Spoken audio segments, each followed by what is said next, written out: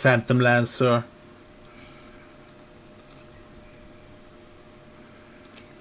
Anything that builds Manta. Plus Weaver.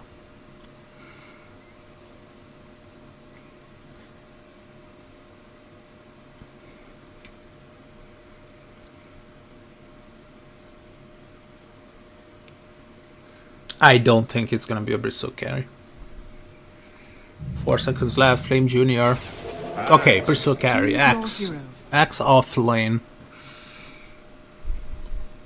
It can suck up the damage, it can build pipe. It can build consecrated webs.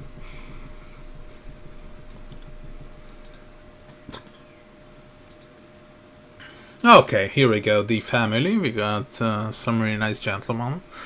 Skill A is gonna be playing the position for Skyrot Mage, Lune with the 5 task. We got Ha with the Muerta. We got N1 on the puck and Momo with the Beastmaster. On Flame Jr. we got Young God on Axe. We got Mamang Daya on the mid lane. We got Play Hard with the 10 seconds remaining. With the Rubik or Cassie. 5 seconds remaining.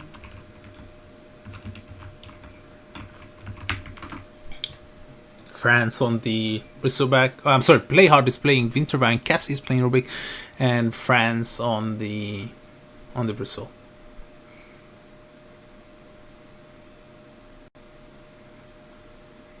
Yeah, perfect. I hope you're ready, guys. Thank you for joining us today as well. We will have 2 matches today, 2 lower bracket matches. Let's see what the family is capable of. Their group stage did not look as good as I was expecting out of them. But let's see how these Burmese players can experience the playoff pressure.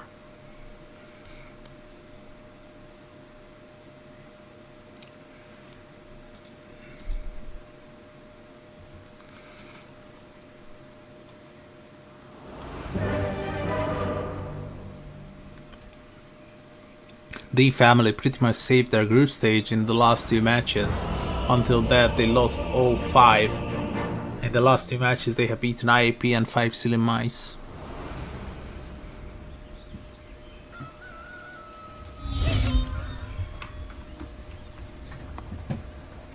Here we go. Prepare for battle.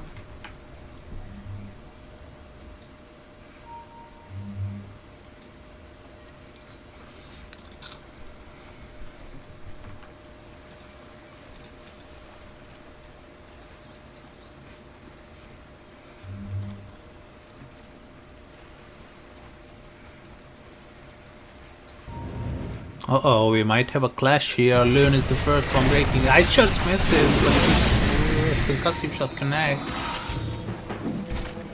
A lot of damage that they are taking. And it's gonna be the first blood. France getting the kill on Hawk. Goodness. Worse. You fought badly, died worse. 30 seconds to battle.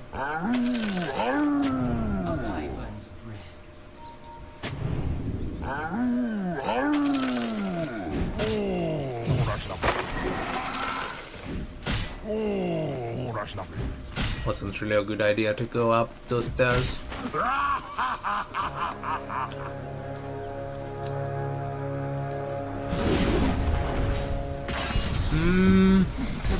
don't think this is a good idea. Yeah, Momo and Skill A should be disengaging already. And this is gonna be a 2 for 2 on the bounties.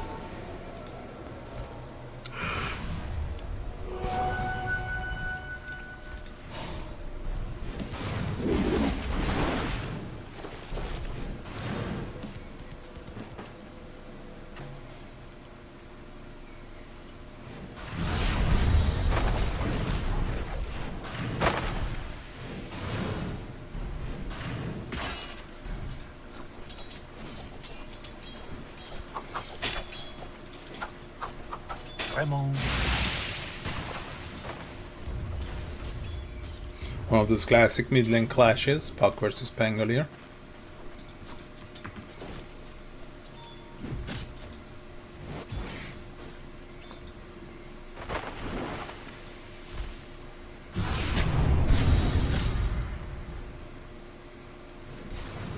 Player should be extremely careful. He's very vulnerable in the first few levels. Swamp, bad step, and all of a sudden you find yourself with a boar slowing you down, and the Skyward Mage just right hit him.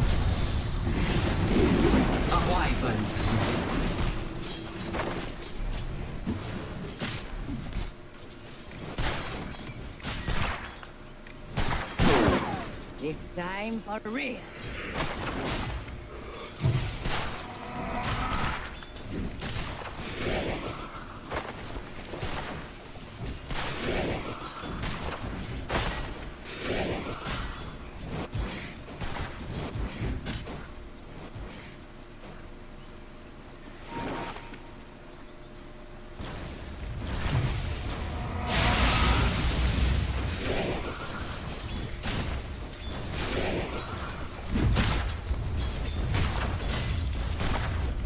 Only one kill so far.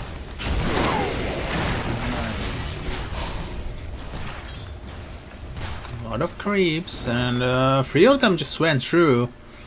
I don't think Ha is happy with that. He was not capable of reaching them. Ice Shards was not available. Was used.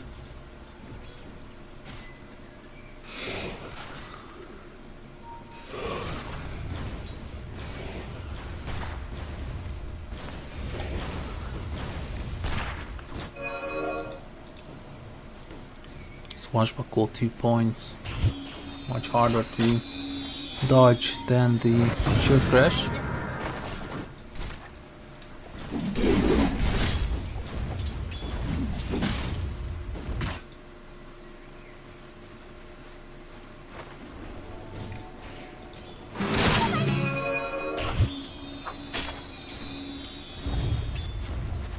Dire's middle tower is under attack. Curse these stupid guns. Really laid back gameplay on all of these lanes. None of these heroes are getting low. It's more about getting those last hits.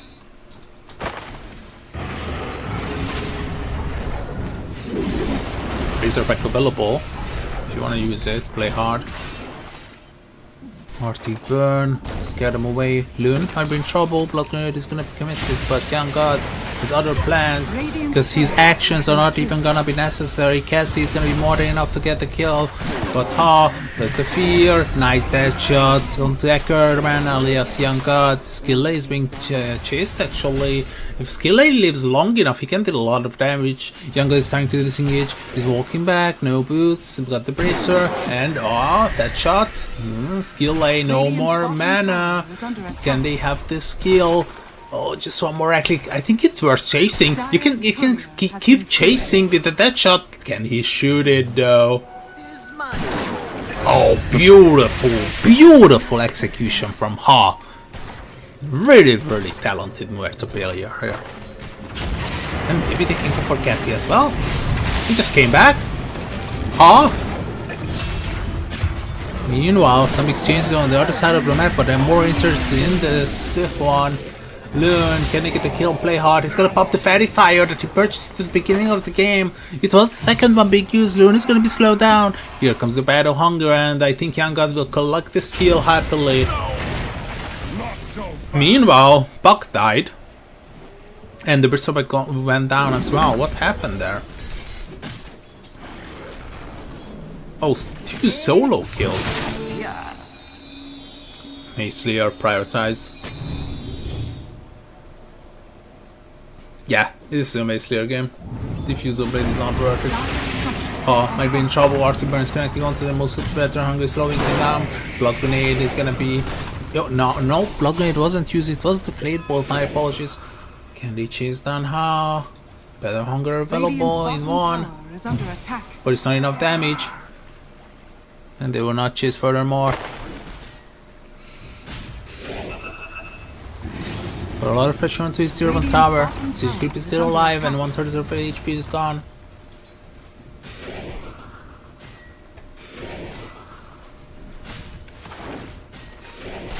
Trying to jungle. are Young scanning. God is being really annoying, removing the creeps, creating enough room for his own to attack the tower. Gonna be fed the healing salve and Dire's middle Loon. tower They is might under rotate attack. onto the top side. Yeah, Loon is making a rotation because look at how aggressive the Bristleback is. He might be in trouble. The Tusk is coming, don't forget. Here comes N1-2. This should be a kill. N1. Is he gonna commit to the Dream Coil? It's not even necessary. Momo collects the kill, really important to get France out of the picture. And the tip as well. Radiant's middle tower is under attack. Final nail in the coffin. But that coffin will not Radiant's withstand bottom tower is under attack. Radiant the are brothfulness of the Bristleback, as he's gonna be back in 5 seconds. If I'm Bristleback, I think I'm TPing bottom and helping to finish this tier 1 tower. No, this has to go to the top. Go Lotus, classic Bristleback first item. I think everybody is building the classic items, no surprises. Young God might be in trouble, I think he's pretty much dead, yeah. Nice, another monk collected for the supernatural.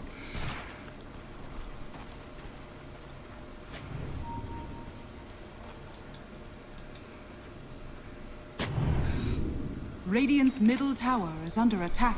Forward!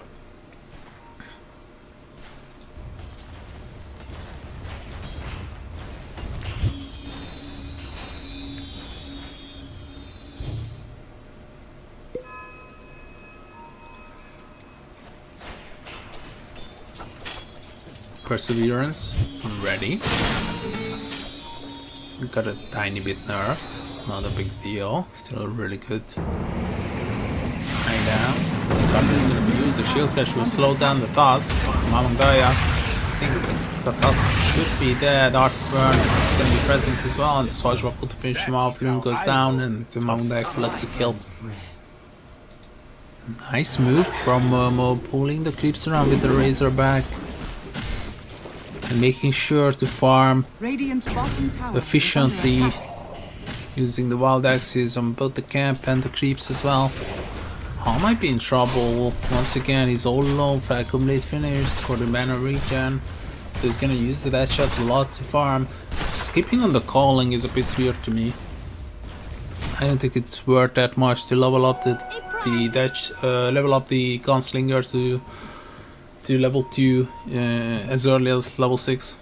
Here comes a smoke, including N1 and Skill A. Let's see if they can find anyone. Dreamcoil is gonna be available, and also Skill A is almost level 5, so another point in the Arcane Bolt is gonna be available, or more in the Silence. That can happen as well. They have a nice combo, by the way. If they include the Muerto with the Deadshot, they can force him out of the Dreamcoil if the given player is on the edges. Here comes the rotation, Skill A, they found Play Hard, should be dead. Maybe they can go for more, because France is quite low. 600 HP.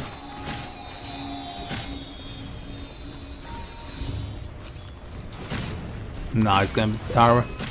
Welcome back, guys. If you're just joining now, we are watching EPL World Series Southeast Asia. This is the playoffs, lower Dire's bracket. top tower is under attack. Quarter? I'm always confused with the exact name. Quarterfinals, yeah, low bracket quarterfinals. Radiant's bottom tower is under attack. This might be in trouble. Bayard is gonna be the one saving him. Mount Dial on forward. He's aiming at Momo. And I'm not quite sure where to go, but Cassie is gonna be joining in. The field boat is gonna be committed, but no telekinesis. Momo is standing a lot of damage, and he's gonna be fine. Also, N1 is jumping onto the backline, searching for the Bristleback. Can he kill him? Oh, he gets his Playhouse Courier. He's gonna be killed. The Bristleback is still not finished. He's juking around. A lot of action on the map, and it's gonna be defensive measures being taken enough as the fear away, but I don't think Hall will live here as they lose 2 heroes. Mamangdaya, Aishar's no obstacle for him rather. 4 heroes still alive from Flame Jr. Mamangdaya is quite low, gotta get out with the Swashbuckle, no more Dream Call not available, and they can take down this tower as well. Yeah, Siege Creeps are alive and they are in the neighborhood, and one is back. is ready to roll, and then think it's gonna be a tier 1 tower favoring the Radiant, despite the circumstances. Despite losing 2 heroes.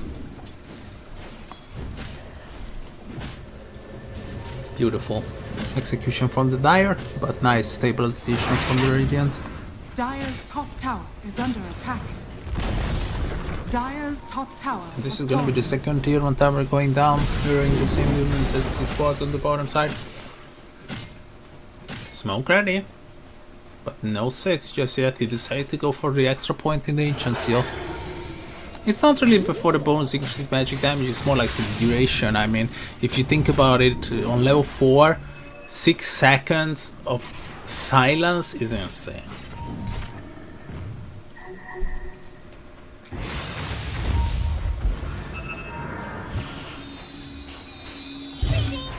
I know Major Hammer is really popular on Skyward Mage, but I think Leipnir can be really good too. Aisha is not connecting well this time neither. Nice! Ooh, nice Winter's Curse! Affecting all 3 of them! And the Rolling Thunder Mamang Daya! Wow! Beautiful Dota! And they will get the creep as well, so basically 3.5 heroes killed. Of course you feel better, I would feel better after that one as well. It's really hard to pull this off with the Winter's Curse, as the range is not good. That's why many Winter Wyvern players preferred first item Blink to get those better initiatives, get closer to the targets. And I'm still ready. Let's slay some mages. Well, 3 intelligence-based heroes. The fact that you can reduce the magic output of the Muerta is insane. No pipe for Young God. He decides not to.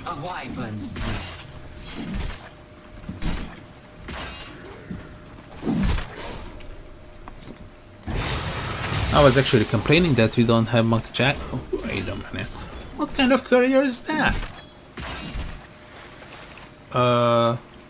No, I cannot see it. Yeah, I can't. Whatever. Looks really cute. It's like weird. It's like the original Donkey Courier, flying Donkey Courier with a weird morphosis, and it's now toxic. It's now from the wasteland. Lotus Orb, not even finished, just a power threads, still 1.7k HP. Bristleback is completely balanced. On level 10, 1.7k HP.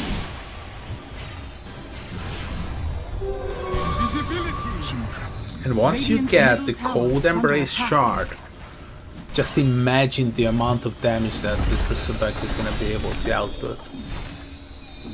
Mamang Daya is in a really good location. Dire's top tower is under attack. Can he execute though? Not really the target they want to go for. Fog is basically unkillable. Maybe the Tusk? Mamang Daya, invisibility, 1/4 of it left. Loon in the neighborhood, searching for Mamang Daya. Dire's top tower is under They attack. see him now as they place the sentry, yeah, making sure with the ice shards that he's gonna be scared away. Oh, Young God has just arrived. I don't know what the call was.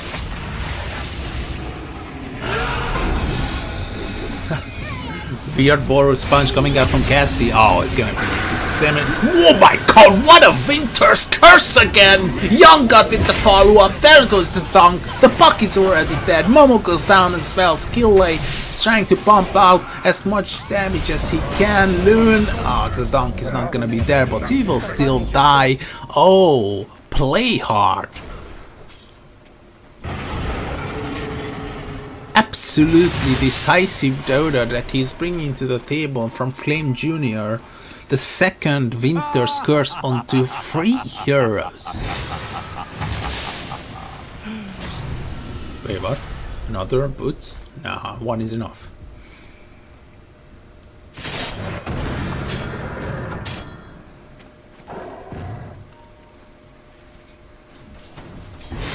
Gotta be careful. Skill A has the possibility and the power to solo kill him.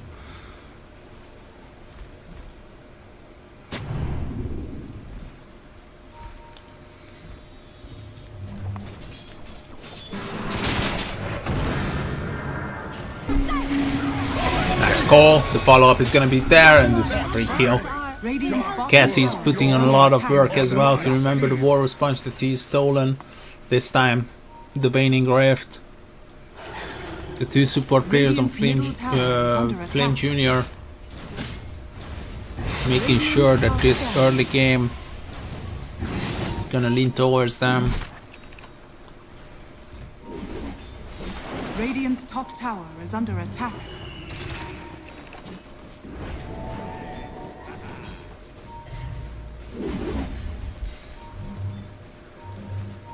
There we go. Radiant's top Another tower smoke is coming under out from attack. Flame Junior. Gotta find Momo. Got the axe now. Decent farm, not gonna lie. He's the first one on the table. Dream Coil.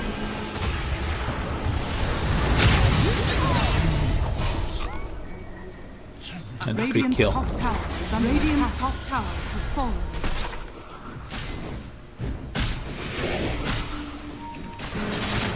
So back made a mistake.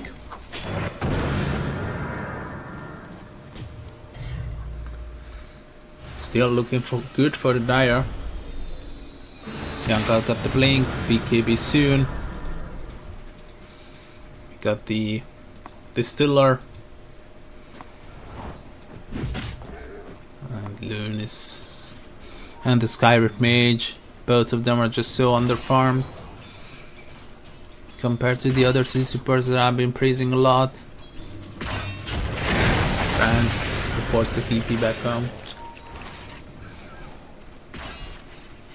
The Dire should be thinking about Rosh sooner than later, because once Roshan travels to the top side, it's gonna be in a really good location for the Radiant side as well. Muerta can output a lot of damage, and with the Beastmaster, it's absolutely possible to take it down.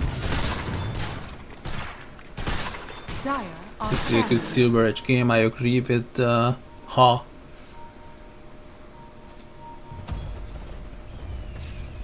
Or HAW. Depends. I like to call him Ha.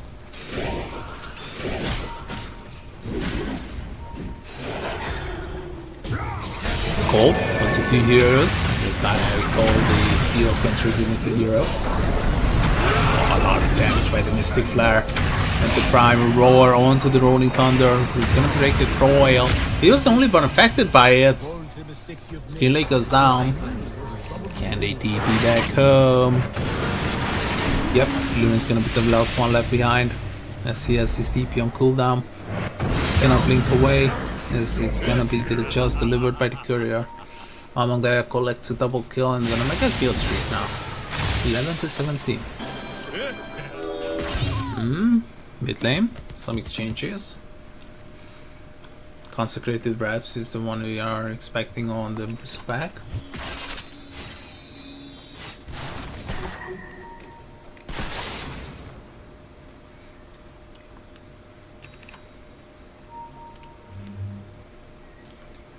I really like this gameplay coming out from France. He's being so aggressive with his Bristleback, farming at the enemy spot of the map.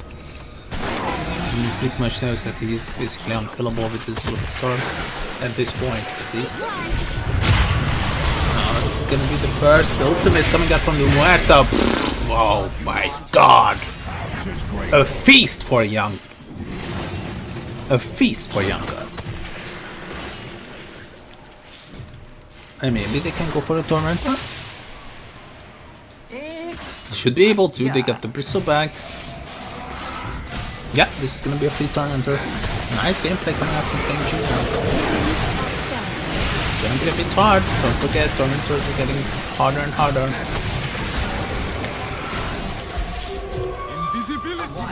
And the shard has been picked up that I talked about. can be a really good initiative. You put in the Berserk in front once there is a lot of damage punched out onto him. You use the Cold Embrace, and once he gets out, 60% bonus damage. Really good.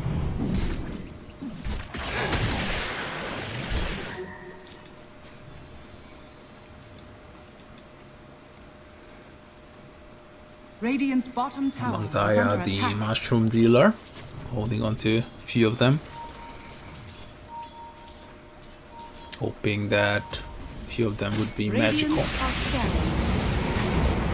Radiant's bottom Daya, is under the attack. one initiating Momo, is going to be chain start for now. Losing 60% of his HP, but N1 initiating onto the backline with the Dream Coil. They will find one. Gonna get there from Young God. Oh, they will bring down Momo and Luna, and they are gone now. And now the rest of them are running back home. Skill A.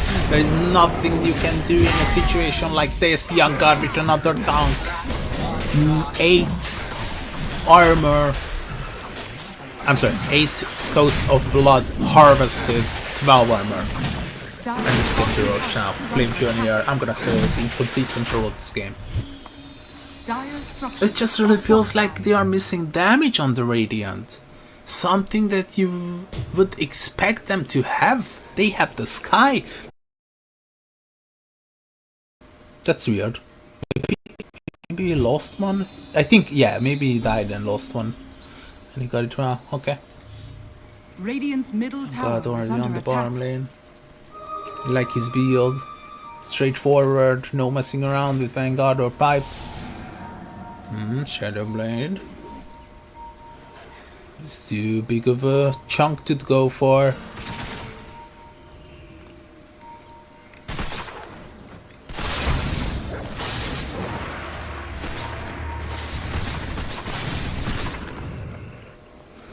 Should really finish the Mjolnir in my opinion.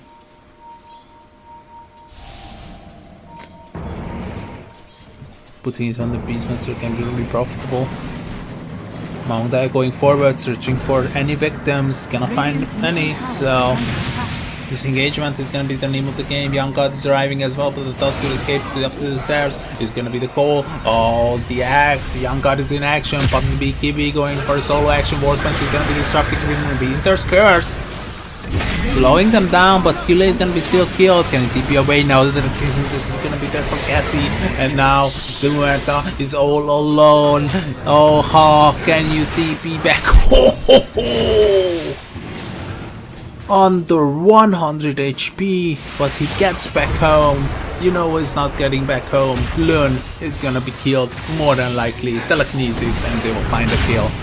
They are just unstoppable on Flame Jr. I think the Radiant should come to the realization that abandoning every action outside their base should be the name of the game, should be the next objective, should be the foundation of how they will come back into this game.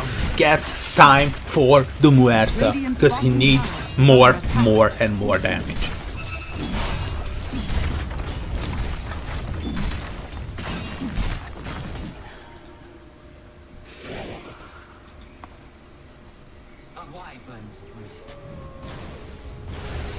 Radiant's bottom tower is under attack.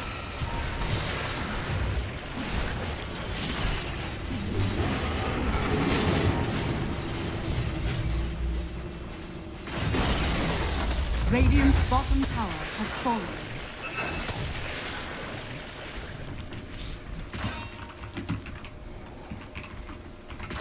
Double tap.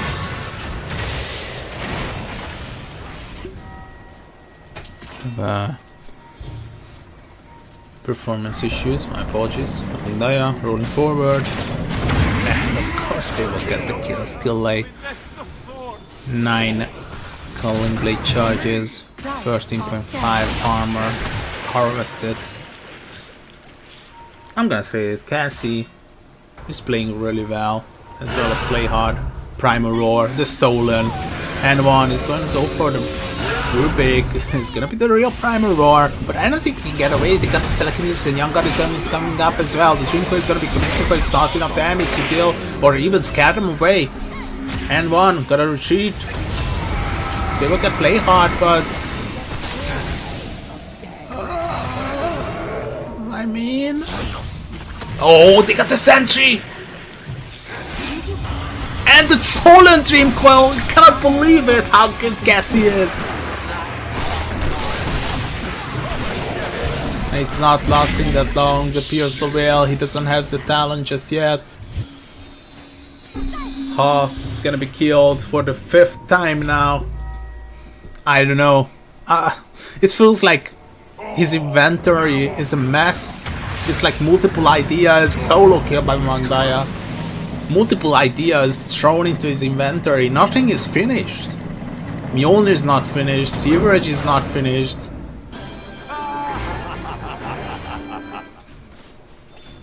It's like he cannot decide. It's like he's crumbling to come to a conclusion of what he wants out of this game, while the enemy is just farming, farming, and farming. Not just creeps, but heroes as well. 12k gold for Flame Jr. Ages will expire during 5 seconds.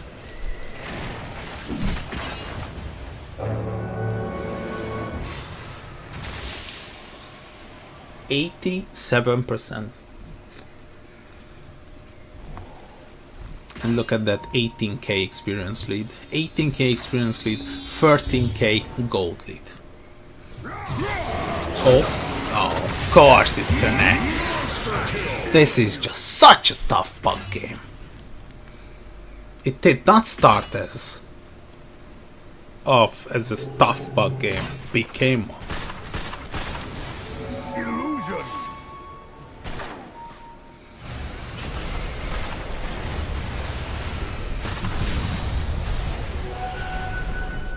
Tier 2 has been removed already on the bottom lane. They placed the ward in its former place. I'm Junior is just waiting for Radiant heroes to show, then the axe can call, and they can continue their madness. Trying to bait on the bottom side, but this is an axe illusion. Look at this tier 1, tier 2 tower on the top side. I don't think they have a desire of going high ground just yet. They will remove the 2 tier 2 towers, chill a bit, wait for next rush, and maybe they can finish the game pretty much. Until that though, N1 and Ha have to figure out a way. They're actually coming onto the high ground. Mamandaya, this is really aggressive. I think it's a bit too deep. That shot not connecting onto anyone, but Dream Coil is gonna be used for what? I don't know. Well, what's happening to the family? Like, they are making some really questionable moves. Like, that Dream Coil was absolutely unnecessary. Because if you click on the bangle here... Oh, he actually went for the shield dash. Okay, that miscalculation. Thought he went for the wrong thunder, but usually you go for the shield crash. Because it's insanely good. 4.5 seconds and you will get the Octane Core as well. Just the usual build on the Bangalore. Young God. Making sure to call all of them. The Battle Hunger will affect them because of the shot. Playhard got the blink now so he can put on some bigger shows. If he did not already. 16 assists on this Winter Wyvern. What about Cassie? What about you, my friend? 17. And this Rubik is gonna be a menace once he finds that axe. Roshan timer is gonna be available in 10 seconds, but look at the amount of pressure that Flame Jr. is putting onto the map. Basically 4/5 of the Radiant team is forced back into the base. You would be wondering if they could maybe start a teamfight by burning or completely bursting someone from 100 to 0. But look at these heroes. I'm gonna scroll through them. 3.2k Lotus, 2.7k BKB, 1.7k Glimmer. Meanwhile, of course, Mamangdaya collects another solo kill. I have no idea why skill lay worth 450 gold at 31 minutes, being the lowest farmed hero.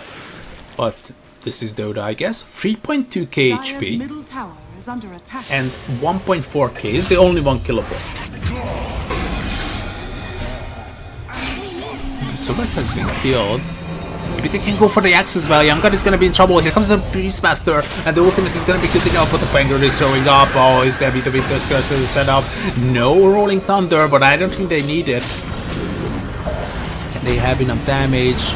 Moving forward, maybe they can get the Winter Wyvern. He's gonna be killed in the process. Beastmaster is gonna pop the BKB, but it's not gonna be getting away. Rubik, meanwhile, Cassie is making sure that N1 is gonna be having a good time. 3-4-3 though. This is a really good exchange for the Radiant. Muerta's damage should not be underestimated if he pops the Silver Edge onto the Bristleback. That's what pretty much happens, right? That's why they had the ability to kill him and the Pierce the Whale. The insane amount of bonus damage that you get from it. 100% base damage bonus.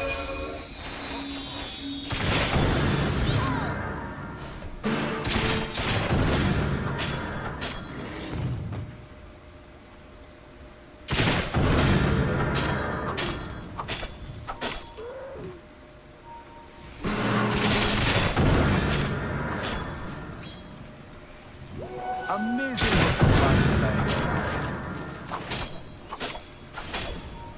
20k gold lead for Flame Jr.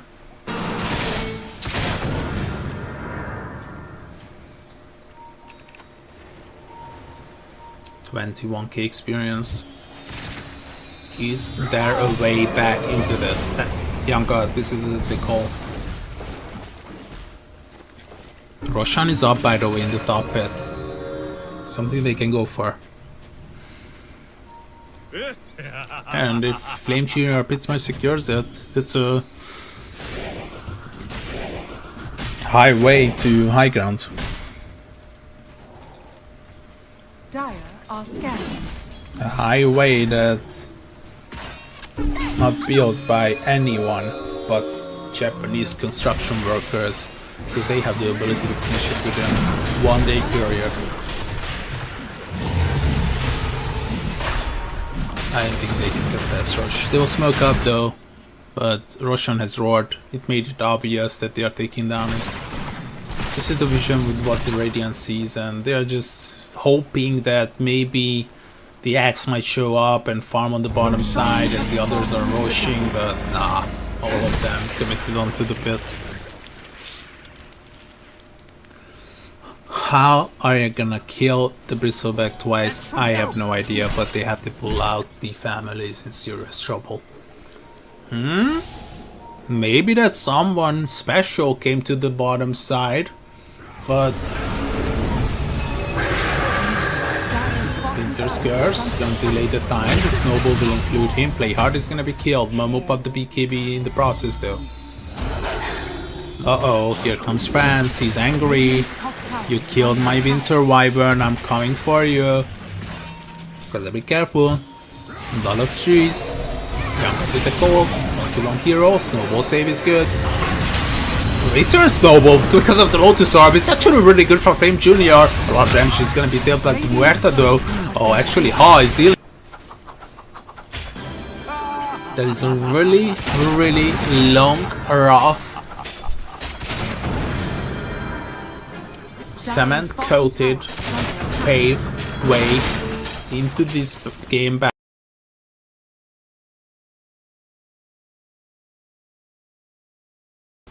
But if you are patient enough, Muerta, in the end, outscales the Bristleback in every Radiant's aspect. bottom tower is under attack. And at one point, it might even be enough to kill him by his own. Radiant's middle tower is under attack. Get that bonus damage. Here we go. Look at those right clicks. Oh yeah.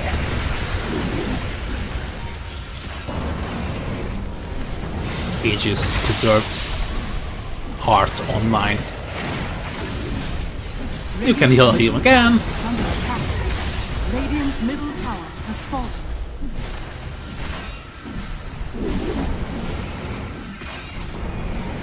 This is really fun. His skill is just continuously throwing those flares at him, Mawantaya, once again.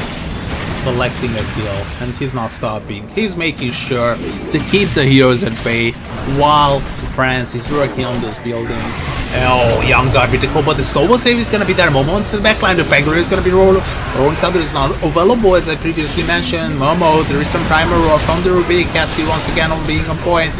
Broken on the Bristleback, they might be able to kill him now, but the save or play hard is gonna be the Cold Embrace, and once he comes out of it, it's extra damage. Winter's Curse is gonna be affecting Tasco. It's really good, this setup. The Axe is not available because he's gonna be silenced, but here comes the Pierce will be out. Maybe he can do enough damage to kill Bamangaya, but the telekinesis is onto the low ground, and the Shield Cash is gonna be good enough to get him away. The death shot being returned by Cassie, and here comes the Rolling Thunder, lower cooldown because of the Octary Core, and not the Talon. Even if he needs it, it doesn't matter. Onto the backline, it's already happening. France is slaying them. Ha is gone, Skill is dead. Buyback available on Ha. Oh no, don't do this.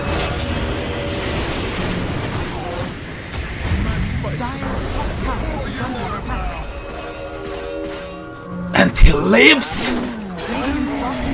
Oh no! And Cassie gets the kill. I think that's GG. What a game.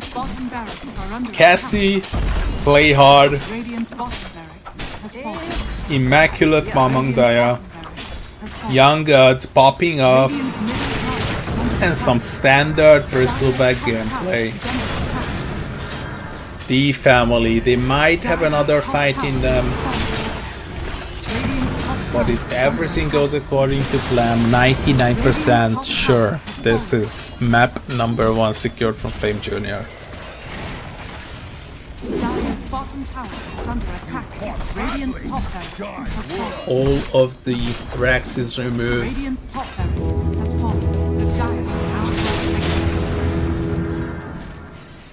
Oh, we actually got the Rolling Thunder cooldown.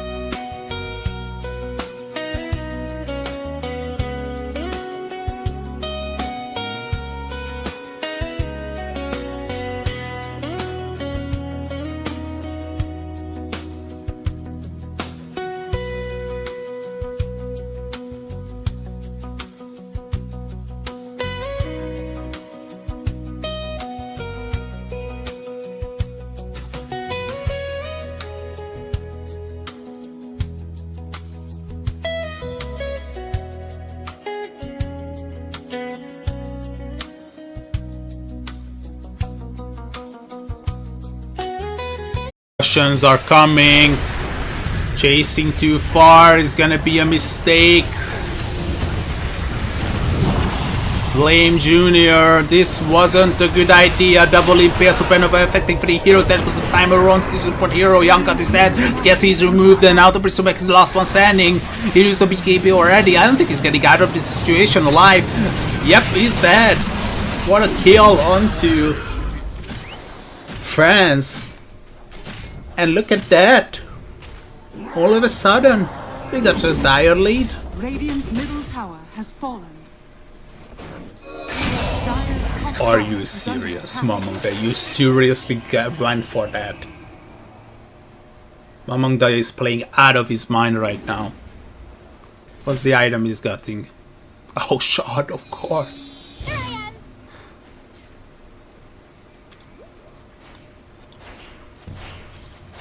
And Parasma potentially.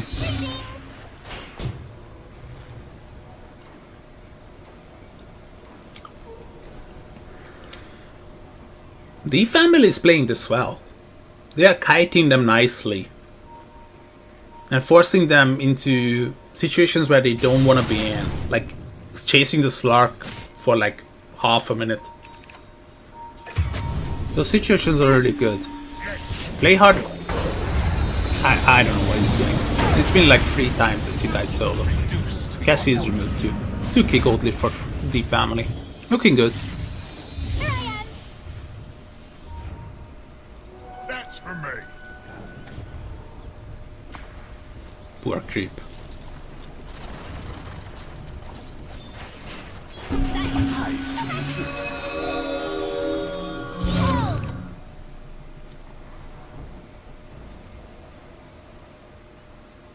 Radiant are scanning. I think the build of Mamangdaya this game is being as annoying as you can get, as long as you can get. So, sustain is the name of the game. The damage that he has now is gonna be the same throughout the later stages as well. You get the Parasma. Oh, the Underlord follow-up is gonna be there. And this is beautiful. Beautiful execution. Skill is gonna be the next one on the line. They will place the sentry. Skill is gonna be affected by the Searing Signet, but it's not gonna be enough. Here comes Loon. Supernova available, but it's not necessary. Oh, they will actually use it. Oh, it's good for the pop because he got the shot now. Oh, they will remove it solo. Playhard is gonna be killed again by the slot solo. Momo is gonna be the next one on the line. They don't have a sentry for this Nyx anymore, but Momo, the Subek is angry, he's big, he's KB affected, and he's looking for more heroes. He will get another one. 4 heroes dead on the tire. Oh no, Mamangdaya is left alone with the Slark. Can they get Ha? And they will get Ha as well. Mamangdaya. Okay, this is gonna be. He's dead! They killed him! They killed Mamangdaya. Radiant's And he bottom did tower not is buy under attack. out. He lost a lot of unreliable gold. In the bottom, meanwhile, the ancient Black Dragon was doing some action. Look at this tower's HP. Radiant's bottom tower is under attack. What an action-packed 22 minutes. Invisibility. First Roshan is going to be so important.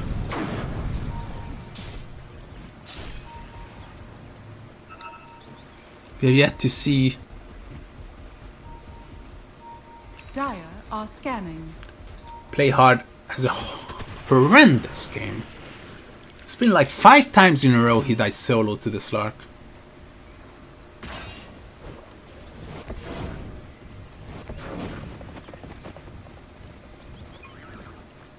Tormentor?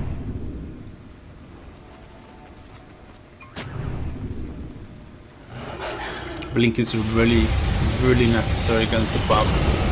You just wait in the back line, blink into the illusionary orb and use the spike carapace. Dire are scanning. That's 1.6 seconds of stun, Scanning. and once you get the level 20, it's even more.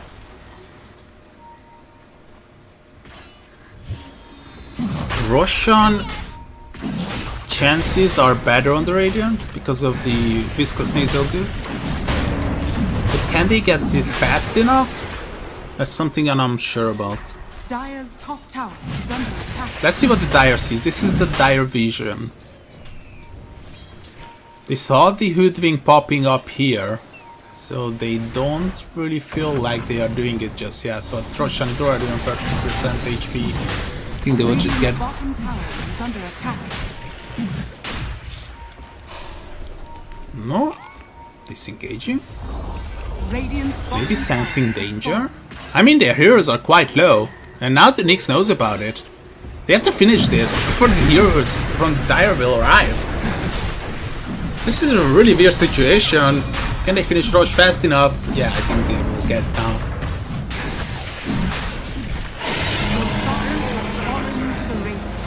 No, here comes Ha. He's angry. He's looking for the Underlord. The second jump is gonna be dead. Oh, triple impale! Are you serious? But no follow-up, so it's not that good. But two heroes immediately move. Young God's gone and play hard. He's gonna be killed as well. He can be activated just before the Aegis. I don't think that's a good idea. He's fighting into the Slug, but you just cannot fight the Slug 1 versus 1. Oh, the Bug is in trouble. Can he get away?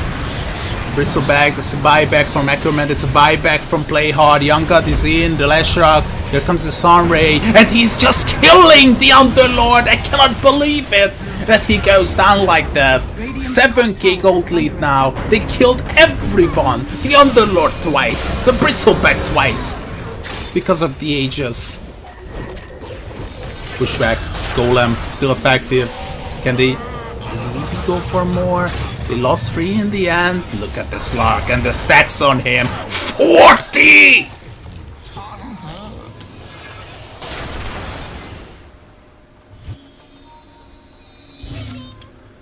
What a weird game. What a weird game. The classic SEA top tower is under madness. attack. Radiant's top tower has fallen. A buyback from the Underlord, a buyback from the Warlock. Both of them are dying back. 8k gold lead now for the family. And I was already counting them out, praising Mamang Daya and his gameplay. It really feels like his 12-1-5 scoreline is not gonna be enough.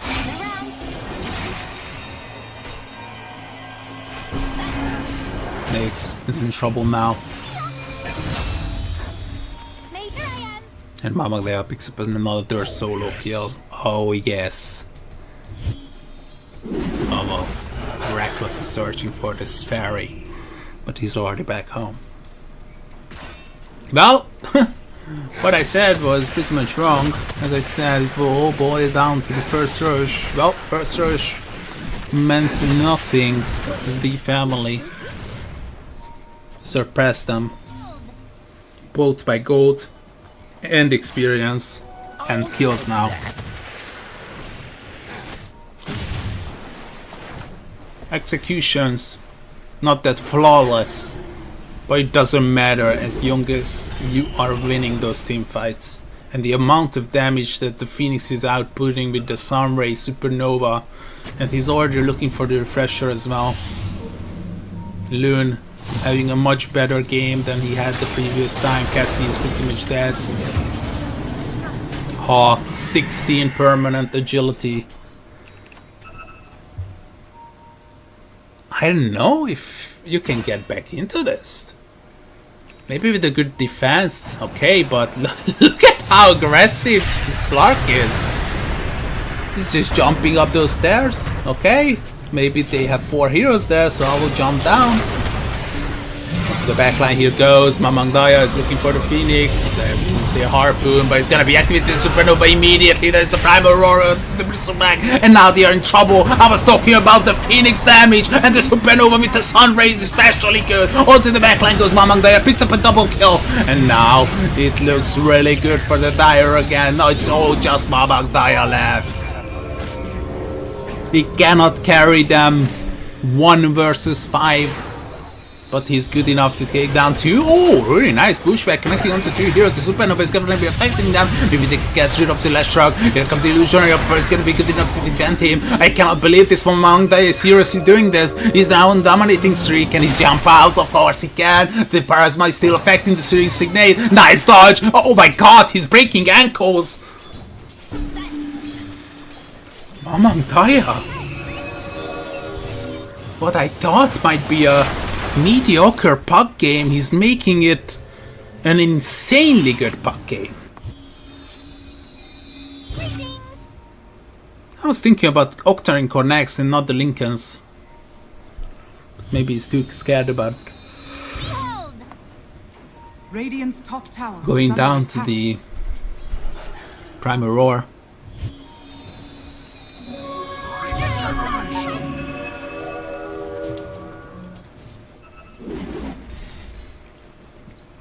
The amount of danger that he's surrounding himself with. Oh my god, don't tell me. A solo kill with the help of the Nyx. But course that's not a solo kill anymore. I know.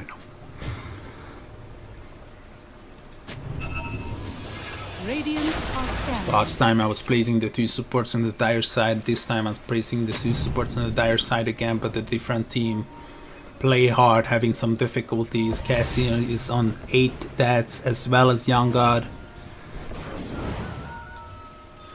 Okay, that's one story. 11k gold lead on the map. But can they go high ground? This is gonna be something that will be a difficulty against Bristleback Puck on the Lord for sure. Puck, level 25. Waning Rift radius and max distance. Radiant's turret has been killed. Skill is just not good enough to kill him.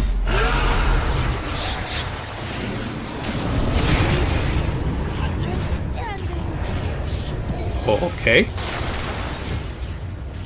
They primal roared him. Someone accidentally used Yules, and they still managed to kill him. Maybe because the primary roar was still affecting him. 4 seconds and the use is only 2.5. Oh, that's why. I was actually questioning why he did not press any spells or phase shift. It was because the primary roar was still affecting him. Supernova on top of the Bristleback is gonna be forced to pop the BKB immediately. Play hard, thinking about the golden drop, but he's not gonna go for it. Supernova is stunning the on the Lord, but not good enough to deal any more damage. But on the bottom side, the Ancient Black Dragon is once again getting the job done.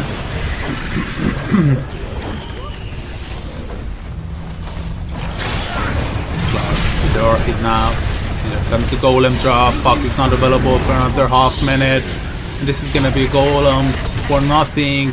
Already onto the backline. Hall goes. Cassie, can he get out of this alive? Oh, God, he's not gonna give up on it. He will go in the fountain, even if he wants to. 20k gold lead. The family is doing this. Cassie buying back. The puck is gonna be available. 5 seconds is coming up. Look at them disengaging. Guys, Mamangdaya is coming. Run. Oh, they found one.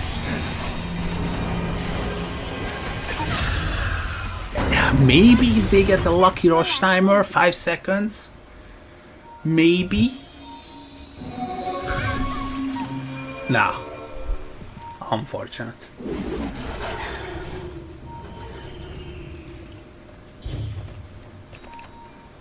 Stormcrafter still enjoying popularity. Oh no, he's play hard again. And now the Berserker is gonna be found as well. And they don't even need the slot anymore. It's just Glass Rock, more than enough to get a kill. And this is the thing that I was talking about. Sanji is not necessary. You cannot. Meteor is not good anymore on Last Shark. You gotta go for the Kaya with the Yasha upgrade. I don't think Flame Jr. got what it takes to get back into this. The Puck magic is no longer enough. And the last lane remaining, 2 of them open. I think we are going game 3. Unless Flame Jr. might pull out a miraculous 1, 2, maybe even 4 crazy team fights necessary. 3% win probability.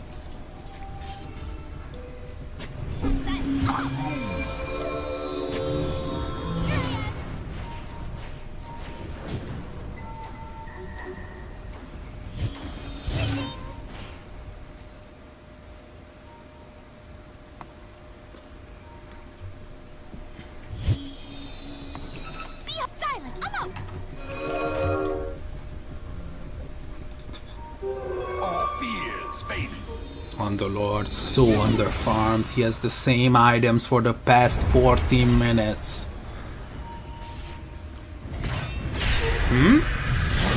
Bit of a nonchalantness from the next. He's gonna be killed. Okay, it's a nice start. I would be smoking up immediately after this. Yes, they do.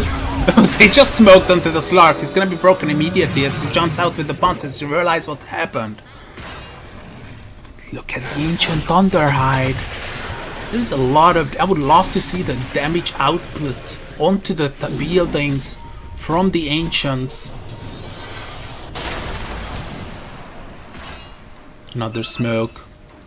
35 seconds onto the next, but he can just buy back and TP onto the outpost. Roshan is up. Nighttime, Roshan traveling bottom. Okay, that's a nice start. If you can get the Bushwhack connecting onto him, the Lunar Cape is actually mitigating most of it, but the Bristleback arrives and they will shut down Lune. Can they get more? Pamangdaya looking for the Prowler Shaman, and he will get it. Okay. Only problem is the amount of time they spent chasing heroes. The Dire farmed even more than they lost. Scotty next, smart item, really good against the Bristleback. Wants to go for the hard build. It's really good against it. Or head on to the Bristleback, weird item. It really feels like it's necessary to get the Phoenix out of the game.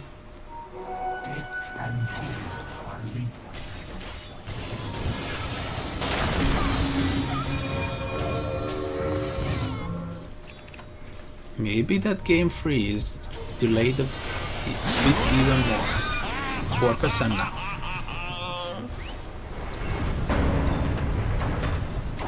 One good team fight and you can take Rush.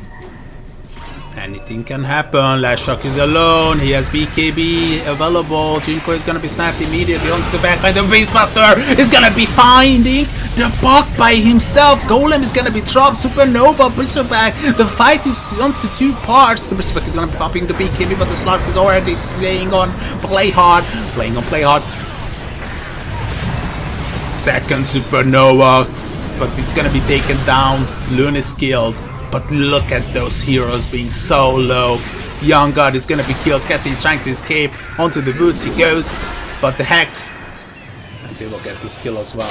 Double Hex. They cut the Buck Hunters. Which serves them well against the others too. 3 heroes dead. And I think they can just go for Rush.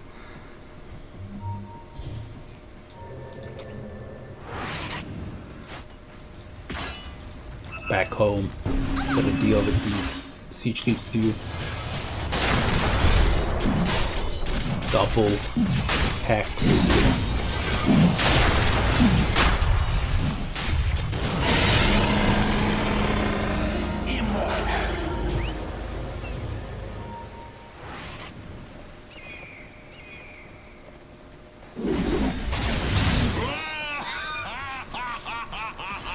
Mangdaya, that Lincoln's is not gonna be enough anymore.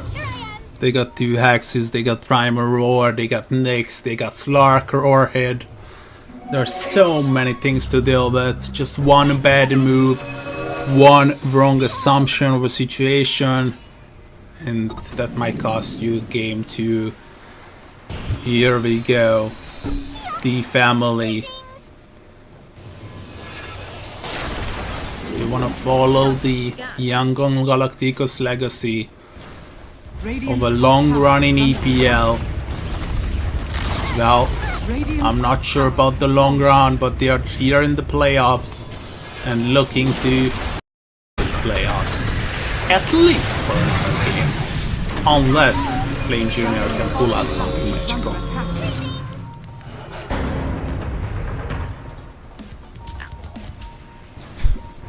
Poor young god. He has the same items for the past 18 minutes. You find a bug, but the Berserk is gonna be good enough as well. Hex onto the bug. If they can remove the bug, it's gonna be Wido. He's out for 100. Mamang Daya is just gone. The Berserk is trying to finish the Supernova. It's not gonna be good enough. He's gone too. Friends dead. Cassie is the next one. We are losing every single member. GG. What a comeback from the family. Once again, solid, well established early game coming out from Flame Jr.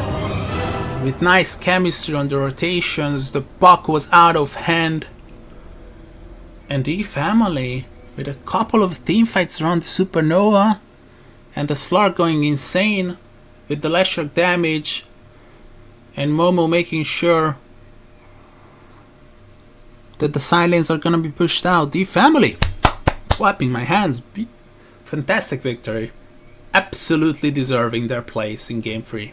Well, let's go for that break and we'll figure out if they can get it or not. My heart is begging me to get the hell out of my head. I'm gonna live inside the upside down for a minute and pretend, honey, I'm a perfect 10. Whoa, whoa, honey, I'm a perfect 10. Whoa, whoa, and if I say it enough, it gets ingrained in my head, and I start to see, honey, I'm a perfect 10. Honey, I'm a perfect 10. Whoa, honey, I'm a perfect 10. Honey, I'm a, yeah. Yeah, I'm disgusted with myself, and I'm disgusted with the way we're told to have a certain face. I stood and wait because we aren't pixels on a screen. No, we're human, we breathe. Every single thing we see curated, it's overrated. These expectations, they keep weighing me down. My heart is begging me to get the hell out of my head. I'm gonna live inside the upside down for a minute and pretend, honey, I'm a perfect 10. Whoa, honey, I'm a perfect 10. Whoa, and if I say it enough, it gets ingrained in my head, and I start to think, honey, I'm a perfect 10. Honey, I'm a perfect 10.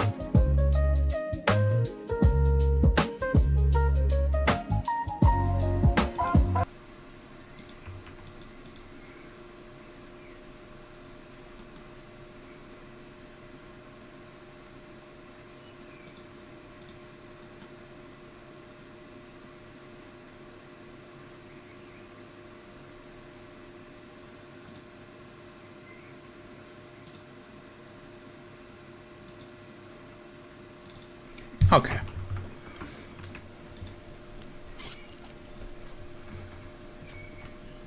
Let's talk about the tiny bit about the recent games of both of these teams. The family, they played the last 5 matches they have played.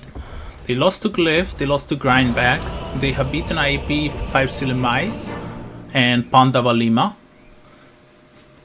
Flame Jr., they have beaten 5 Silly Mice, lost to Grindback, got a forfeit victory against IEP, and lost to Glyph twice. You're a beautiful person with a charming Because they were the team knocked down to the lower bracket from the upper bracket in the upper bracket semifinals from Glyph yesterday. We'll have one additional match today, which is going to be covered by Crash and Plate, so make sure to stay around. Supposedly it should be started already, but we got game 3 and a tiny bit of a delay for today. Look at the grouping around. Look at the group that they are making on the bottom side from Flame Jr. It's like they are evading the smoke. Making sure to cut those trees down is really important against Tree and Protector. 30 seconds to battle. No smoke? Oh, God, they got one. My bad. It was actually play hard. Loon is invisible though. Smoke breaks. They have the sentry.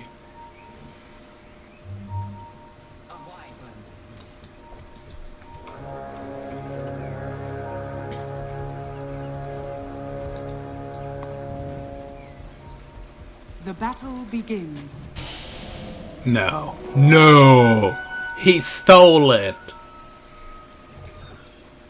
2 for 2 still. Oi, oi, oi. Jalepa. Oh, so bubbly. Oh, so bubbly. It's one of my favorite voice lines. From the level 5 voice lines. So don't go anywhere, we'll have an additional lower bracket quarterfinals match. It's gonna be Team Satan 666 versus Karstens. What a surprise that we got Karstens in the lower bracket. Dire's But top tower is under attack. seeing how good Grindback is, and Glyph too, got some really. Also, don't forget about the teams that already got knocked out.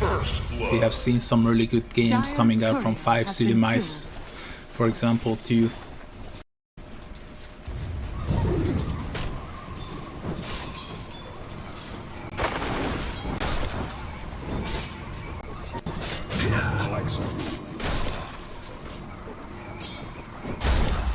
Oh, gotta be careful! Oh, you can actually go for the kill! Fair fire is gonna be N1. He's fine. Just one more right click is necessary. Oh, that was so close. The Flame Guard saving him. 20 magic damage. Could have been absorbed still. This is how close it was.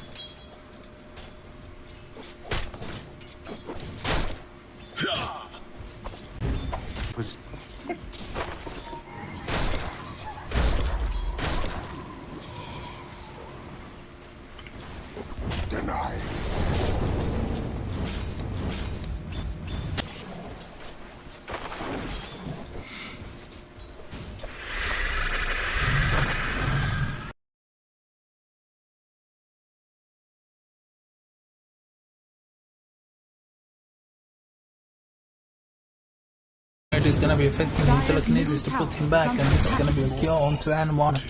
Among those, the one securing it with the Sand King.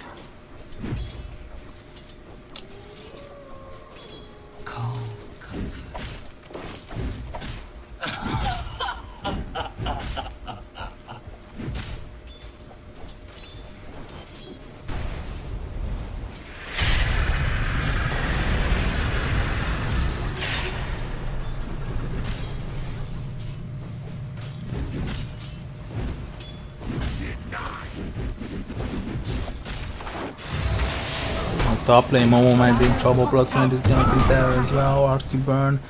Momo, can it get away? Yep, should be fine. Халепа. Should be fine. Going back all the way to home.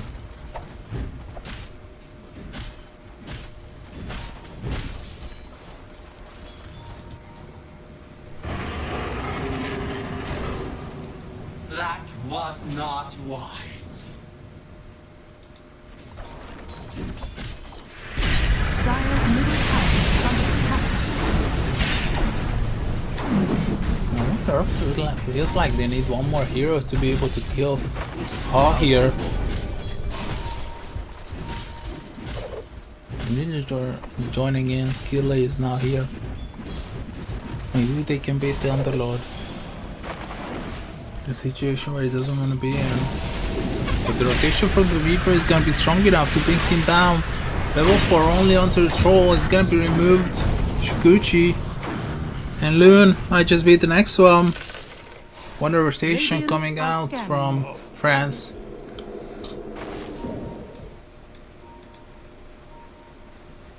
What is Dire Mom are on there scanning. doing? Looking for the shrine?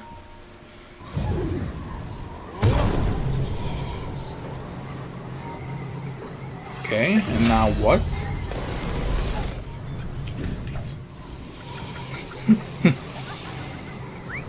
Stalemate. So bubbly. Dire are scanning.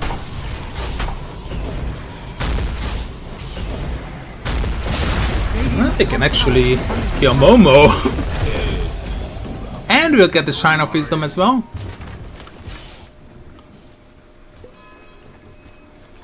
Well done.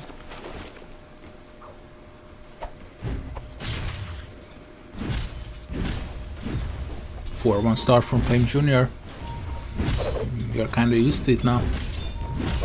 Radiant are scanning.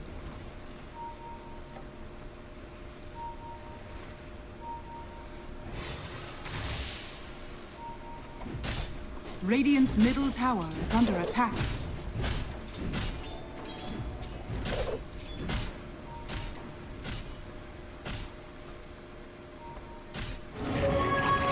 Rewoven. I'm in your debt.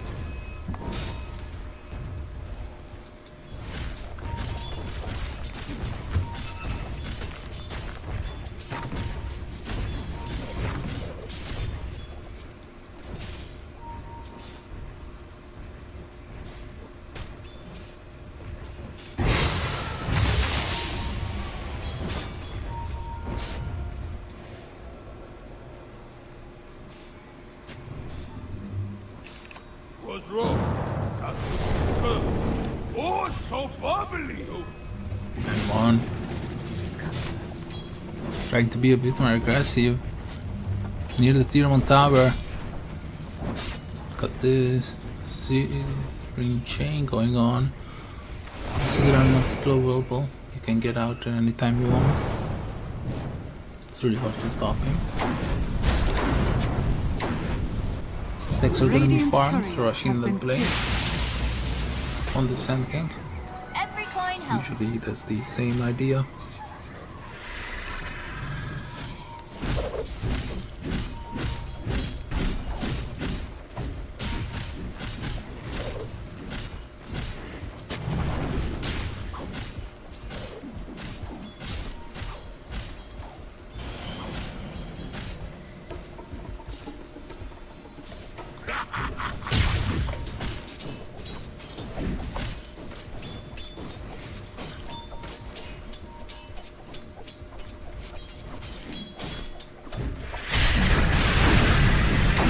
Here we go, the Troll Warlord, but he got level 6 now. That means the ultimate is gonna be available. Cassie, Loon is trying to chase him down. He's on 25% HP. Still, he's gonna be skilled on the other side of the map. And Mamong Daya is gonna be saved with the Cold Embrace.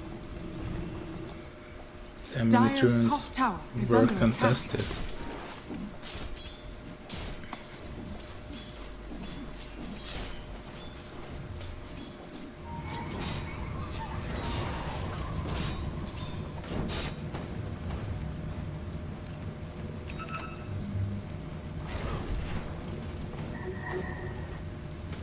They would love to put an end to this. And the Ember Spirit is continuously just pulling the creeps around.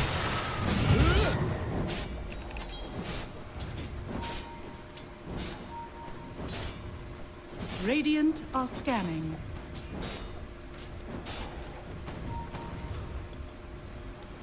They found him. Cassie. Can they lock him up? Nah, the Searing Chain will be enough. And the other one as well. Searing Chain, Remnant. Hate Remnant. Or normal Remnant? Fire Remnant. Hate Remnant is the voice spirit. Never refuse good. So later almost down the Weaver. Very nice timing, he's gonna edit it there. More greedier opportunity throw Warlord, the usual Battle Fury.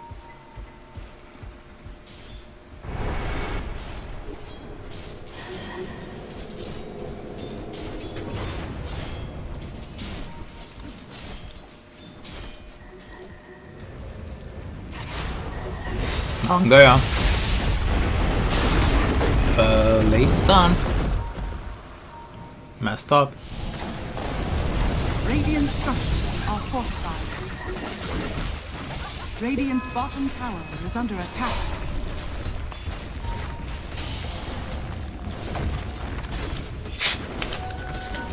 Drinking break. Dire's top tower is under attack. Scanning. Here they come, actually bringing more people in. Young God might be in trouble. The focus fire is gonna be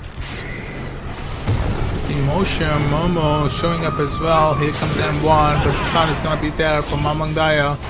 Young God will be kept alive because of the cold embrace. Cassie, the telekinesis, he's heading solo. Young God is gonna die in the process, but the Weaver is infecting them with multiple beetles. The Swarm is really doing its job, and now they might be able to chase down multiple heroes. Skilla is gonna be killed. So 1-4 for now. Leon is not detected just yet. Really good steal though on the Rubik.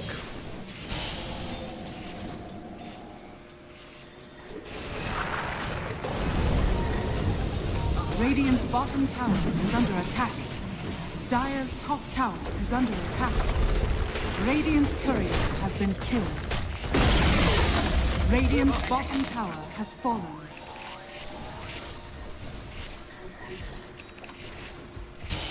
Minutes in, 62 scoreline. Flame Jr. looking like running away with the early game again.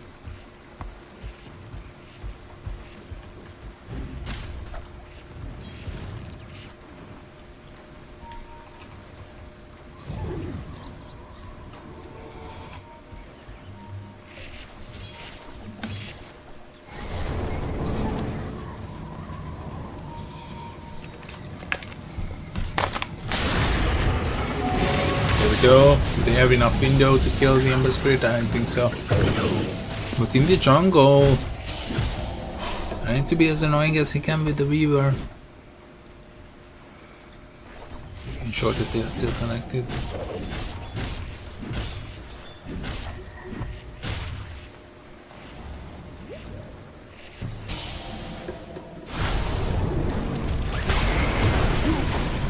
Let's see with this stolen split with a lot of damage just coming out from Momo days and serious troubles here. They will get the kill. Nice Winter Skirt expecting 2 heroes. That's gonna be a nice setup for the Underlord, but Young God is unable to deal any damage. Momo is gonna be killed in the process, and Cassie is gonna be the next one. He will get out with the Remnant just in time, edging it out. Glorious. Bloom, if they can get him though. Yes, they will. Oh, what a mistake! France did underestimate the power of a low HP Wind Ranger. And it's a really valuable time for Ha. He can just build his Battle Fury. Team fights are gonna be won without him.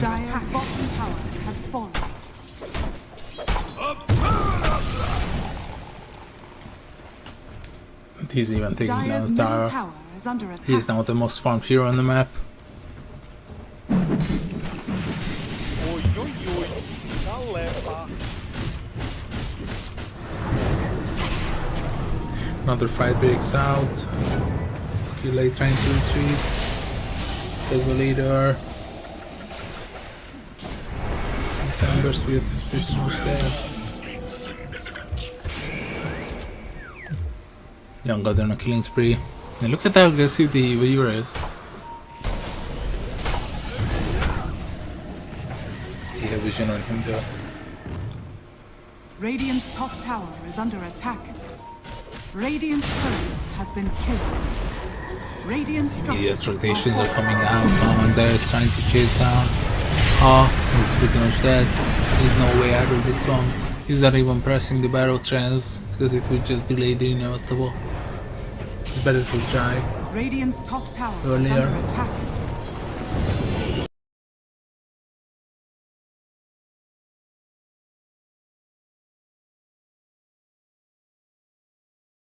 Moving forward.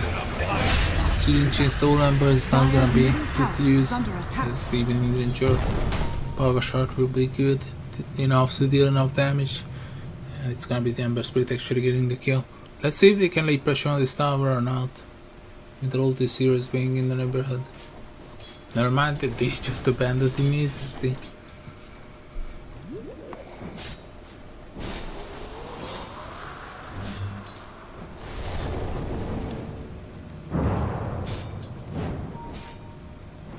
Oi, oi, oi. Salepa.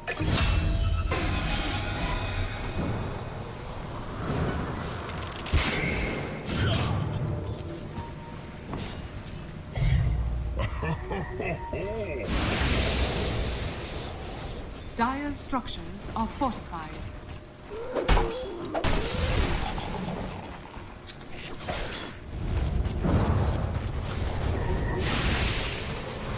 Focus Fire gotta be careful there because he still has Remnant available. Cassie's trying to jump forward but he cannot catch the Ninja. And now the Ember Spirit is gonna be holding to the pit. But I don't think they can deal with him just yet.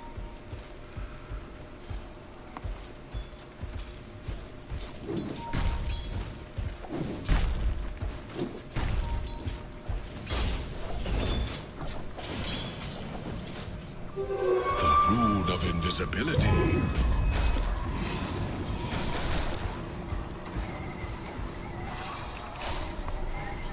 Radiant are scanning. Let's see, Mangaya might be in trouble again. The Ember Spirit reveals himself in invisibility. The opposite is gonna be casted. Well, it's cancelled for a while, but now it's gonna be casted. The Berserk will arrive. The pit. If they have enough damage to kill this Ember Spirit, now he will just Remnant out. And they will be completely fine. This is so annoying. They have to deal with this somehow.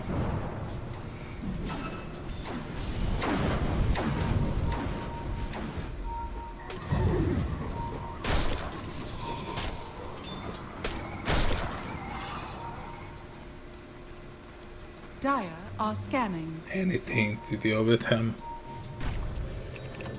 Here we go again, he's being more aggressive. Found real big because he's gonna be in insanely big trouble. Focus Fire just to finish him off. And then one on a killing spree again.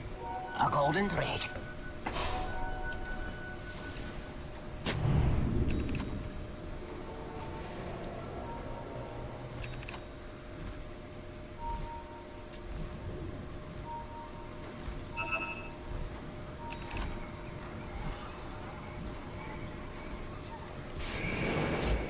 A wyvern's breath. Really hard to deal with this Ember Spirit, especially once you kill Cat, the Mace Slayer. Troll here, 10k gold also.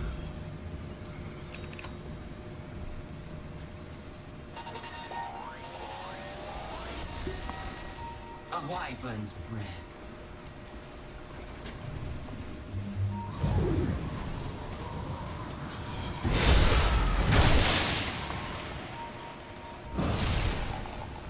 Gotta be careful with the Weaver. You can never know when you run into a smoke. Loon might be setting up for this. Here comes the overgrowth, but the ultimate is gonna be pressed. The ninja found him, Shackle shot, and they will get the kill. The other is into a body and might be troubling as well. But here comes the epicenter, and he's gonna be Mamundaya saving the day. Power shot, not gonna be good enough to get the kill. Here comes the Winter's Curse, but it's just only buying time for the Underlords to get away, but Young God is gonna be unable to do so. The remnants are gonna be popped off left and right to Cassie. The damage is not enough coming out from them. They are already remnanting back to the remnants that he placed, outsmarting him. 4 heroes, 3 heroes dead, my apologies.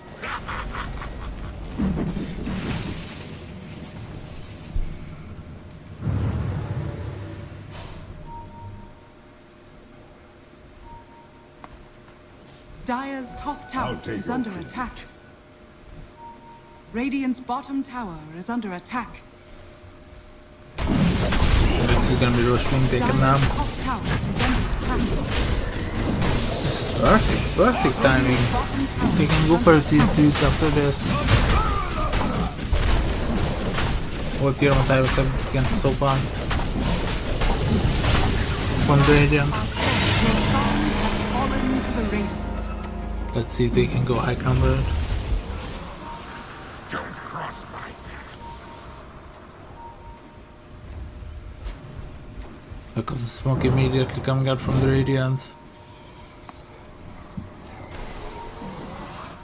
Come to the bottom. Mamangdaya, they found him. Power shot. And the Shackle shot will connect him. Mamangdaya is in insanely big trouble. With the Syrian Chin, they can continue chasing him. But with the blink, he might be able to get out. Yep, he's fine. Mamangdaya buying time. Flawless.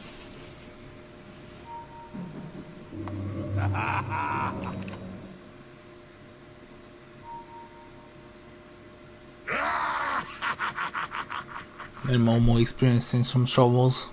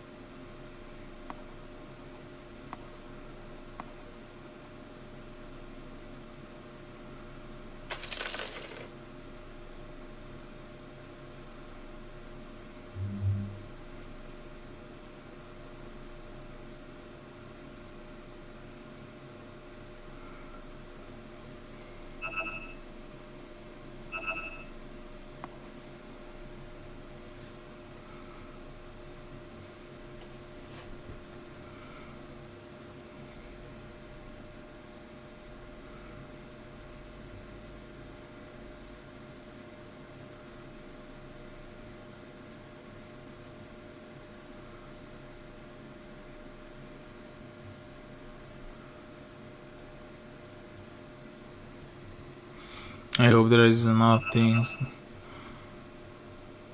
on the serious issue. Momo is back. You all know the wiring in Myanmar. I'm always making this meme. Cassie is looking for potential Shard of Wisdom still being left there. Now they're smoking up. I would love to use the Aegis. Is reaction. Oh, this is a really good opportunity. Radiant are scaling. This is the golden opportunity. Oh, Arctic Burn. And it's gonna be the ultimate onto all of them. Are you serious? Flame Jr. with the wonderful smoke. Bathing in the glory of killing 4 heroes. And potentially getting a tier 2 as well.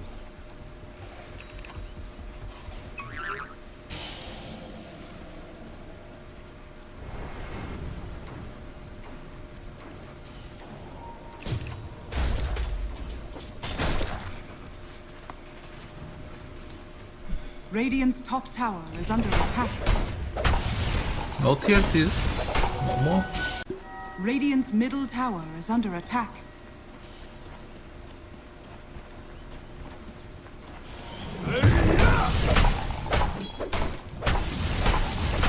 Taking their time. They just have been consumed.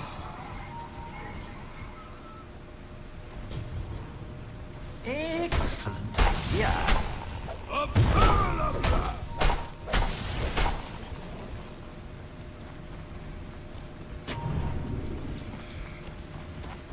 Fine, I got the blink on Loon. Sanjay Asha on Ha. It's gonna be the Manta, really good Radiant's this game. bottom tower is under attack. There's a lot of things you have to dispel. And also the Manta is really useful to push out the side lanes. Especially with the Desolator applying it as well.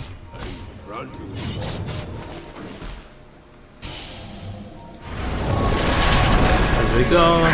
Potential catch onto the Sandking and think he's pretty much dead. But maybe he can pop the epicenter fast enough. No. Was it a nice Winter Curse though? Got a kill as well. Question is if he can escape to safety or not. Dire's middle tower is under attack. Dire's structures are fortified. Still trying. Maybe it's a bit too deep. Maybe it's something they did not expect. Momo will go down. It was a bit too deep. Radiant's bottom tower is under attack. Finally, we'll get the entire fight recap. Oh, it's not that. Win probability 69%. Look at that lead. 5k gold, 4k experience.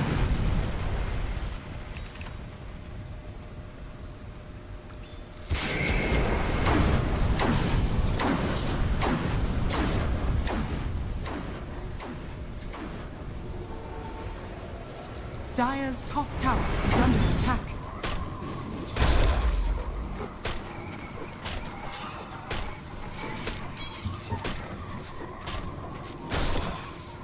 One guy making sure to get the BKB, as the enemies tend to be really annoying. They kill him before he can even press the epicenter, and we all know how important it is to get the epicenter rolling on top of the Winter's Curse, immediately casting it afterwards. So BKB will be necessary.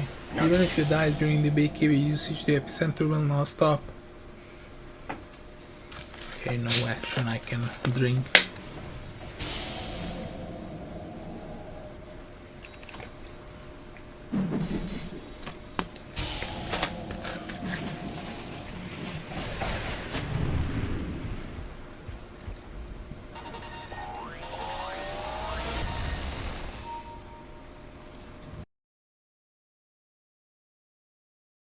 Bread.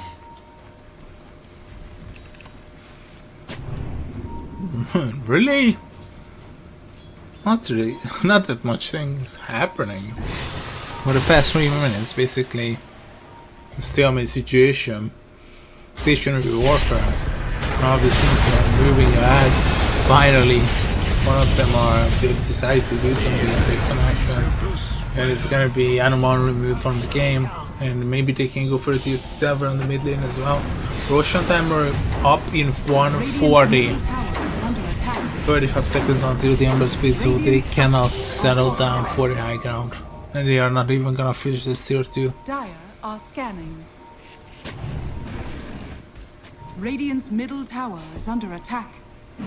Dire's bottom tower is under attack.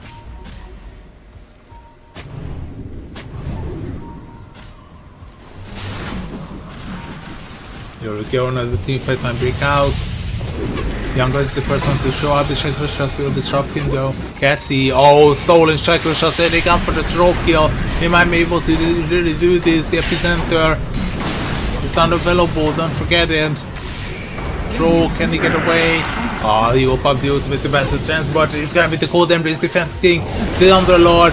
And on the backline, the overgrowth is gonna be onto 2 heroes, but the troll is now surrounded. The winter squeeze is gonna be good enough, and they will remove 2 heroes. The treant and the troll are all gone. Here comes N1 looking for some retribution. BKBs have been activated by the Sentinel to stay alive. Momo, you might come out from the Primus place, so they should be focusing on that one. That's your Panda, and it will potentially go down. Oh yes, another team fight victory for Flame Jr.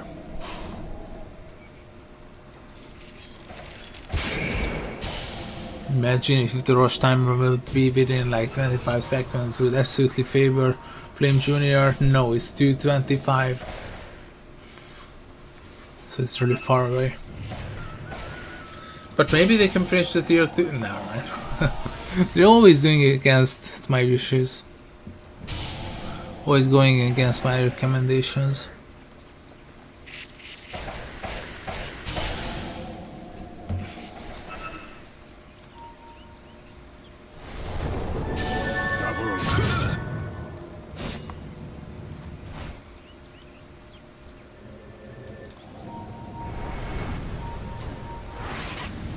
Dire are scanning.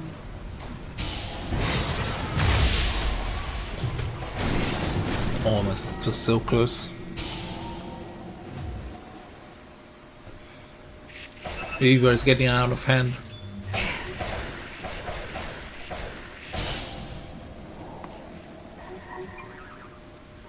It's gonna be really hard to kill him. It's satanic. Radiant are scanning. MKB, Lincolns, a lot of items, a lot of varieties, a lot of choices that he can settle down. His choice is gonna shape the future. Mamangaya, Momo, the fountain, overgrowth, can they get the kill quickly? Oh, the cold abyss is gonna be defending him. Mitigating most of the damage from the focus fire, but they will still get the kill. The Prosec will be ineffective. The Weaver, can they catch him? They don't see him though, but they will get. They can go for Roche after these 2 kills. Problem is that Roshan is still 25 seconds away. Could be really awesome if they could take it. Potentially come back into this game and evening up.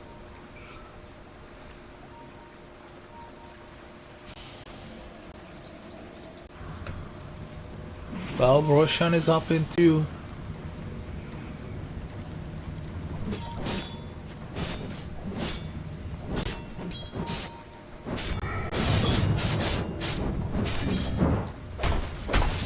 Dire are scanning. 32 minutes and 7k 7k gold lead, I'm sorry, and 6k experience with favoring Flame Jr.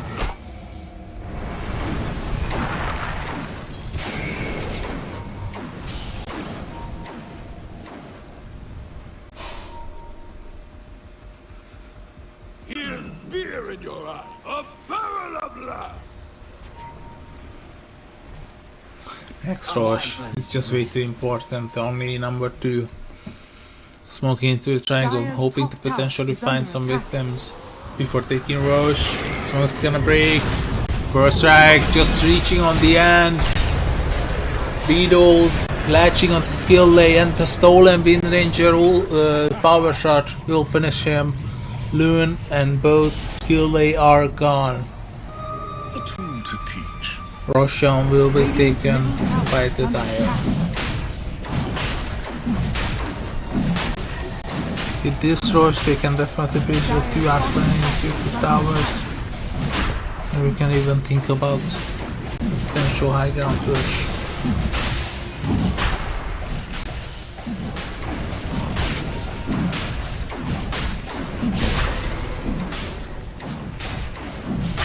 Dire's bottom tower is under attack. The other side of the map, someone is being really annoying. But it's just, you know, casual Ember Spirit gameplay.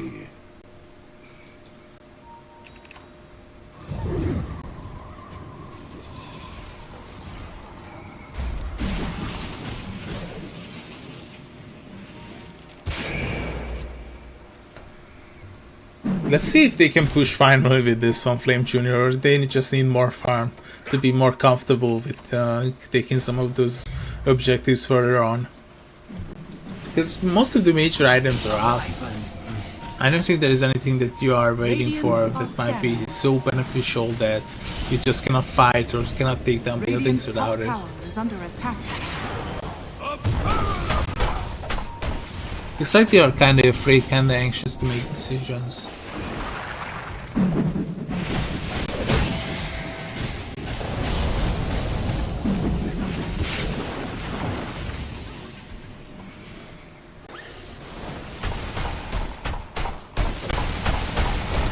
Look at the Swede with the AC.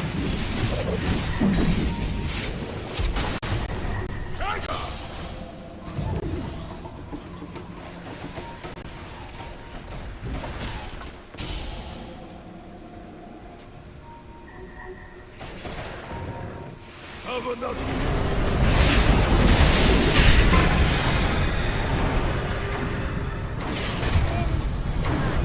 And it just goes down. But the Weaver's left all alone. Chasing down to the true warlord. Found the observer that Luren just planted. Having trouble seeing straight.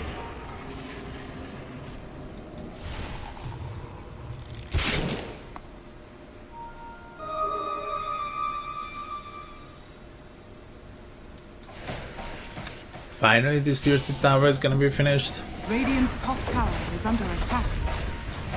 I think Radiant's top France tower just has realized fallen. how quickly he can remove buildings from the game. Trouble seeing straight. Radiant's top tower is under attack.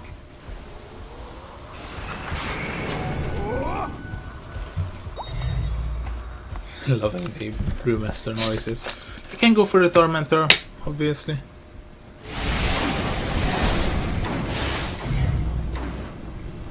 Have another. Good shot. I think it's very underrated. Perhaps you farm a lot. Dire Age is are still scanning. 2 minutes left. He's working towards the Lincolns. That's the irony deciding in the end.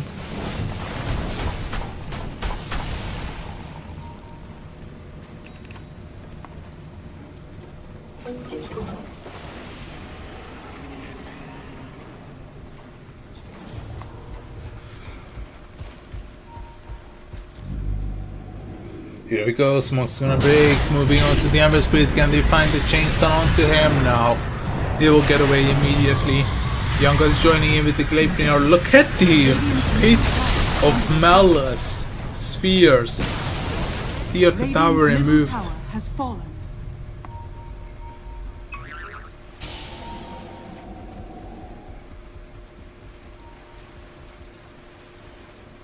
Oh, I was actually wrong. The bottom one is still standing. Dire's top tower My is apologies under for the attack. mistake. I thought they took it. Maybe I'm just too tired.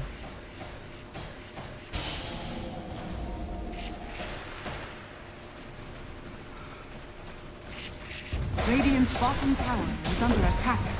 You should really try going higher in my Dire's top opinion. tower is Yeah, under attack. 30 seconds left. Why not use it?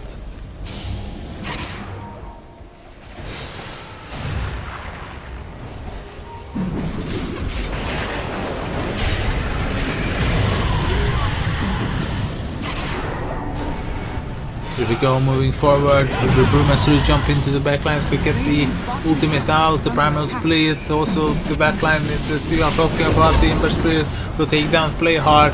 We are running away, Flame Junior. It's not a good idea to go high ground just yet, even though I was the one suggesting this. Buyback will come out from play hard. Big of Balance, oh the epicenter. It's not that good. Most of the damage is mitigated. Young God is gonna be killed, and now the Sand King is gonna be in trouble as well. Look at that, Ha with a triple kill, Ha, and he almost got an ultra as well. They just denied him in the end. buyback came out from play hard as well. Not sure Dire's why. top tower is under attack. And now they're just moving forward. Dead even game. Oi, oi, oi.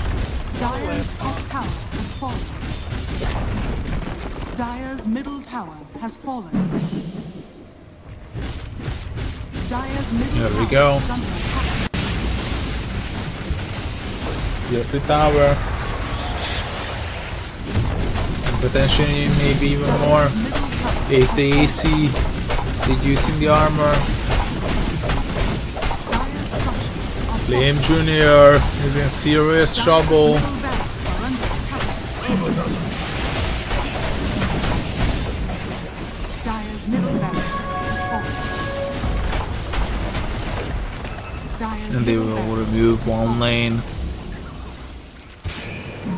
Fantastic.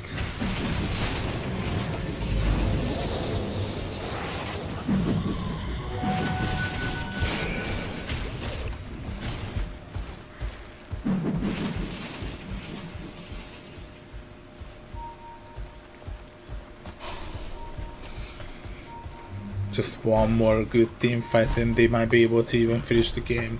Buyback status, as you can see on the screen, it's now visible. Gale Force, they cannot find anyone among Daya. Going deep, but you can already see the villagers through the far.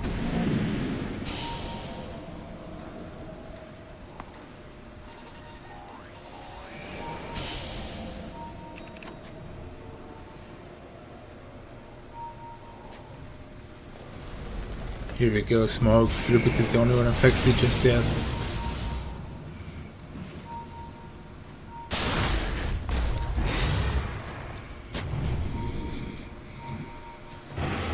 Never refuse gold given. They can kill the Weaver. Just one more time. Radiant are scanning. Radiant are scanning. Scans are coming out. Here we go, I talked about this area of the map. Remnant out immediately.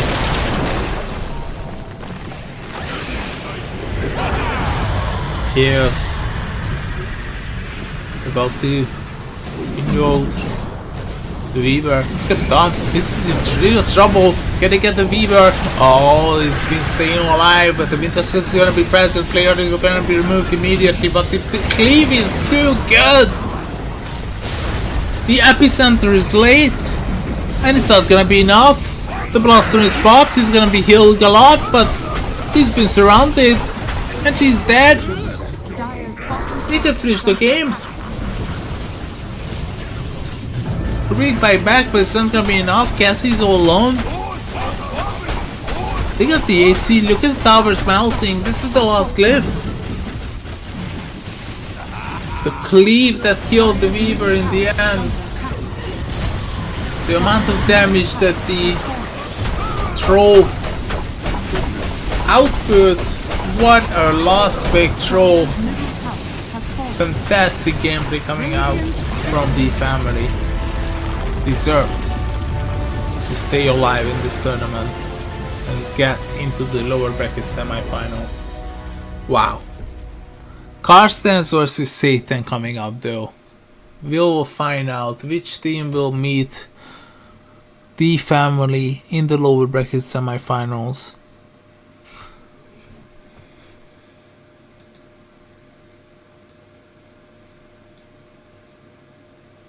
(7:35 GPM).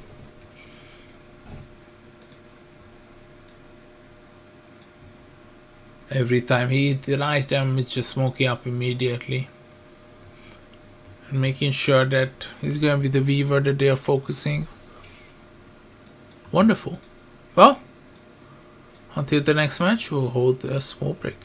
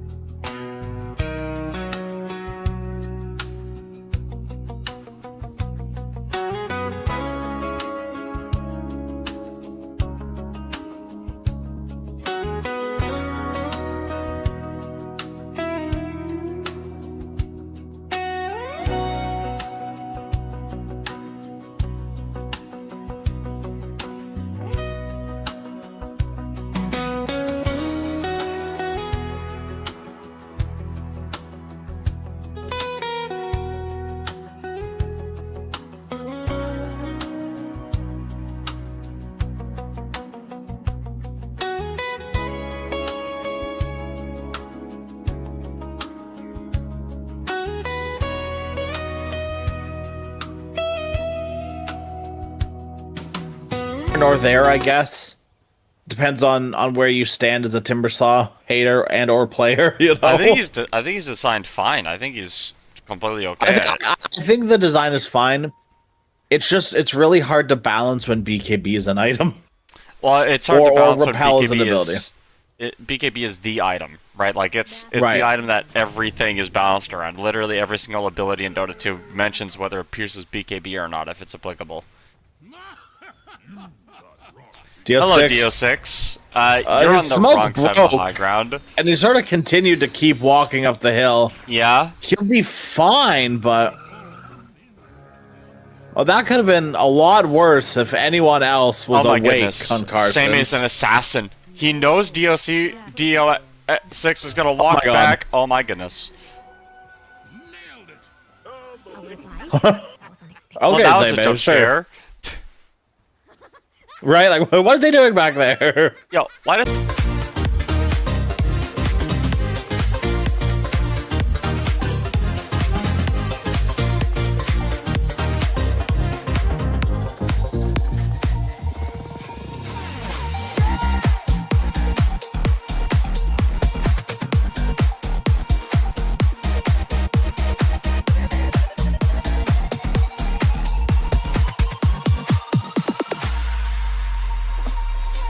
I just can't let you go.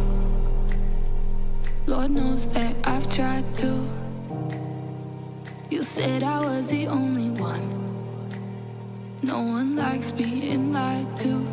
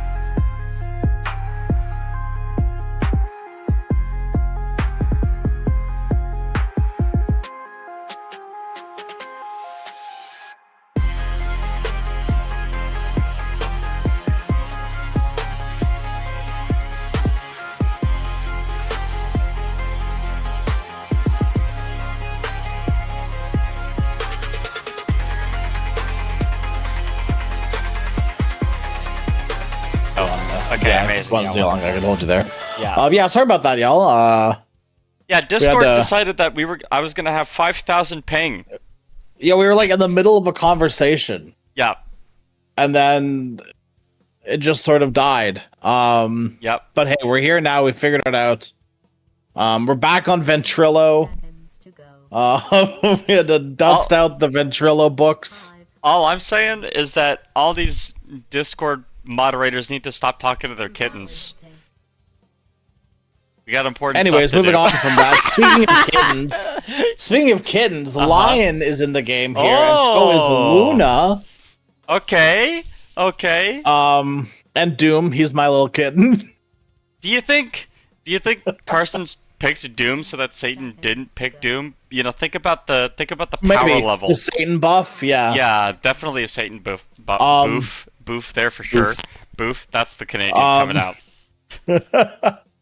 I do think that this is once again sort of back to Karsten's strengths. Right, Luna is more or less a, hard farming hero, but is also sort of the type of hero that can come to a fight, pop ult, and change the fight, and Jesus Christ, Satan have not learned from the sins of Karsten's here. Wait. Who's the plus 3? I think this is a Alchemist. Do you think this is a KNP Alch? Yes. 5 seconds. Without a doubt, I actually think this is a KNP Alchemist. You think KNP was like, hey man. He has a 100% win rate on Alchemist. Oh. Across 2 games. Okay. Well, They did just also pick Alchemist into Doom, so that's another reason why I think it's not going to be a pause 1 Alch. God, please. I think you have to Satan run have not picked a single hero yet, by the way. Yeah, because Carson's locked in. So here's what I think Satan are talking about. I think they're talking about maybe sending Wind mid. Nope. I guarantee you that's what they were talking about, though. They probably were talking about sending Wind mid and then doing offlane Void Spirit. Yeah. Or carry Void Spirit because you could. Offlane Tree, pause 4 Void Spirit. Yeah, and then you go carry Hoodwink with pause 5 Alch. Well, thank God we didn't end up in that cursed timeline. Jesus There's a lot Christ. I want everyone at home to understand what we just experienced, that break in pick selection, was a divergence in the timeline. 4 different timelines split off from that moment, and we got the normal one.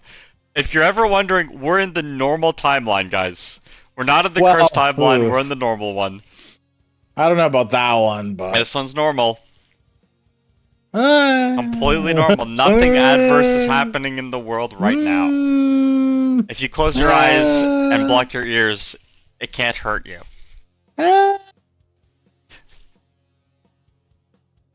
What does this hoodwink say? What is this hoodwink? It is Squire hoodwink? It is the pants from the pirate set and the immortal crossbow. Yeah, but like the shirt, dude. It's got pauldrons. It's just the lower bottom, the body part. Oh, it is a pirate. Because the cowl is part of the headpiece. Oh. That's a crazy level 25 voice line, by the way. I'd get ready if I were you. What? If that is level 25. Let the sky tear down the unworthy. We were just talking about nuclear winter. Crazy battle cry. I'm actually looking to see what level that is. That's a crazy line. That is 25, yeah. It is 25. And then 30 is poor wee thing. That's a good one. Yeah, but it's not as hard. Like, that one's a good voice line, but it doesn't go hard. There's some ones that are pretty, like Oracle's "You Will Die in a House Fire" is crazy. Right. That one's pretty. That one's so sick. Agreed. Nines. Giving some vision here. They're cutting the trees. They get the root down on Luna. And the sky's falling apart for her. Poor wee thing. That's true. That's true. Yeah. First blood goes the way of Hoodwink, I assume? Well, you don't have to assume, you can just check. Well, I did assume it. I'm not an ass for it, so get wrecked. Well, you're an ass for other reasons, so get wrecked. Well, see, I'll accept that. Okay. I know my place. Under me. Listen. Listen. The Discord kittens were supposed to leave. But the heroes have him from straight edges lane. He TP's back in and gets whacked. I don't think so. So has to be careful here. Straight edge, he might just die again. Oh, don't tell me they're gonna land up that stun. Are they tri-laning? There's no way they are. There's no shot. Nines was just sort of, you know, sitting around just in case. DO6 also taking some heavy damage here in the top lane because of it, though. So I wonder if that's there the is trade-off. A world where you could. There is a world because, like, you know, shutting straight edge down really makes Carson's game really hard to play. Yeah. They seem to not really know what to do when their carry is not having a game. Not that I think Alchemist is a good tri-lane 3.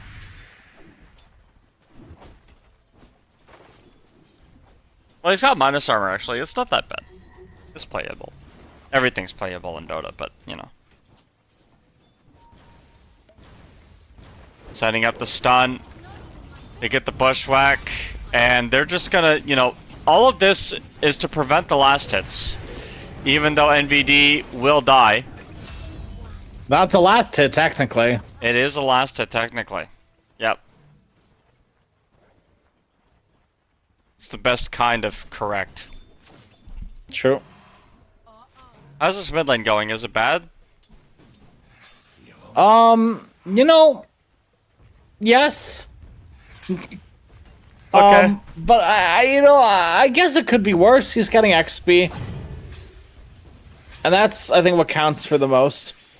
Right. BB's just looking to sort of get as much XP as he can and then hopefully leave this lane. He has his bottle already now, too, so...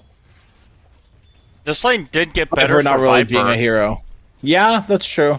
You no longer get the shield that blocks all damage, so... You know, Viper's able to punch through it. I don't know, man. Like... Viper's like a win the lane, lose the game, and if you don't win the lane really hard, I think you have a really hard time playing Dota. Yeah. Yeah, it's not, it's not the easiest thing to do here. Well, winning the lane is the easy part. You just spam Q. BB seems to be playing it well, though. He's gonna get out of there with the dissimulate. Treant has left DO6 alone, so DO6 is getting run down by Satan and Demon Cat. Well, Lion is a hell spawn, right? Isn't that the lore? They got another kill bottom on to straight edge. Okay, so I guess Treant leaving is arguably now worth it, right? Yep. Yep, and they're it's looking amounted for to something. I mean, they're gonna get a kill onto Hard L also here. And Wind doesn't die, so that's value. Yep. Yep, absolutely. And actually, Viper's the one who's not looking too healthy here. Hoodwink's TP'd over. Yeah, if they get this kill, it's gonna be really big. They should. Fairy Fire? Oh my gosh. Salamati. He's walking. He's gonna get neutral tonight, I assume. Yeah, he absolutely is. No, he just goes for the TP back. And actually, it's BB. Yeah, BB is the one in trouble here. I think he should be fine. You say that. If one more Fire Spirits, the Fairy Fire's enough. Yeah, he's it would have. They're level 3, so it's level 2 Fire Spirits, but It's the that fairy fire in his pocket. He is happy to see you. Yeah, it's both. It's a little bit of both, right? Yeah, a little bit. Off-lane alchemist, huh? That's the Dota we're playing today. Yeah.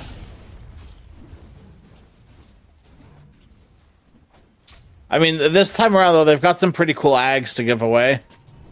Yep. Pretty much just the Void Spirit, really. Is Windex still? Bush worked under tower. Just don't have the damage. BB had to back up, so he couldn't lay in any more damage to Viper. Windags is Tailwind upgrade. Huh? Tailwind, which is the innate. And all the while, BB is able to get that kill onto Salamati with the help of NVD. The dive. And BB, oh, just barely, dude. 17 health.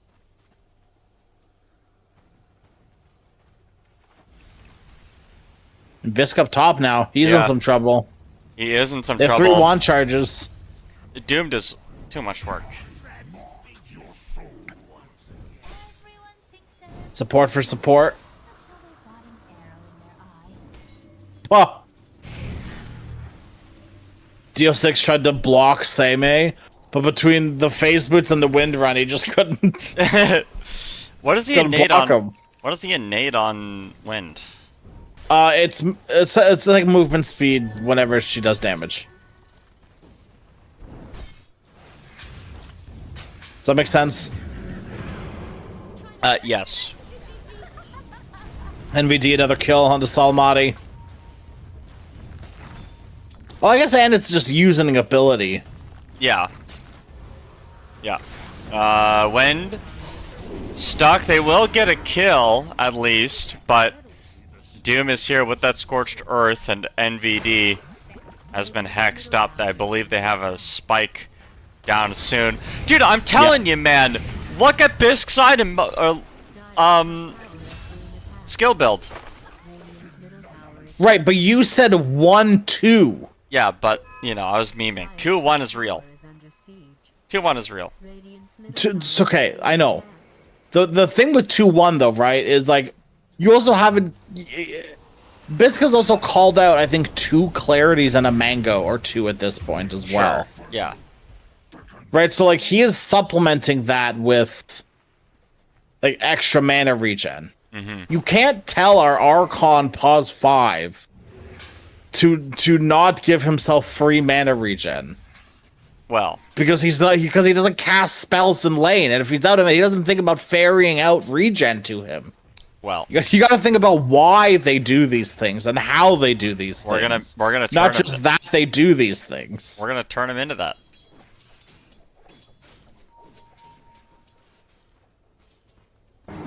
Okay, I X to doubt, but you doubt your teammates? I don't doubt my teammates. I doubt that we're going to turn him into something. Oh, we will.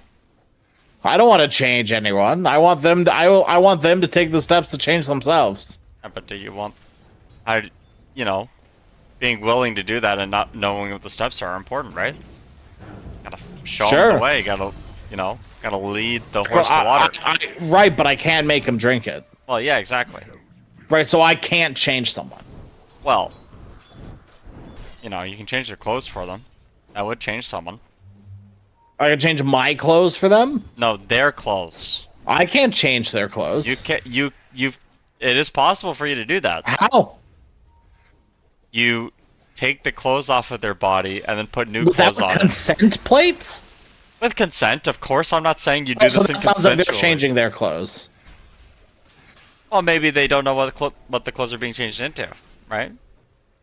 That's not part of the argument. That's part of my argument. Just if I said, "Hey, Plate, can I change your clothes?" and you said yes, and I put on a dress, I'd be like, "Well, there's clothes on you." Yeah, but you would have changed my clothes for me. I didn't do that. You did that.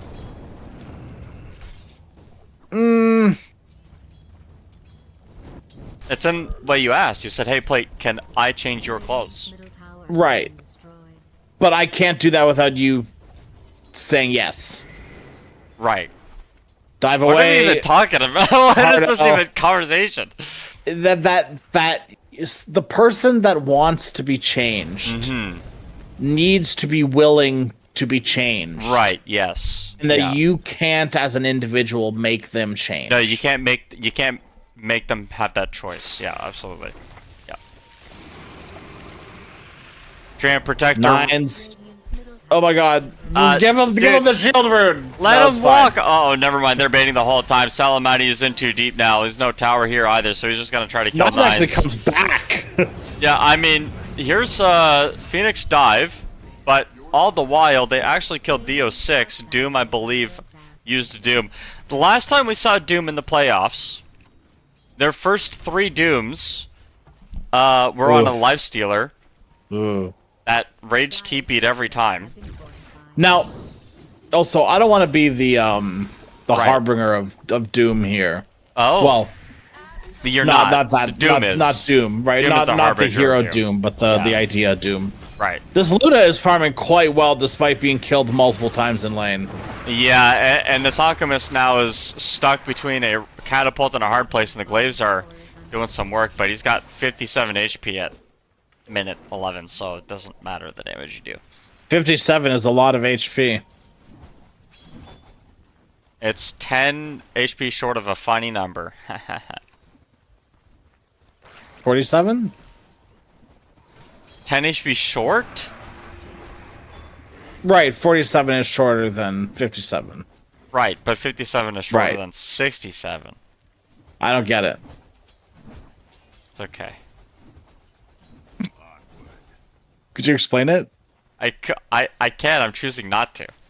No, but why is that number funny? Why is 6-7 funny? Actually, that's a great question. I don't know. Could you actually, that's what I thought, bitch. I actually don't know. Right.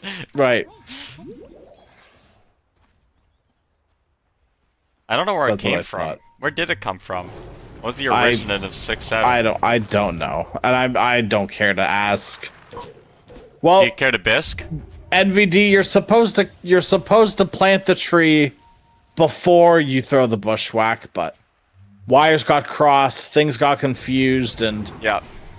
Viper is getting run down. They are making this play over. The egg is going to come out, but it's not going to be able to prevent the damage.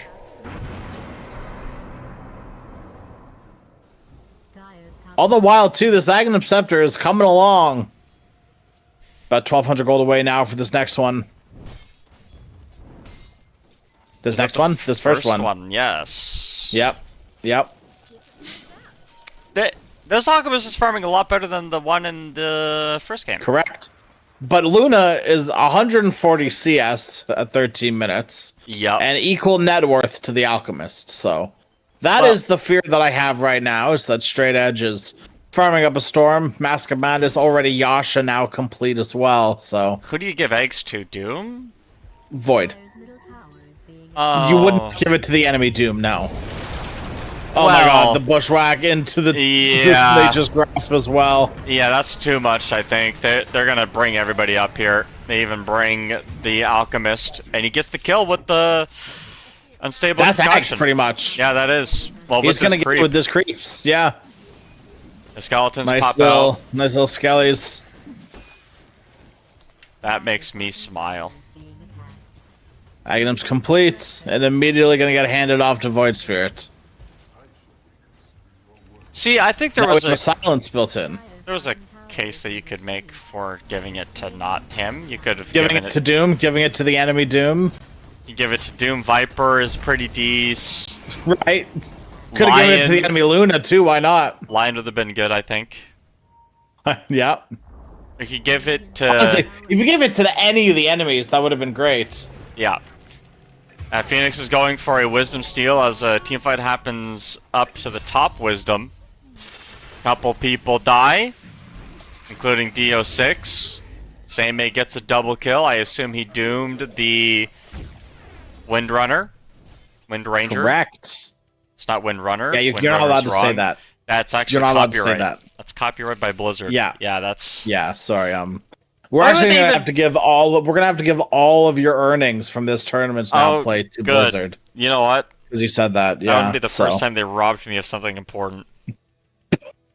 Like your childhood?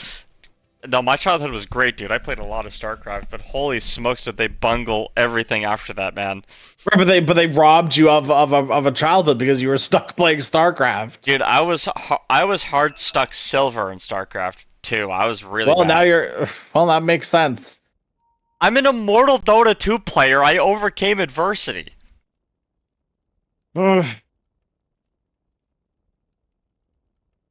Sure. Is it like genuinely meaningful adversity in the same way of like someone overcoming something in real life to achieve something real? Yeah, I mean, no. No. No, not at all. It's not even No. close to that. Is it Not even a my little kind bit. of adversity? Yes, it is. Oh, hell, Hmm. hell yes.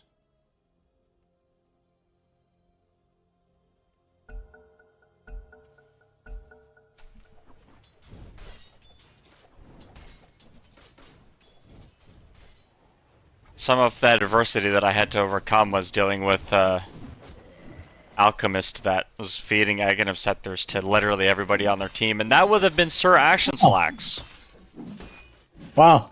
Yeah. We're seeing that this game, man. So Action Slacks? Well, agree for feeding Aghanim Scepter to his whole team. Oh, wow, that's... Jesus Christ.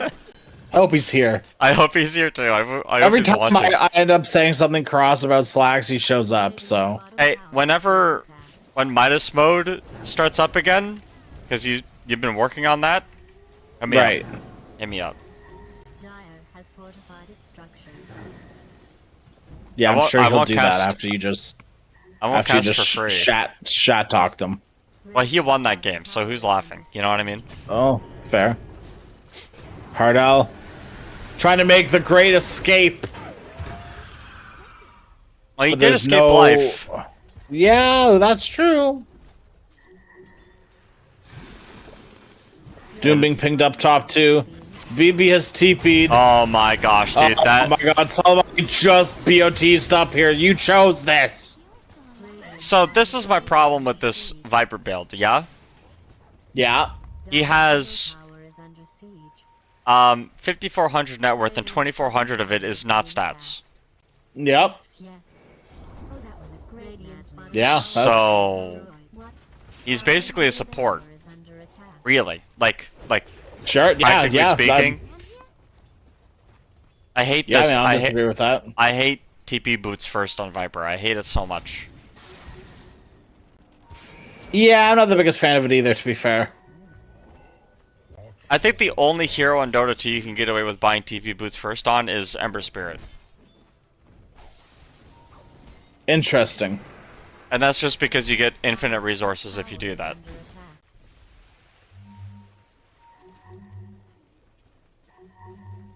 And even still, it's a grief if you do that. Yeah. Salamati ended up evading the danger. He's got Vanguard now, he's a lot tankier. Blink in, finds the true. Doom. Finger is used as well. Yeah, NVD just scurries away. He knows. Yeah. He knows. The Headwink will escape the returning danger, as that will be a tier 1 tower in mid. I mean, Straight Edge, despite an Aghanim Scepter being given to Void Spirit, Straight Edge is right on his toes in the old net worth department. Yep. And Seime's coming to get some revenge against KNP. Off. Yep. Yep. Revenge. Yep. Revenge got. Uh-oh. Wind? So. Yep. So Revenge got. At some point, you have to stop bleeding kills. I mean, BB will pick up a consolation prize at the very least, but you lost DO6. You also lost 9s. You cost Supernova, but who cares, really? I mean, yeah, genuinely. Like you're not taking team fights. You're just going around the map killing whoever you want. So. KMP's about to get another Aghanim Scepter. Wind?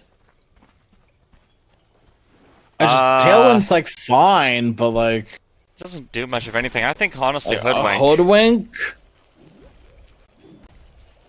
Maybe Tree? Let's see. Yeah, you I could know it argue sounds Tree. It goes to ridiculous. Wind. I It know goes it's- to Wind. Yeah, I don't like it, but It's stats and yeah, but the thing is, like she's a universal hero, so Tree turns into a core if you give him eggs. no. Yeah, because doesn't he get like you turn him into a support that really wants to be a core. Oh, but like doesn't he get you build Echo Saber and then you know Right, so you're actively griefing because you're building core items on a hero that can't farm. Echo Saber helps you farm a little bit.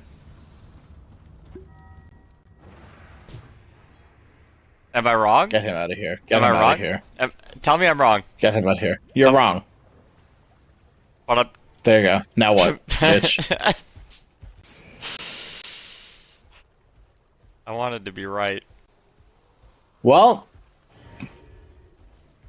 that life is behind you, Plate. If someone tells me I'm wrong. You know, like I can't fight it. Good. Don't.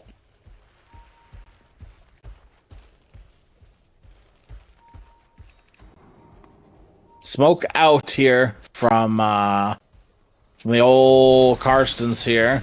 Yeah.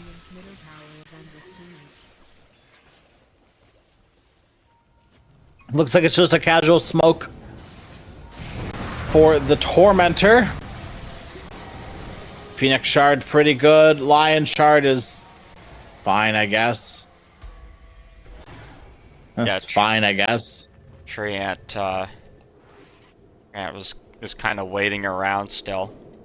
Obviously, very aware of what's going on. Yeah. Well aware everyone just went through the gate, so yeah. We're gonna see pretty much the exact opposite play come out here from Team Satan.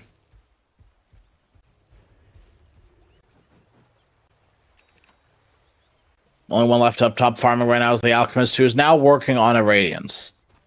Oh, so that's it for him. No more Aghanim Scepters, huh? Yeah. Well, so Wind is constantly, by the way, at like 600 movement speed because of the Aghanim Scepter. And that Tailwind also lasts for 3.5 seconds at a 2.5. And then the attacks also give Tailwinds now. It's fine. Like it's a fine. I mean, I don't know. The old Aghanim Scepter was ridiculous. Yeah. Doom Alk, he has been killed. Yeah, but Doom doomed. Now Doom is doomed. Doom doomed because he doomed as Doom. How much Doom could a Doom if a Doom could Doom? This is reminding me of the EEEPL. Never forget. Never forget. Looks like somebody has changed his mind, by the way. Yeah. Had a Crimson queued up for a while. But seems to have changed over to a Lotus Orb. I heavily dislike this whole itemization from Salamati. It's a whole lot of nothing. You're really heavily relying on the rest of your team to bring in the damage. Yeah, and you're not that tanky, bro. You're not him. Yeah. Where's your Mage Slayer? You know? Is that too I guess, I don't know. BKB's finished on Luna. Is there a BKB on Wind? Yes.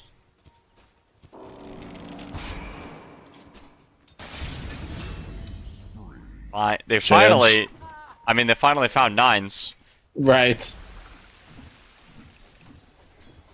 Took them a while, but dead is dead.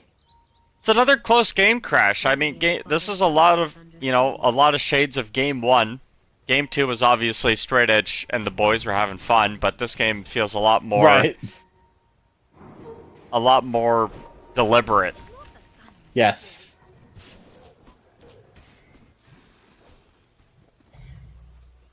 Neither team is really behind or ahead, but maybe off of this play, they're baiting they're baiting this Alchemist right now. They will kill him. They popped the BKB on Luna. The first team fight, I think, after a while. They also got NVD. That double kill comes in, and here comes the win now. Turning around, wants to try to get this kill, but the BKB will end soon, and here comes the Overgrowth to try to buy some time. Though Treant Protector not too long for this world as he got caught. I mean, better tree than wind, I guess, but Yep. now with the lost team fight, especially losing it like that, Roshan is open and free. He's single and available. Oh? That's right. I didn't know that. Well, now you do. You're welcome. That's what I'm here to do, play. I'm here to teach you about The relationship status of the Dota heroes. loving villains. Roshan specifically, yeah.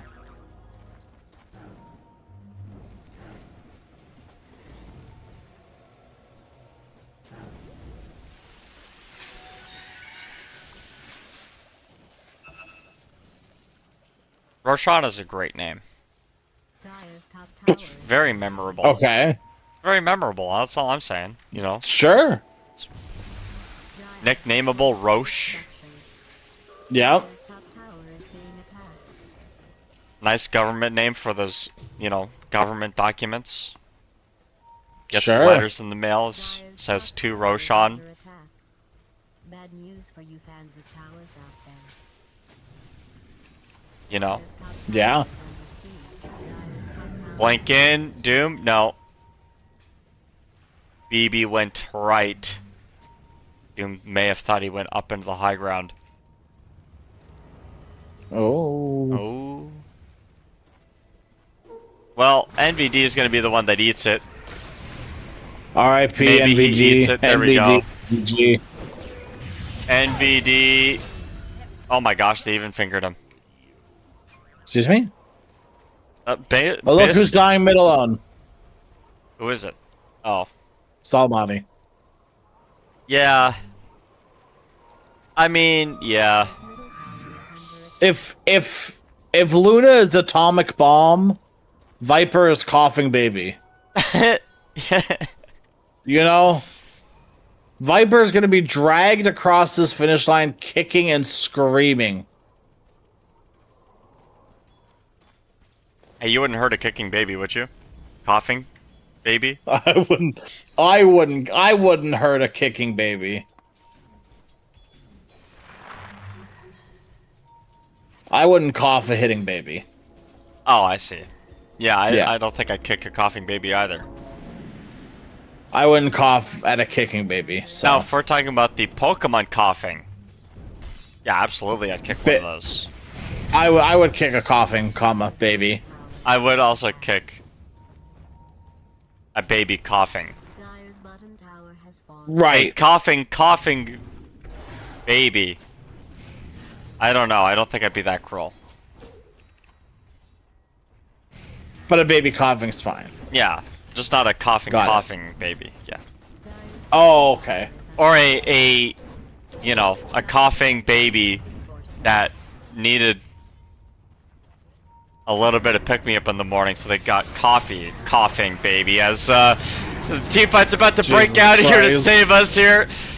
Big play to keep Straight Edge alive. He does have the Aegis going right now, except it's going to have to get used as the egg does only secure the second life of Straight Edge. Overgrowth has been committed. The BKB has been popped as well. And Seimei able to buy some time, but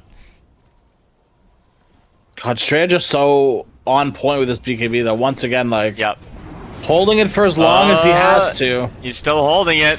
They get the blink in. The Doom is there. And that will be an easy kill. BKB is still not committed. Maybe he's holding on to it a little bit too long. Nines will fall at you know, at the tail end of that, but they are going to bring back this Oh Hoodwink my two-man God. bushwhack. The buyback is going to be able to come out from BB. They want to take this team fight. They know how important this team fight's going to be.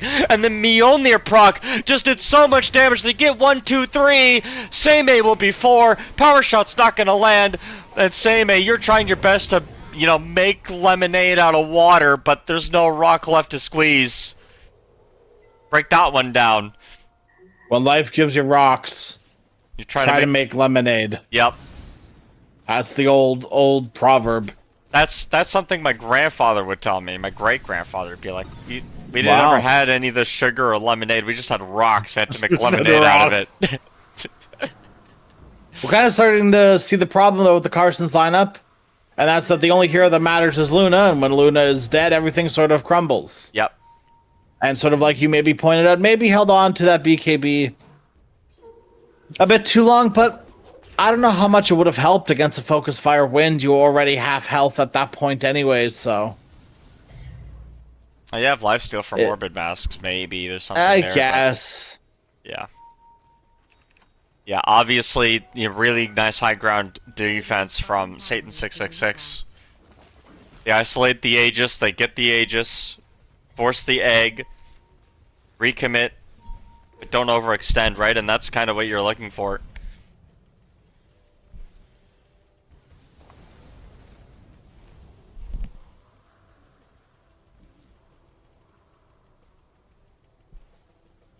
How many times have we seen in this series, like 3 or 4 man stuns, just completely opening up a team fight, eh? A lot. Yeah, there's been a lot of them. If that's something you cared about.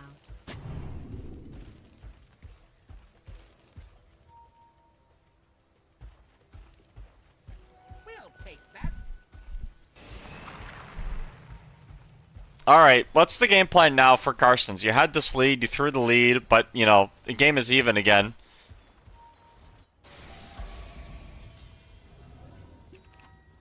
Is there like a Luna timing you're waiting on? You're at the Luna timing, right? Like. Right. So you just keep going, I guess. You just you know. Kind of. The problem is the more you bash your head against this, the more problems might arise. Yeah. Alka's BKB and Radiance now is going to get the blank. So, you know, Alk has already done their job and they're turning into another carry that the team has to deal with. Radiant's top tower is under siege. It looks like the... Oh my gosh. BB. He's on dieback. He's on dieback. Got out. He just knew. Yep. They are looking for the racks and they get it. Shackle's good. BKB has been forced out from DO6. Loader Sorbs are there. They get the stun down onto 2, but interrupted with the attack. Straight Edge is there to be a bodyguard. It's a nice job to sneak in the racks. Those racks eviscerated out of nowhere. Yep. Yep. This is what the Luna does best, right? Take racks. Yeah. I don't think there's a hero better at taking racks than Luna. I mean, like, Tiny's pretty good too. Yeah. But the problem is, like, Luna hits, like, your whole building at once. Yeah. Like, your whole base at once, right? Like, Yep. you're taking out half the tier 4s as well when you take out the mid-racks. Fire, Salamati. When Faroon cost him his life, was it worth it? Absolutely not. Worth. In my eyes, worth.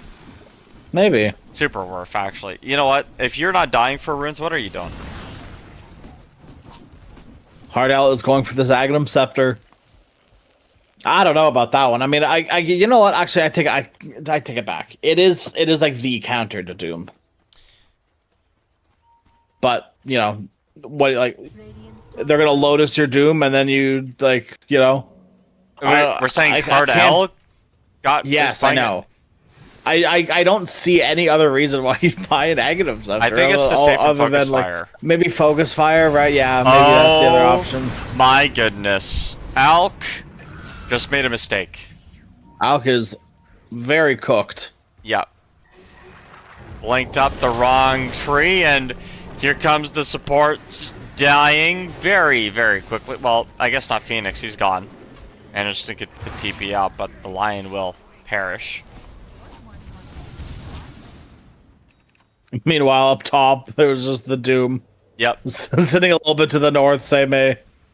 So please don't look up here. Please don't look up here. It was very close because there was a tree looking on the low ground there, like a nature's what are those called? Attendant? Nature's eyes of the wood, eyes in the forest. Eyes That's in the the forest. one. Yeah. Which was like a little bit to the west of him.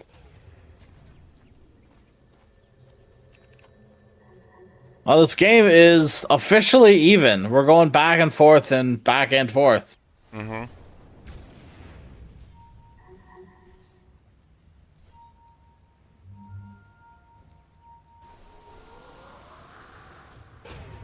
Oh my gosh, they got the DD on Doom, but was it worth it? Well, once again, Carsons are sacrificing their life for runes. Hey, I told you, don't man. end up changing anything. I told you, man. Worth. Sure. Worth. Yep. Wind is gonna have an MKB soon as well. That will tear apart the Luna easily. Except there's a smoking into Rosh and your Doom just died is a crazy play. Yeah, I mean, especially when it's especially second after Rosh. He's gonna roar. Yeah. Yep. 3,000. They finger it too, man. They know how important getting this Rosh on is. Can they get the Rosh and leave? Especially because he moves in 2 seconds. Oh my goodness. They really needed to kill that Rosh as soon as possible, so. Yeah. The only option, right? So, why not?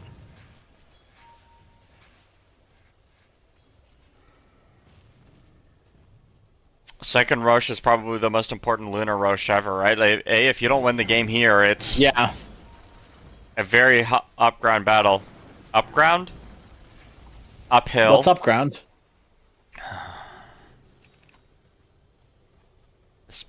Hey, yo, Salamati, can we talk for a second? Oh. What? You have Crimson Dragonlance. Right. And you're walking into 4 of them. I just think, and maybe this is a hot take, I don't think Viper's doing anything. What? I don't think this last pick Viper's doing anything. What? I actually think he's hurting the team. No. Yeah. All right. Up to go once again to the high ground. Yeah. Drop the banner. Go, go, go. It is a. They have perfect vision on this Doom, though. Yep. They blink in. Oh, the hex. Okay, stun did get thrown out at the very least, but Carson's played back to their vision.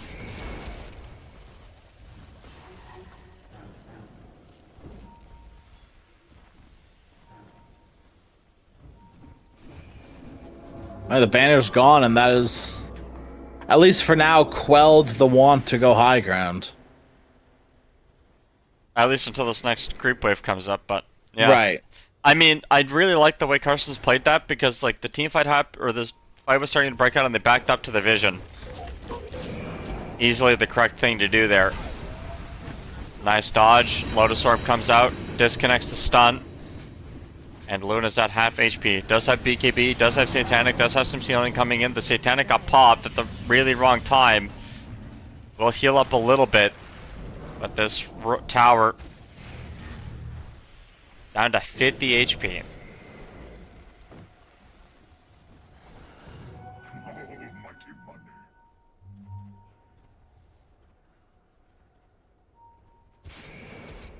A slow, methodical push.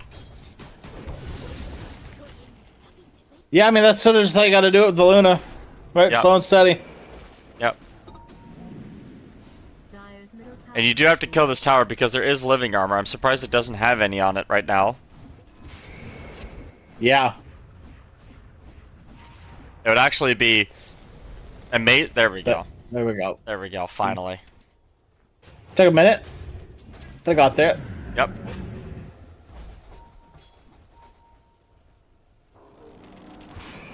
We'll see what Carson's trying to do here? Well, Lion got in at the absolute wrong time, and KNP has been forced to pop his ultimate. Straight Edge now gets away from the situation. About a minute and a half on the Sages now. Satanic gets used, they can go again in around 20 seconds. It's really hard for Carsons to get into this team fight and get up the high ground.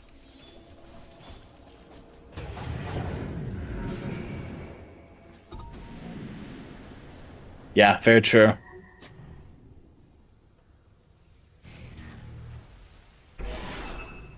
I don't quite know how they do it actually. Like, do they just all in and then go for the team fight instead of the objectives and you force Luna to hit the objectives? Or do you maybe try to bait it a little bit more? They are going to get the focus fire down on top of the Luna. The stuns are coming in. There is no BKB yet. Aegis has been claimed. They are going to force another focus fire down on the Luna. The Doom comes in. They do have the egg save with the Aghanim Scepter on the Phoenix. That will force the Hoodwink ulti, or the Hoodwink buyback, as Straight Edge does have that BKB still. Turns around with the Satanic, pops the BKB this time around. KNP getting chased down here. The Glaives are starting to do a lot of work right now. Blink in. The buyback is coming out from KNP. The racks are starting to go down as well. But the focus fire doesn't stop, and it will never stop. They will get Straight Edge. They only got a ranged racks out of this. They're going to lose 1, 2, 3, and probably 4. As unfortunately Lion doesn't have a way out.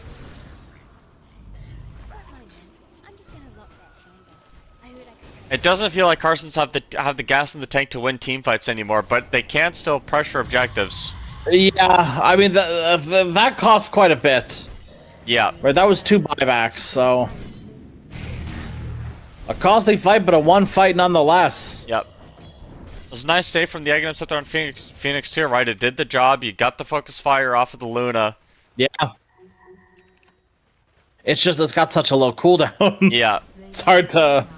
like, you then have to win a fight within 10, 15 seconds. Yeah. Radiant's middle tower is under siege.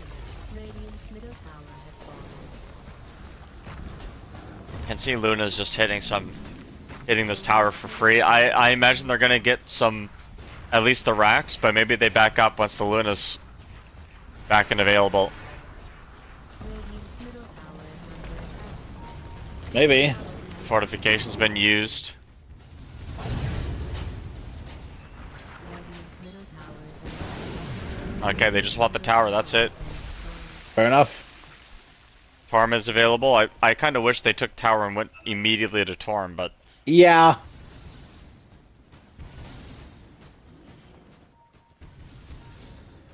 Yeah, it could have been a bit better, but... something gift horse, something mouth, you know? Something triangle is free.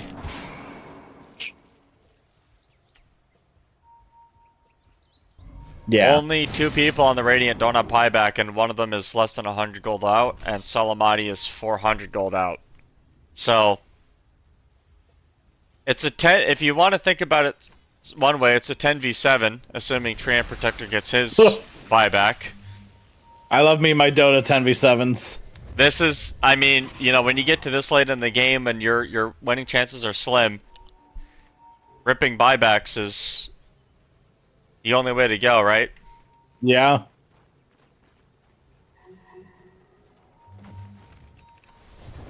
Blank in, they get the Lotus break, and the Doom is coming up, but he does eventually get it off on the Wind Ranger. She's dead. They're looking for BB. They're not going to find him. Instead, they get NVD on the other side. A buyback comes out on the Wind. The Phoenix is actually cut off. The triangle is usurped still.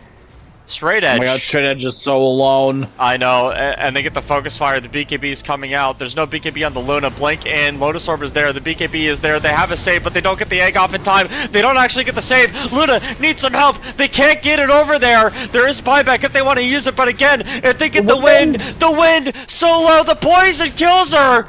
Egg is coming out. They can't hit this in time. Oh my goodness, and it saves Salamati as well. As Seimei walks in, he knows that he has just enough HP to work with another kill. That might just be it, folks. They Void force Spirit, the only hero with buyback, a 2v5 is what we're looking at here. the buybacks just got forced. They went for a team fight that wasn't in their detection. They didn't have any vision. The wind buyback was so forced. It was very forced. It did not need to happen. They all in that team fight. They knew. So if they... unfortunate. Let's see. What will they give up? They're gonna give up tier 4s at least. Straight Edge wants. I mean, they know, right? There's no buyback on wind. Let's just start going end. Can you know, kill a minute of time? Your ancient is under threat, and you don't have fort. You have to go in. You have to start doing something. But the BKBs are coming out again. You do not have fortification. Yeah, the ancient is gonna die here, and Karsten's come back. They did it. They win a really. It wasn't a clean game. I wouldn't even say it was a nice game from them, but it was one of those games that is a battle, and you just grinded them out. That is really just sort of one of the abilities you really want to, or it's one of the games you want to end on, you know, like the ability to just win when you maybe not, like, arguably shouldn't have, but through proper itemization and, you know, proper team coordination, they were able to sort of clutch out a victory despite, you know, the very low damage coming out from almost everyone. Yeah, I mean, really, it was just DO6, and then everybody else was you know, there. But like, I think kind of the other side too, right? Like, it was pretty much just Luna, and then everyone was around that 20k mark. I will say, I think Hard L gets my MVP this game because holy smokes, that Aghanim set their purchase came in. The egg was very clutch. He also has a blink at the end of the game too, just to really make sure. Saved the Viper at the very end of the game in that last team fight. Saved Luna a couple of times when it was really important for the focus fire. And, you know, like, when you know, Phoenix is basically, I have an Aegis for my carry every team fight. Right. So, but it's better than an Aegis because you can't sit there and set up on the Aegis when it comes back up, right? So you either have to kill the egg, which they couldn't do, or lose the fight, which they did. And yeah, Carson's just kind of grinded them out. Yeah, it was, I mean, if you watch the game, it wasn't pretty. But it don't need to be pretty to win games. No. It just needs to kill the throne. It needs to work. Yeah. Yeah. Well, you know, Carsons are going to move on.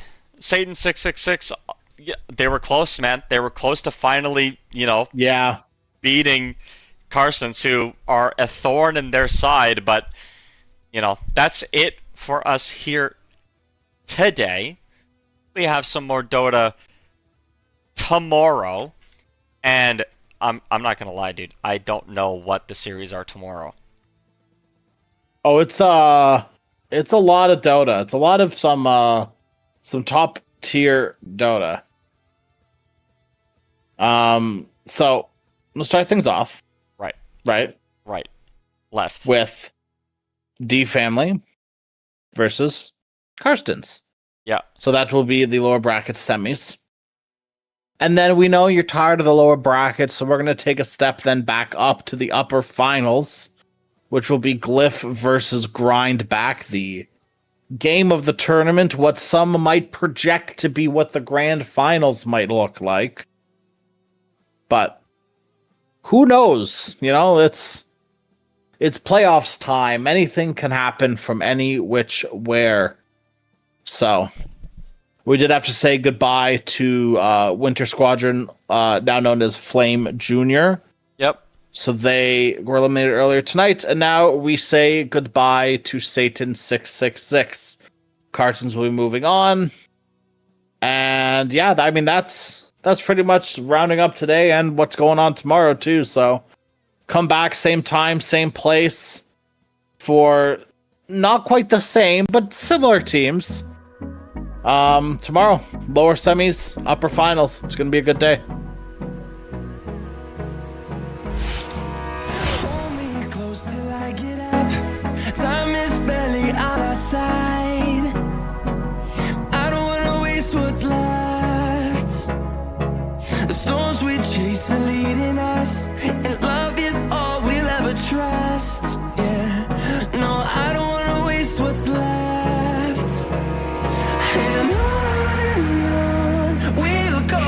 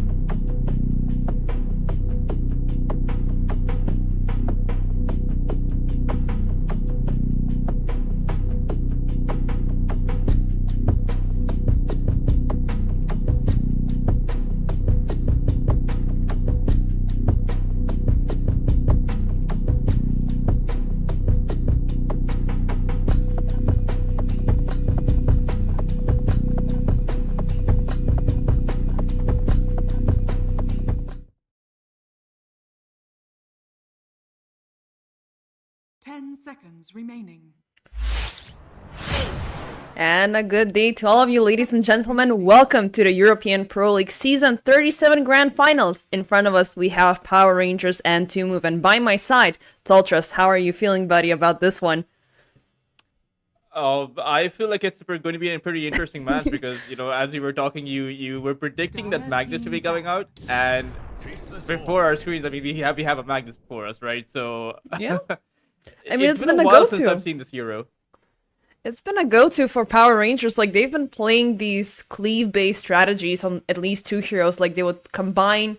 I mean, generally it's been Magnus upon TA, but they would either give Alberca the Kanka, or they would give Tiny into the mid lane. So it's a very, old-school Dota sort of a draft with some fancy additions with the... Well, let's just call them recent heroes being brought in the last 3 or 4 years, like Ringmaster, Hoodwink, and whatnot. Yeah, it brings me back to the TI that the Team Spirit won, right? With that Tiny, with that Magnus. That was the play that they used to run, and you're right, with the Empower, the Cleave coming out from this Tiny will be interesting to play around. At the same time, you do have a Faceless Void, so I feel like this is always, even whenever you have this kind of hero that comes up, it's always going to be a game where if the Faceless Void farms, if he gets that Chronosphere off, it doesn't really matter what kind of spells you bring in, right? He's just going to be able to take your Magnus down, take your Silencer down, maybe even kill your Wind Ranger off. So he's the hero to shut down if you're Power Rangers, and they do certainly play with a lot of tempo in the early game.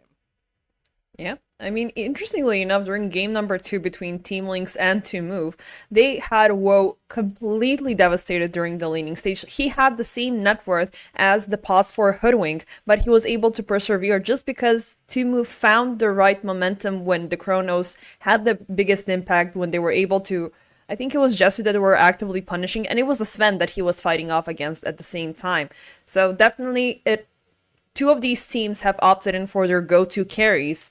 Let's just see which one has, the upper hand. But I do like the pairing coming in from 2Move. I love the Ringmaster being present. Rubik seems to be the standard play for everybody. If he's not banned out into the first phase, instantly he's going to be the first option. So do you still think is that viable for the setups? Or can, heroes easily read through his tactics and read through his own presence?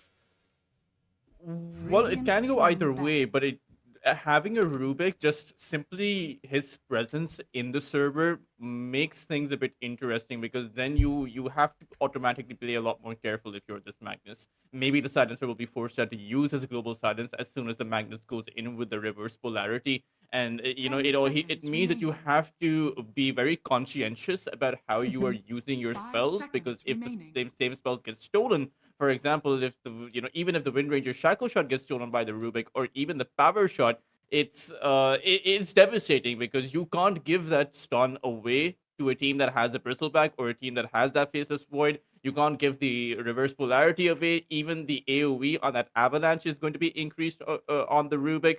So it always makes things it always increases the risk factor for all of the spells that you yourself are using. Yeah, but at the same time, you are having all of these, you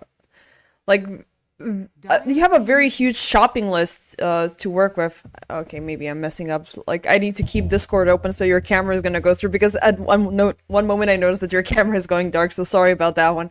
But yeah, Rubik is indeed gonna have a very big shopping list here. Like, all of the abilities that he can take away are absolutely amazing. But there's still one more hero in the pool that I'm insanely worried about, which synergizes really nicely with the Wind Ranger, and it synergizes with the Cleave tactics that we spoke of earlier, and that is the Kanka.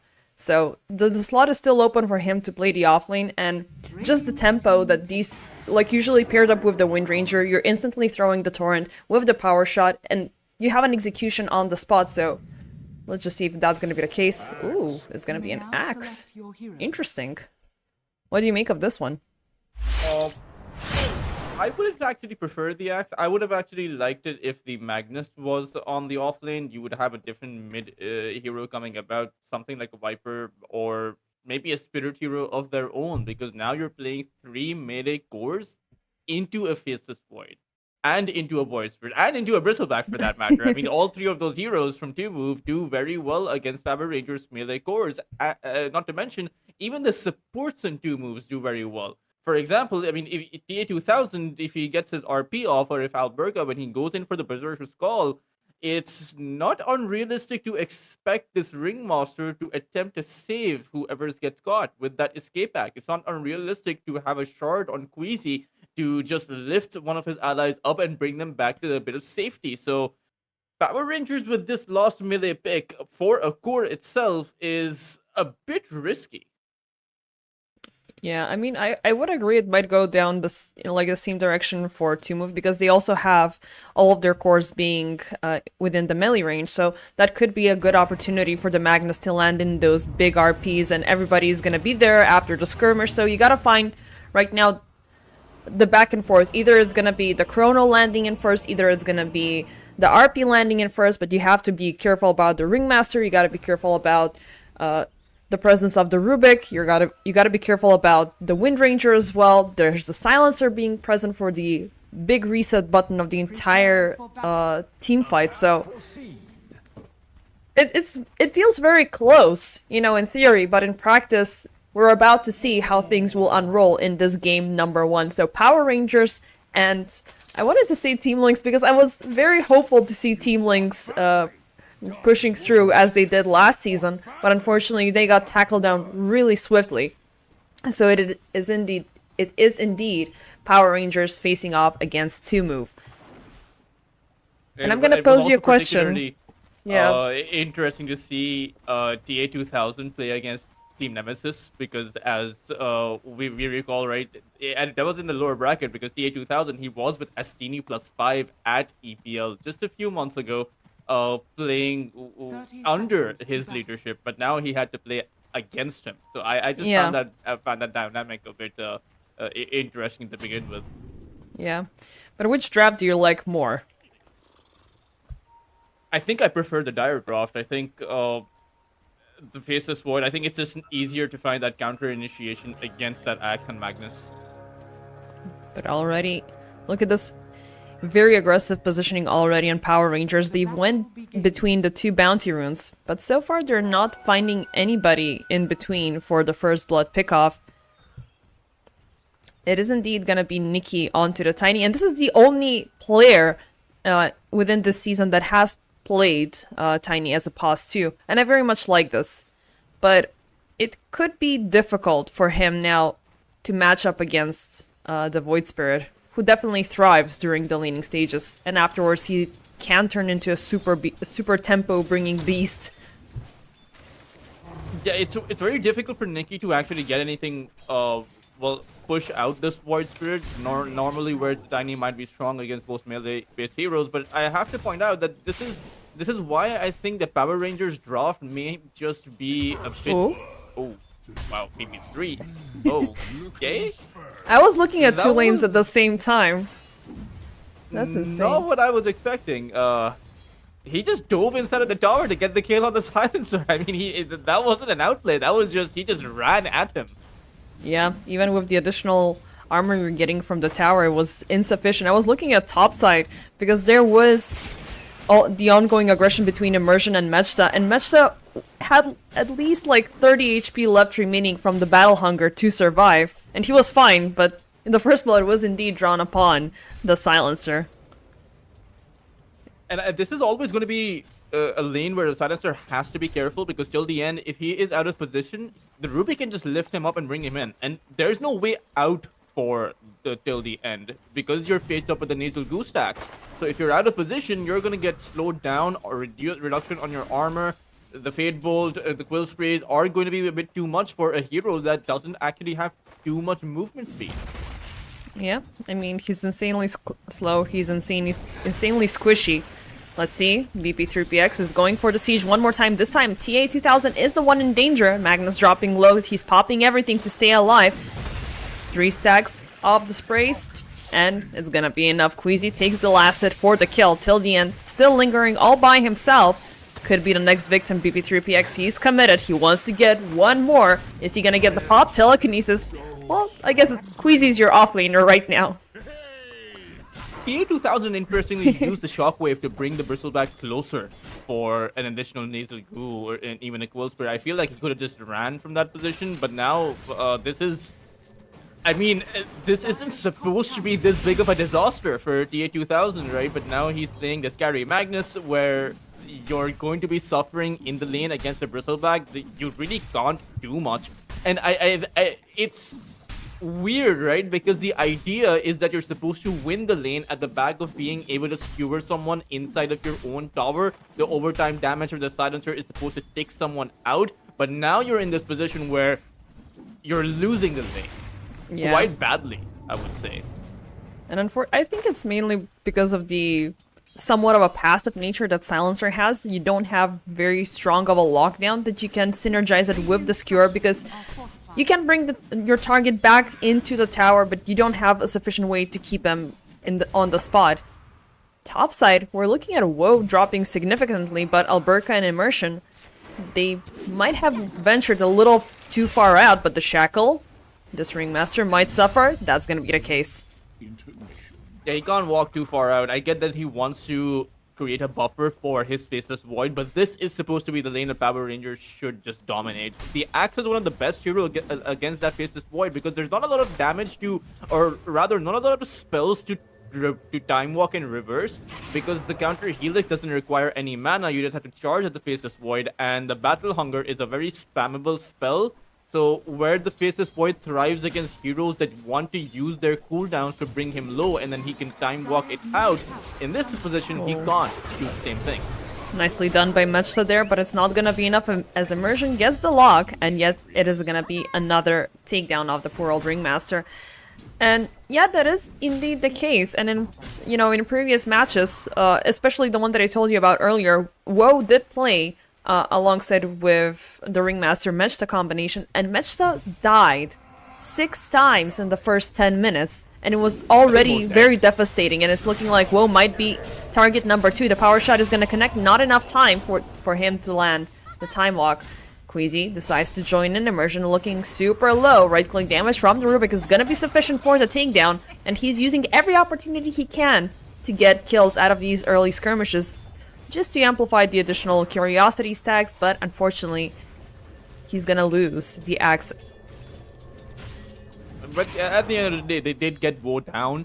You're playing against the Faceless Void Specialist, and you're able to take him down. That is a good result, especially considering the disaster of that bot lane. So if you're able to win something over on the top side, I would say that you offset the pressure of your failed safe lane. You know, your Tiny has to rotate less until he gets his Blink Dagger. I would say that is a pretty good outcome, and you can just now naturally transition. I mean, Alberga has a Vanguard, and it is straight up impossible for Woe to contest this Axe right now. Yeah. And speaking of mid lane, we haven't really seen anything insanely happening here. Nikki has been absolutely stable on the Tiny, and he's even ahead of experience compared to Darknia. So finally, he might be... I mean, he's not a hero that, does the level 6 rotations early on. He's fine when he just gets a very strong, at least level 3 Avalanche and one toss combination, so you can have that secure lockdown upon any target. Now if the Shield Rune bottled up, is he gonna be aggressive? Darknia, look at the damage going through. It's absolutely insane. But it's not enough. They're not gonna go for it.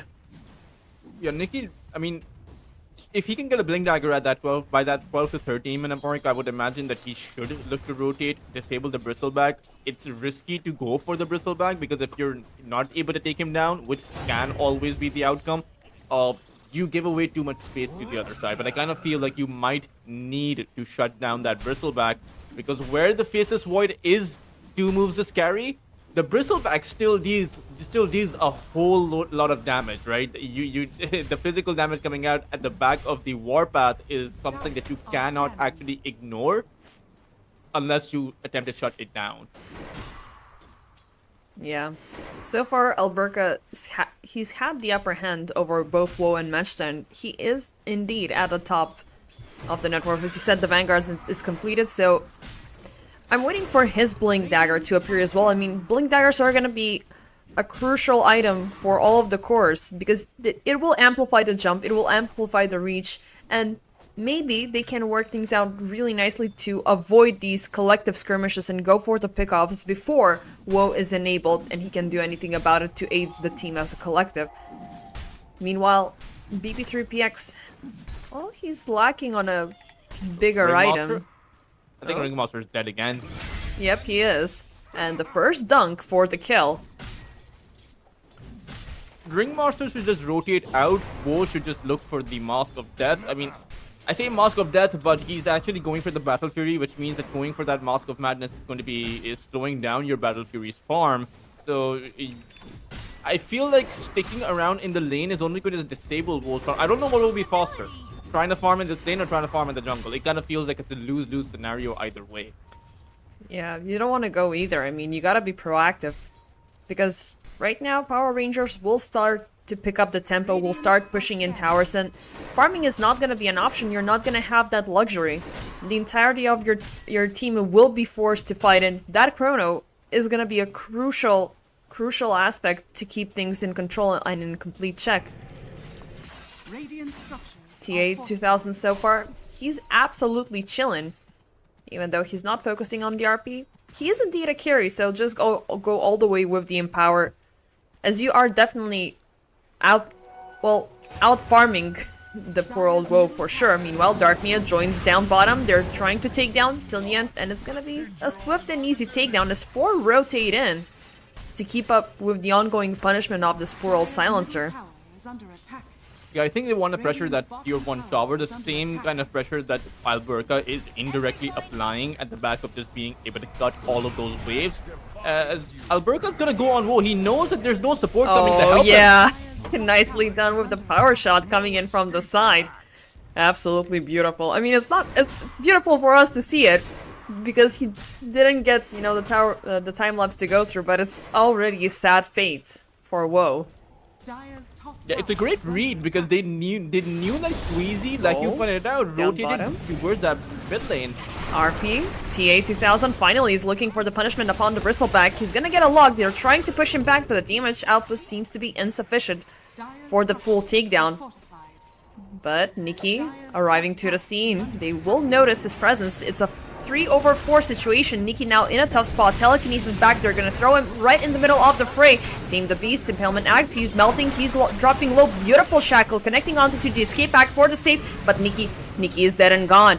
TA 2000 pushing forward. Now Woe and Darknia are present. He does not have the Chronosphere, and it's gonna be still a takedown as Magnus has used up everything to buy himself some distance away from imminent death, but the dedication was there from Tumu. Yeah, that's what I mean when it's risky to go for BB3. He is a bristleback at the end of the day, and they use their avalanche and toss. They use nearly everything, even TA 2000 spells, which by the way are not, you know, as you pointed out, they're not that much, right? He has maxed out his Empower, so there's very little damage coming out at the back of his level 1 Shockwave, and the RP isn't really a damage-based ability. So when they had used everything, Darknia came in, suddenly there was nothing to counter out that kind of tempo, and even though the other side, even though Tumu focused down on that Tiny, they were able to get the kill. They chased after TA 2000, they got the kill there. Alberca is kind of, you know, playing his own little game on the other corner of the map, so he wasn't really available for them. So it's very risky to go for the Bristle if you're unable to actually take him down. That's not only space, but I think they gave away quite a bit of lead to Tumu. They had a 2000 net worth advantage on Power Rangers, but now it's barely any kind of an advantage. And it's looked like they're going for TA 2000 once again, utilizing what vision they've had. I mean, they've occupied this area of the map, but no, actually it's going to be BP3PX once again in danger. This time, it is going to be 2 additional heroes to aid for the cause. But instantly, Tumu, they're looking for vengeance. Darknia, Queasy, Mechta, closing in from the other side. Till the end will be instantly shut down. Can they proceed forward upon TA 2000? He is running down the river, utilizing some of the movement speed from the slipstream, but still taken back, burning by the Spirit Vessel. Immersion way too late. Alberca now decides to join in as well, but again, he's been playing his own game. Vanguard, Blade Mail, and he's been prolonging the Blink Dagger for quite a while. That Ether Remnant by Darknia should have been dodged. I mean, for TA 2000, I don't know if he became a bit complacent, thinking that he was probably going to outrun Darknia's Ether Remnant, but quite clearly he got at the edge of it, and then he just went down to the daggers coming in from this Ringmaster. And again, I feel like every single time Power Rangers are able to accumulate an advantage, to move or simply a few moves ahead of the Radiant side, they're able to mitigate the kind of advantage that the Radiant side build up. I mean, all puns intended, they are 2 moves ahead, because for 1 kill that Power Rangers obtain, they get 2 in return, easily. But let's see, right now, it is gonna be Power Rangers once again on the move. They are trying to find and punish Woe because TA2000 has been suffering. Global Silence used a little bit too soon as they don't land the Shackle Lock. They escape back from the backlines, nicely done by Mechta. Wheel of Wonder is gonna connect and push them out. Woe, no longer in danger. Now Queasy, Mechta. It's a 5v4 situation. But Woe is still alive and well. He's got the Chronosphere if he's willing to commit, but it might be a super risky move. Both teams will call it. At least they're gonna back off, do a little bit of a reset for the time being. But they will completely call the siege. Base, every single time you have the escape pack come out, where's your plan B? No plan B. Darknia instantly jumping in till the end, once again shut down. Dire's middle tower is under attack. I mean, it's pretty simple counterplays that they're making. They're using their basic spell. They're just using their heroes at what they're good at, while Power Rangers have to come up with these innovative plays. They have to outsmart the other side, whereas the other side doesn't have to play with that 200 IQ. They just have to make a very average move. Maybe they will be a little bit more enabled. Nikki, he's been lingering in the jungle, so finally his Bling Dagger is going to be completed. How is Axe doing? Well, he's pretty close, so they just need to close in the gap, get the swift execution, and get the hell out of there before 2Move can respond to it. Because 2Move right now, they're a little bit ahead of the curve, and they're hurtful. So, and I loved how well Mechta has been playing, and Darknia as well with these aggressions. Once again, he's gonna find Alberca this time though. He's gonna be shackled back. The power shot will connect, but Woe jumping in with a beautiful Chronosphere, getting the lock onto 2, but still Darknia will die, but Nikki lingering outside the Chronosphere. Mechta as well will die in a package deal. TP out from Queasy, will it happen? Nope! Dunk for the kill. Oh, and it's a mega. That's a big bounty. Yeah, that's Alberca's Bling Dagger completed. I feel like that Chronosphere was not the right play by Woe because the escape pack came out on their Void Spirit on Darknia, who was very low on the HP. That Chronosphere sealed the Darknia's end there. And, I mean, we saw exactly how much damage Woe is able to dish out in his Chrono, right? It's just about a 0, especially on Alberca, who has that Vanguard, has that Blade Mill. Just too much armor on that axe, and you need the rest of your team to be free to dish out damage instead of that Chronosphere, at least until he has some semblance of farm. Yeah, and Nikki coming in from the sidelines, they did not expect the Tiny to respond there. And also it was a completely zero vision team fight from both sides, so they were just going in blindly and see, and hope for the best, but realizing that the Chrono has already been popped up, they do have the rest of the team just ready to do whatever the hell they want. And yet, no damage, no problem. But it seems like Alberca, he's bringing in more problems. Down bottom, he's gonna get a solo takedown. Meanwhile, in the mid lane, Mechta, swift and easy, and Darknia caught up very last second with the shackles. Global Silence used up, he's still quiet, he is taunted, taken back, and Alberca, well, he's not gonna get the dunk. He's gonna get the dunk for the kill, but it's still gonna be on cooldown. Now Nikki proceeding with the siege. Queasy taken back. Very nicely done.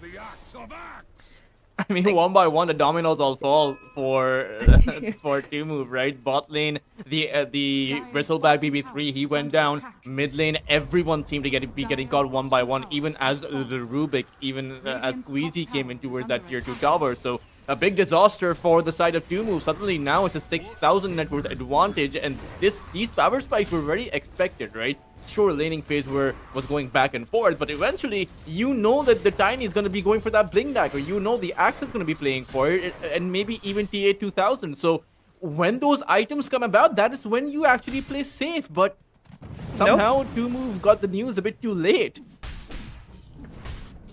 I mean, they were always gonna have that issue once they commit with their one big ultimate.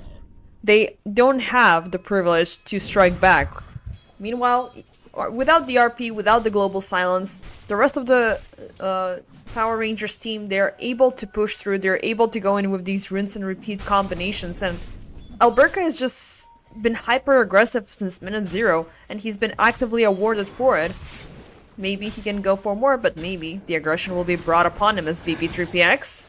He's gonna find him farming in their jungle, but he's a little bit of a tough cookie to crack, so instead he focuses his efforts ever so slightly upon till the end. But they've learned their lesson. They don't want to venture too far out because the punishment will be right around the corner. And they want their Faceless Void to farm with all of the space that they currently have. I'm just not sure if Wo's current capacity to farm is going to be enough. Sure, now he has that Battle Fury, but he's actually inside that smoke of deceit. So I wonder if they want to look for a Chronos fair play, and I wonder if this will actually work out, because it's super hard to get this down against these melee-based scores. The Tiny has 2000 HP, so does the Axe, and so does TA2000 for that matter. It's gonna be tough, but they still will make contact. Nikki's gonna be the first target caught up at the Wheel of Wonder. TA2000 trying to set things in the backlines. There's the Global Silence. He's trying to set up the RP, but all of his targets have ran away. Instead, he's just gonna be focusing upon Woe only. Alberca jumping in. It's gonna be a mission success. Mechta trying his best to push the enemies out of the way. Meanwhile, Darknia will be able to take down Nikki, and they're looking for Alberca up next, who has been playing a game of cat and mouse between himself and BB3PX. A little bit of a... Well, there hasn't been any center of attention here. The skirmish has been played out on two fronts. And it's been tough for both sides, but it's going to be a 2-for-2 trade-off with 2move getting a little bit better out of it, as 2 cores have fallen. That is true, definitely, from a resource perspective. You take down 2 cores, you only lose 1 core and 1 support, but at the same time, you do lose your Faceless Void. You lose your you lose your most important hero. You lose the one hero that is going to actually win you the game. And for Power Rangers, they got their kill objective. They got Woe down at the very start of the fight, and I feel like for them, that isn't the result that you're going to be unhappy with. Immersion. Can they get her? I mean, she's still ticking. Yep, she's gonna die. Thankfully, Woe was present here, but they're still lingering a little bit too close to the enemy tier 1 tower, and now Alberca is looking for vengeance for his support. Darknia, Pulse, nice run away till the end. Oh, the silencer might be in danger, but nope, it's obvious. The 2move are the ones being scared. Nikki in the backlines finds Mechta, toss forward. They have Woe on the lock once again, while Mechta runs away with the unicycle. They're looking for him once again, or maybe they can go in for Roche now, since they don't have any contest for it. Mechta eventually gets found, as the poor Ringmaster did not have a TP for about 20 more seconds. Yeah, it's just a bit, I mean, Power Rangers, they're bringing the tempo wherever Woe is rotating, wherever he's going, and I really do wonder, with all of the space available for 2move, why Woe isn't farming in the jungle? Like, why does he feel the need to actually play that far out on the map? He's a Faceless Void. He's useless in the early game. You know, like he's 7,000 net worth in the 21-minute mark, trying to contest against 3 big, tanky, super early game heroes that are 11,000 in net worth. Like, what is he expecting is going to happen against an Axe? I think it's the peer pressure coming in, because Darknia was out there for the chase of immersion, and he was like, yeah, I want to get a piece of that as well. You know, I want to be like you when I grow up, but, you know, he needs a lot more room to grow. Fortunately, the presence from 2move will be enough to put a stop to Power Rangers going in for Roche number 1. So, unfortunately, the dream of a second life will be prolonged for just a little bit. I mean, I completely agree with your sentiment there, but you don't want to be on the losing end any longer. As you said, he's at 7k. Rubik is closer to him rather than he's closer to Darknia. Yeah.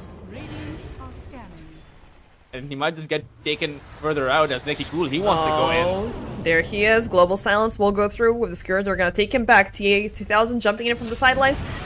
a little bit of a dance with the Yules, but it's gonna be the shackle that keeps him in place. Now Mechta, a reveal of the Ringmaster. He's trying to pop the escape pack for his own run, but instead, the focus is in the backlines while Burka has caught up onto both Queasy and BP3PX. The Bristleback with the BKB, he's trying to punish as much as he can, but it's looking like the second he is bare naked without any resistances, he is gonna be dead and gone. A beautiful collective effort coming in time after time again from Power Rangers. I feel like they're being handed that to on a silver platter, really. That top lane, you don't have your tier 1 tower, Bo is constantly showing on those waves. Like, I hate to be pointing out his flaws each and every single time, but you're playing against a lineup that has 2 Blink Daggers, against an Axe and a Tiny who quite clearly want to fight you. And you're showing on the lane each and every single time you're up, while the rest of the jungle is open for you to farm. I mean, take a look at the observer ward placement, right? They have observer wards in their jungle. The side, you can farm on that bot lane. He's finally going to go towards that triangle, but this is something he should have done from the very get-go. Not when there's a 10,000 lead that's staring against them. Not when now Power Rangers have that Aegis. I still have a little bit of a hope, because I've seen them pull through this, you know, because right now they learn their lessons very fast. So yeah, he went back now to farming. They will allow these 5 minutes of comfort to walk away from Power Rangers. I don't know, like, I think one good setup might be changing the course of this game, but at the same time, the power output, the damage output coming in from TA2000, from Nikki, from, well, Alberca not necessarily, but, you know, he's been doing an amazing job in these first 25 minutes and being the active aggressor. But still, they're gonna catch him down the mid lane, Wheel of Wonder, but there's the BKB. He swiftly walks away from danger. Forcing out the BKB is pretty good, though. In some ways, like, now Alberca can't really go in for the next at least 100 seconds. You still do have the Aegis, so maybe just wait it out. And as long as you can hold your towers, I would say you're in a good position. As long as the Faceless Void is farming, like, it's all good, right? And that is the only thing they need to do. Just take this game to that 35 to 40 minute mark. That is when that you can potentially fight against these melee cores, but not before that. You can't let the real objectives slip by. Yep.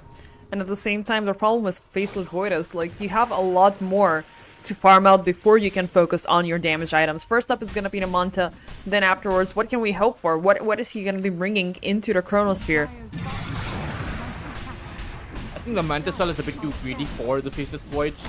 There's also the question of, do you really want to use that Manta against that Axe? But I get it, you need it against that Global Silence. But I would imagine the BKB is something that he should have gone for from the very get-go, because he will need it regardless of the Manta.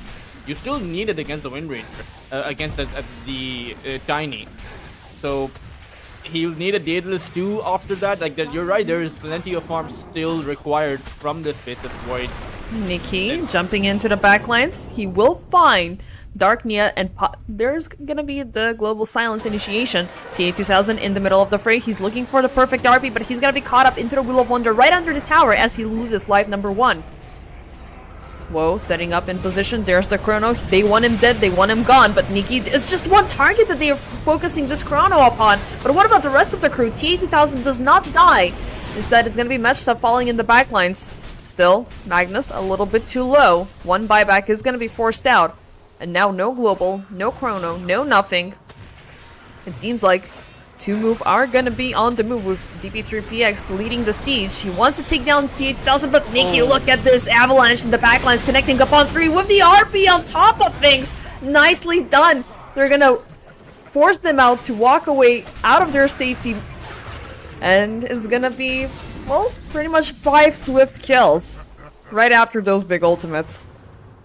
Yeah, that 3-man avalanche is a death sentence for a lineup. You know, especially when you have an Axe Alberca, that was the easiest setup for his call that he's received all game long. And for the side of a 2 move, I get it. You have an opportunity to counter something out, but you can't let. It's a small one. Sight of your own goal. You know, like your chances of a comeback, they dwindle as long as you don't farm. Like Sure, you lost your tier 2 tower, but you took down the Aegis. Just go back to farm. They're going back to being one move. Base, that's what I don't like. You know, like... I mean, it's still a number. It could be 0 move, you know, that would be the worst part, but it seems like they might be heading in that direction as BP, second he ventures out, he's gonna call the GG. I mean, they've suffered enough, and to make matters worse, right after that team fight, to add insult to injury, Nikki got the scepter. And I love the freaking tiny scepter because you already have proven that you do have the damage output, you do have the control, and with the tree barrage coming in, things were about to get 10 times worse. So Woe, unfortunately, he never stood a chance to redeem himself. There was no farming space, there was no team fight potential, even though the laning in the bottom lane was something that they could have used to salvage the remainder of the game. They lost 2 lanes very early. So yeah, any final verdict before... Oh, it seems like something did happen for Teltros, but I guess we're gonna have him back at game number 2. Again, convincing victory coming in from Power Rangers. We'll be back after the break.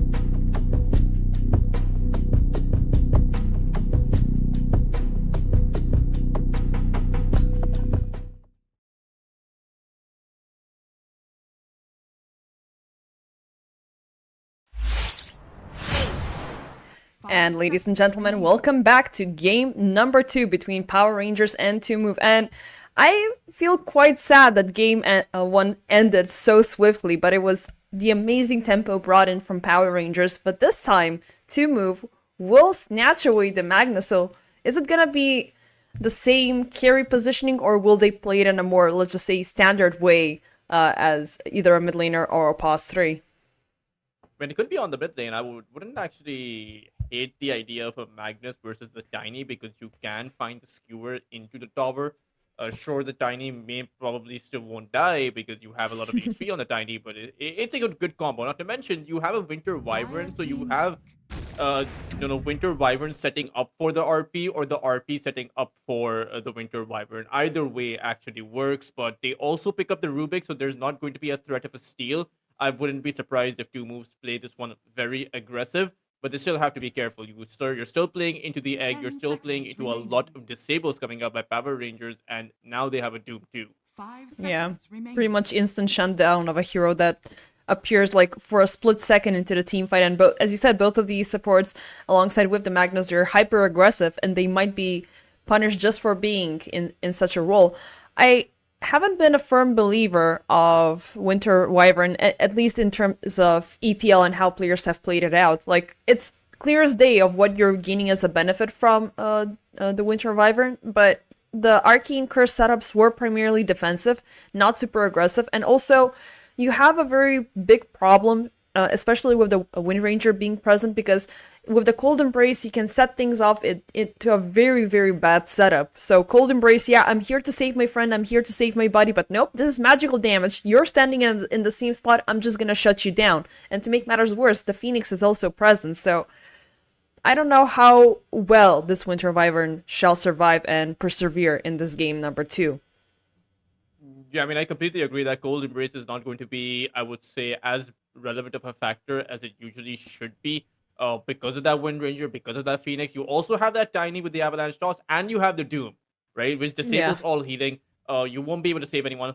But I will add, though, that this is a pretty unique scenario because you have a Rubik too. So if you have a Rubik Shard, you can theoretically lift up your Cold Embraced ally and reposition them if you see a power shot coming in. I don't think that'll happen because it's one of those very niche scenarios in Dota, but it certainly could be possible.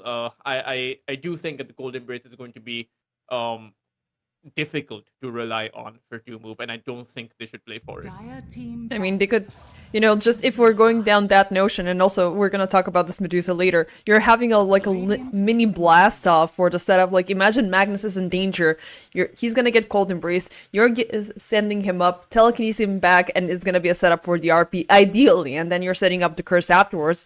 Medusa is gonna be picked up, a hero which is pretty much a double-edged sword. Early lane survivability is always an issue, but her power output afterwards can be absolutely insane. But can Power Rangers do something nasty here? And I mean, there's not gonna be an anti-mage, there's no Pango available. Is there any other diffusal wielding hero that they can bring in? I mean, they already have the Wind Ranger, right? You can just position the Wind Ranger as a carry, make a diffusal blade, focus fire the Medusa down, and it is a pretty good hero in that regard against the Medusa. Still, I do suspect that Power Rangers initially, when they brought out this hero, was a support in their mind, as it was in the previous game. But this Medusa is supposed to be ideally great against the Doom, because you don't rely on HP, you rely on your mana, you don't care about HP regen. The Doom is supposed to disable that HP regen. And it's a pretty good hero into the Phoenix. It's a natural Manta style builder. It's a natural Silver Edge builder against the Tiny. I'm just not sure if a Medusa works out in this day and age. You have that frontline buffer, sure. You have the repositioning by that Rubik. You have that Winter's Curse on the Winter Wyvern. But again, Power Rangers, they're probably just going to look to overwhelm this Medusa. And at the same time, I'm not really sure about how well you can keep things going as 2Move, because with the Sand King being present, like, you have these very, very big commitments, very big ultimates, and we saw how fast Power Rangers can respond after those appear, and with a swift, easy rinse and repeat combinations, instant jump in, instant counter initiation. I mean, ideally, if you set things into motion for the big RP, for the epicenter, for the stone gaze, for Medusa just to be throwing everything from the side, it would be brilliant, but you're never super lucky for that to happen. Yeah, I'm concerned. I would actually go for like I would switch this Wind Ranger to a carry, and I would pick up a Nyx Assassin here, right? Great Oof. into against the Medusa, good against the Sandstorm because you can immediately just stun the Sand King. There are so many spells on 2 move which the Carapace is good against, like that Winter Wyvern as well as that Rubik. You can also use it against the Shockwave. So the Carapace is a great ability this game, even against the Mystic Snake that the Medusa sends out. Right, each and every single one of 2 moves here heroes can be stunned up by that Nyx, and then with that Vendetta, you can look for the backline supports with the Winter Wyvern and Rubik naturally, or you can try to spot out that Magnus inside that invisibility. So it is a great scouting hero, and Doom is one of those heroes that can solo the lane. So for Power Rangers, they're not going to go for that. They're going to go back to the Lifestealer and still play with the Wind Ranger support. I don't know about this Lifestealer though, Base, because Lifestealer is one of those heroes that doesn't do well against the Medusa after that 30-minute mark. I mean, that is indeed gonna be a problem, but I'm a believer of what Power Rangers can do here because they can utilize the Phoenix. They do have the Tiny for the jump in, for the big impact coming in with the Infest Bomb, so it's gonna be a very short window for 2-move to react, but at the same time, they're throwing at least 2 heroes out into the fray, so it's tough. I mean, at least I believe if Power Rangers are able to farm up to 20 minutes to get those Blink Daggers, to get those BKBs online, Lifestealer always has that slow pickup until he gets the Radiance available, but once he does, it's already mitigating what 2-move have to offer because they're also a Blink Dagger enabled team. The Sand King, the Magnus being present, maybe even Rubik can opt in for such an item. I mean, I did agree with the notion of Nyx Assassin a lot more than what we're seeing currently, that being the Lifestealer. But at the same time, Wind Ranger as a carry, I think only Mickey can make it look good. I think the TA2000 has played it, but I mean, the Wind Ranger support is also fine, right? At the end of the day, Power Shot is going to be a critical factor. Shackle Shot is going to be pretty good this game, especially against that Magnus and that Sand King. Wind Run to trade in the lane. So it's not that bad of an ability, or rather, not that bad of a position, the one they're playing the Wind Ranger in. And you can still go for the Diffusal Blade. Like, it's a relatively cheap item, and you can still have some high value against the Medusa if this Wind Ranger does go for that. At the same time, even if you don't want to play Wind Ranger carry, right? The Lifestealer in this very specific scenario, when you have 2 BKB piercing ultimates in both the RP as well as the Winter's Curse, or rather, actually, even the Stone Gaze, right? That's all that also pierces through the rage. So it's I don't know how this Lifestealer is supposed to get the hits off, which is the big problem in my mind. And then when the Eye of Scotty comes out from the Medusa, the Lifestealer can't play the game because there's no way to actually lifesteal in that regard. There's no way to go back once you've already committed in. It kind of feels like if this Lifestealer can't pop off from the very get-go, which is always going to be hard because, like you pointed out, it is a very slow build-up for a hero like that. So if he doesn't get the maximum out of the first 15 minutes, if he doesn't have a good Radiance timing, if he's going for that, then I don't think this Lifestealer will be able to scale up against the Medusa. We shall see. I mean, Power Rangers have brought in a couple of interesting surprises in the previous game and across all of the series that they have played within this season, so I guess we just have to believe. We just have to believe that they have the right idea on how they're gonna play out this Lifestealer. And I'm trying to see as well, like during those big skirmishes, because 2-move are going to be thriving on those for sure. That's going to be their upkeep. That's going to be their biggest impact here. Supernova, it might keep them distracted for long enough for Nikki to deal immense amounts of damage. So maybe this Lifestealer is just a scapegoat to keep them distracted, because also the Doom might grow to be insanely scary. If he reaches the later stages of the game with his Scepter being present, like he can just jump in, AoE strike down everybody. and turn the entire team fight into a huge reset. I don't know, like, at the same time, you either want to live long enough and play long enough as Power Rangers to get the best out of this hero, but at the same time, you are giving to move the possibility to do the same. There's still always that benefit of the doubt, and I think it's all coming down to how well of a lane WoW has.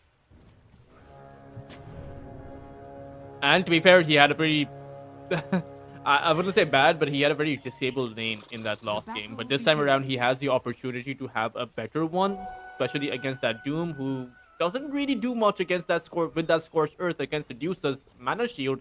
But at the same time, you can always have the rotations coming in from this Phoenix. It's a very easy gateplay to actually commit to. You know, go through the gate. You have the Wind Ranger, you have Disables, you have the movement speed advantage. You can overwhelm this Medusa, and the Winter Wyvern can't exactly do much against that. You're not going to be cold embracing the Medusa in that scenario. So you may actually just want to play on this bot lane rather than on that top side. For both supports, I would say. I was just hoping that maybe we're going to see a temporary tri-lane, because the early aggression was brought upon TA2000. But the damage is not present early on, so maybe Power Rangers can thrive on that. The upper hand, indeed, for 2-move is the fact that they are wielding a dual range combination within their safe lane. So yeah, they're always going to be getting away from the Scorched Earth, but Doom does not have a big problem if he's not getting early kills. He's just there for the farm. He's just there to be super stable. I think Mechta might be suffering once again, as Immersion again is going to be insanely proactive on this Wind Ranger. Thankfully, a couple of strikes back with the Arctic Burn are going to scare them away. But he has to be careful. Now, this is a much, I would say, safer lane for the Winter Wyvern to play in compared to the Ringmaster earlier, because you do have, there's not exactly a whole lot of overwhelming damage coming out. Sure, Immersion, once he gets his Fabric Shot, will have that, but there's ways to escape, especially with the Flying Witch. But whoa, he's going to be the target. Yep, he is indeed. Mana is coming in to increase the duration of the shield, but Alberca is still within range. Nice Cold Embrace. It's still the focus now upon Mechta. Thankfully, the Scorched Earth is gonna expire, so no first blood just yet. But already, we see that once Power Rangers put their mind into it, somebody is already suffering. We spoke quite highly that, well, not quite highly, but quite well, that this is a lot more of a formidable lane. But it might be easier for Mechta to stay alive, but it's gonna be a lot more difficult for him to maintain the Dusa. Because he's giving her back health, and she needs mana. And there's no real mana regen actually flying out. There's only one clarity actually coming for the Winter Wyvern. Even Wo is bringing in a Null Talisman rather than any kind of a Mango. And I wonder, the Winter Wyvern, if he'll use the clarity on himself or rather give it to Wo. Either way, Immersion is feeling hyper aggressive, so the second he's gonna see that aura coming in from the clarity, he's gonna look in for an instant cancel. Mechta going in for a little bit of a right-click punishment upon Alberca, but yep, there's the clarity, instantly denied. Immersion, even if he suffers, at the very least, he's gonna keep things in control. Shackle now, once again, upon Wo. The shield is not melting as fast, but look at this, like, the second is gone. She's down to 1/3 of her HP. You have only 5-1 charges to play with. This is all without the Phoenix rotating in. Once that happens, I'm not sure if Wo will be able to make it out, and you are playing a Life Stealer on TA2000. He can solo the lane, and there's not a lot of skill potential on him. Like BB3, his Shockwave is not going to do much, his Skewer is not going to do much as long as you can pop the Rage before you get skewered in. And Queasy's Telekinesis at the early levels is not a good enough setup for the Skewer itself. You're not going to be able to disable the Rage in time. Yep, and if... let's just see what happens here. BP3PX is gonna force the Skewer to try to run away. Blood Grenades on top of him. The open wounds as well. Still, the damage is insufficient, but till the end, he is committed. He still has the Fiery Spirits, but the Telekinesis will take him back. Connect upon TA2000, and the first blood is gonna be drawn. Successful mission for 2-move, but wait, top side, whoa, once again looking super low. Alberca this time going in for the deep dive. The power shot is gonna connect, but the damage is sufficient. Still, the right click is gonna be enough. It's just gonna end up in a trade-off. Whoa, alive and well. Alive, but actually not super well. Yeah, He not might well fall at next. all, but at the same time, I think that's pretty good for 2-move, right? They got the first blood towards that bot lane. It was very close on both the side lanes here. But at the end of the day, your carry stays alive, your offlaner stays alive, you get the 2 kills. You know, Alberca is low, so even though Woe isn't too healthy, neither is the Doom in this scenario. Sure, he'll have the salve now come in.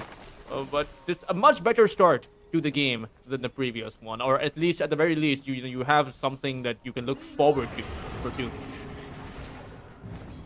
Alberca, once again, he is looking for the aggression, but as levels keep coming, thankfully Mechta is a lot more alive in this game compared to the previous one, so he can be awarded with that extra experience.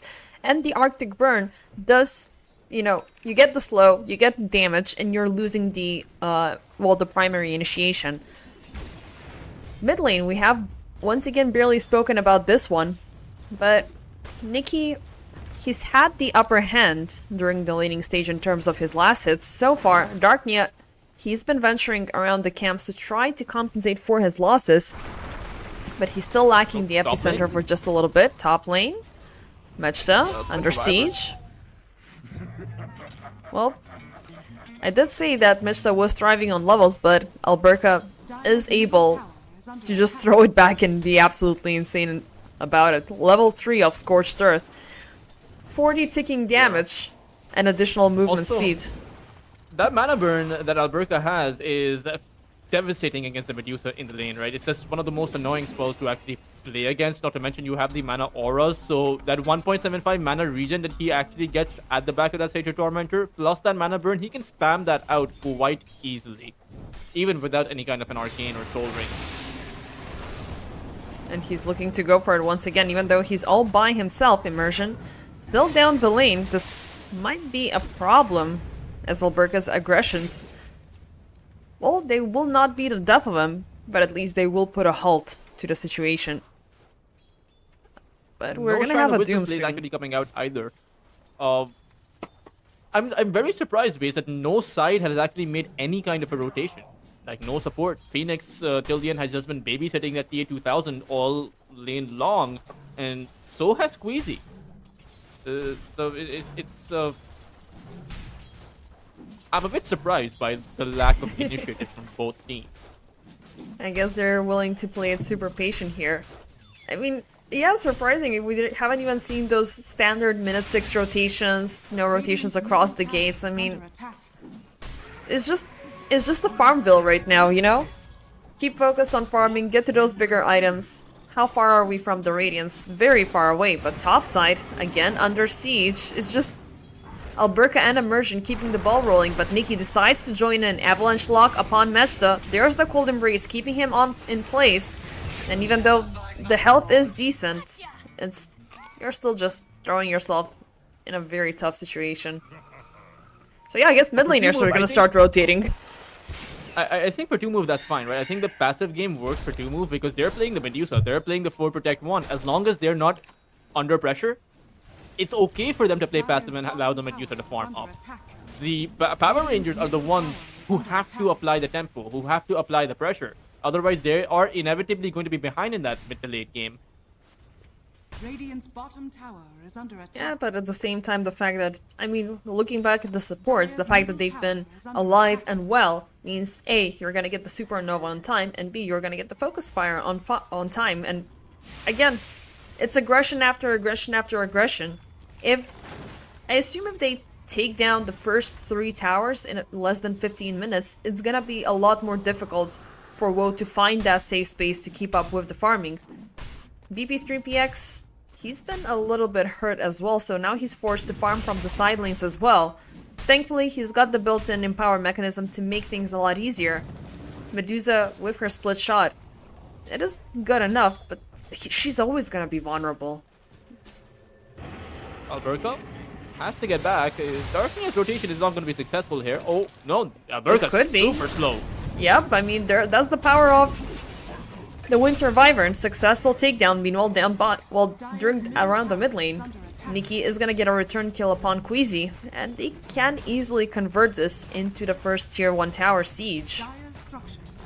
Yeah, Darknir doesn't have the teleport, so I don't know if the tower is gonna go down. I think it's gonna be close. It'll still be low, but at the same time, it was an offlaner for a support. So obviously the kill exchange is not advantageous for them, but they've applied quite a lot of pressure on that tower, like you pointed out. So if you're able to take this tower down within the next minute or so, I'd say that's going to be worth it for Power Rangers. I don't think that Alberta is gonna be super sad about him dying earlier. I mean, Dooms, they have a very steady curve. You can take them down once easily with your limited power output that you have in the early stages of the game, but later on, he's gonna be a lot tougher. He is gonna exploit the fact that you are gonna be lacking damage, and you only have damage from one big source. And toss, Queasy, Icarus dive, nice cancel with the telekinesis, but the supernova is gonna be used up as they notice Darknia and Meshta are trying to close the gap. Immersion still focused upon Queasy, but unfortunately, well, fortunately for Queasy, no mana, no problem. Darknia chooses to reinitiate. They see him with the Dust BB3 PX, beautiful RP, locking down on both of these supports. There's the epicenter. Immersion will fall alongside with till the end. Still, the tower is gonna fall. Yeah, I mean, they took the tower down. First tower of the game, that is obviously an objective that you want to get ahead of, especially against the Medusa lineup. But losing your 2 supports for that, I'm not sure if that's going to be worth it. You give so much away to Darknia. He almost has his Blink Dagger. He'll have it at that 12-minute mark. And it kind of feels like they are in a rough spot. They also committed the egg. Sure, they still have the Doom, so they have one more move to play. But they need to make it work. Let's see. It feels like they might go on Woe to make it even. There's the first Doom usage. The shield is dropping, but a beautiful Arcane's Curse is gonna put a halt upon Burka, not necessarily gonna take him down, so Dusa will survive the Doom duration instead. Power Rangers, they're not willing to walk away from this one empty-handed. They want Meshta and they want him dead and gone for this intrusion. But he's been busy. He's lurking around the trees. He's trying to waste as much time as he can. But still stuck amongst the trees, shackled up. Power shot is gonna connect. Oh! No way, he's not. I mean, he's. Thankfully, the TP is on cooldown. He's gonna survive? Immersion, he's still looking for him. Power shot in the wrong direction. This is insane, but the Fire Spirits. Oh, one will hit! It's one, ladies and gentlemen. The Cold Embrace right after. Now they're sure that he's there, but oh no! The Power shot! How did that miss? Was it the terrain? No. I don't know how that missed though, but that turned into a game of Pudge Wars for just a moment or so. That was insane. But they still, you know, at the end of the day, it was Woe that was the big target.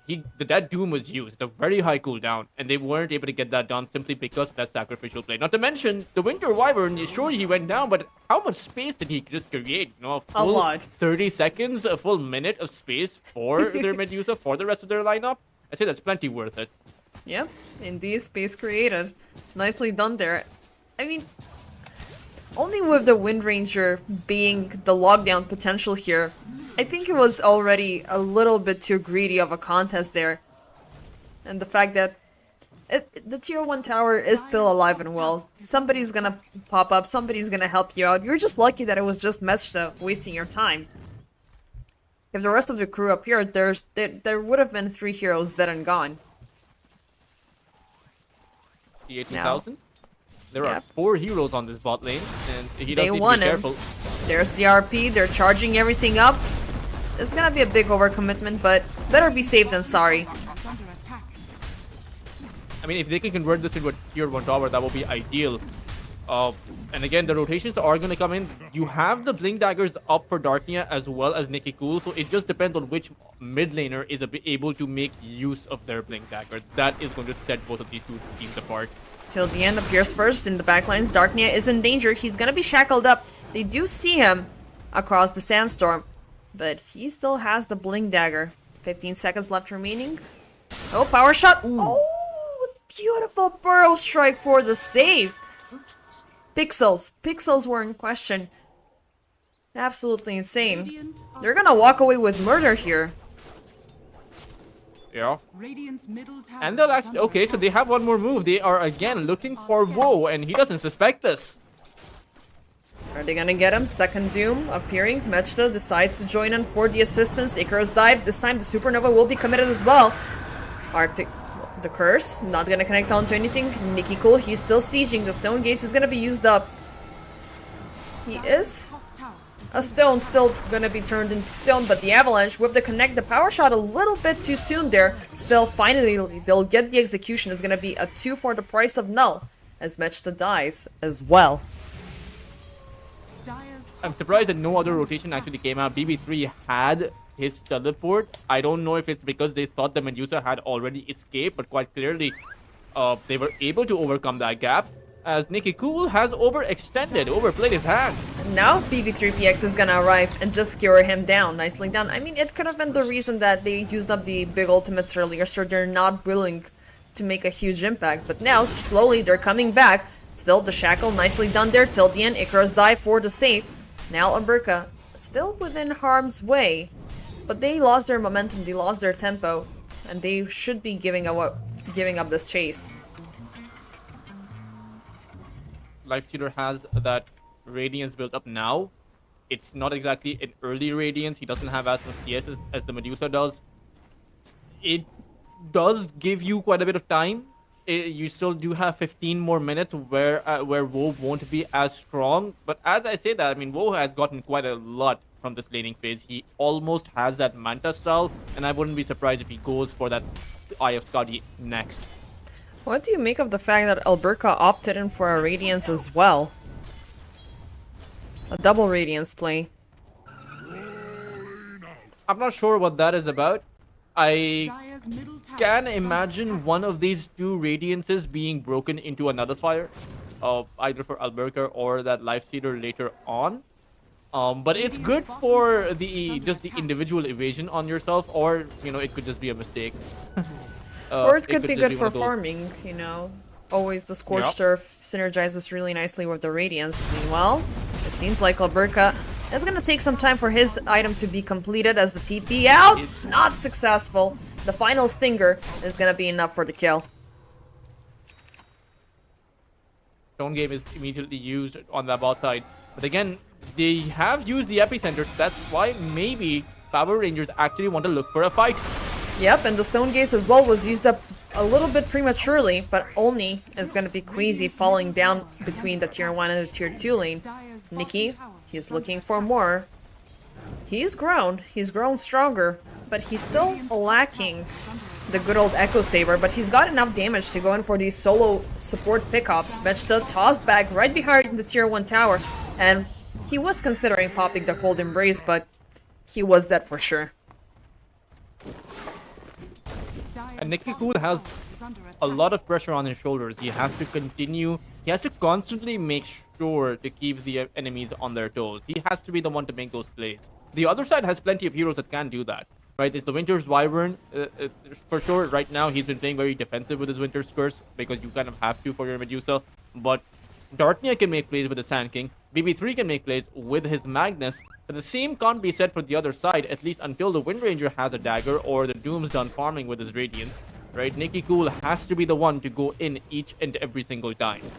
And he's looking for that chance right now, having the Infest upon him. But unfortunately, around that portion of the map, he's not gonna find anybody. Instead, the focus will be brought down bottom, where he thought he was safe and sound, at least. Not for long. The Observer will be dropped. He's got the Stone Gaze if things go bad. They are trying to get in front of him. The toss will go through. He won't be making it through the bridge, especially with Nikki having the haste, trying to TP out. Mission unsuccessful. Can they go for more? Nikki, he's yearning for more kills. He finds Squeezy, but now he might be brought a little bit too deep into the fray. The epicenter goes through now with the RP, but it's only on one target. The Arcane's Curse in the backline, only upon immersion.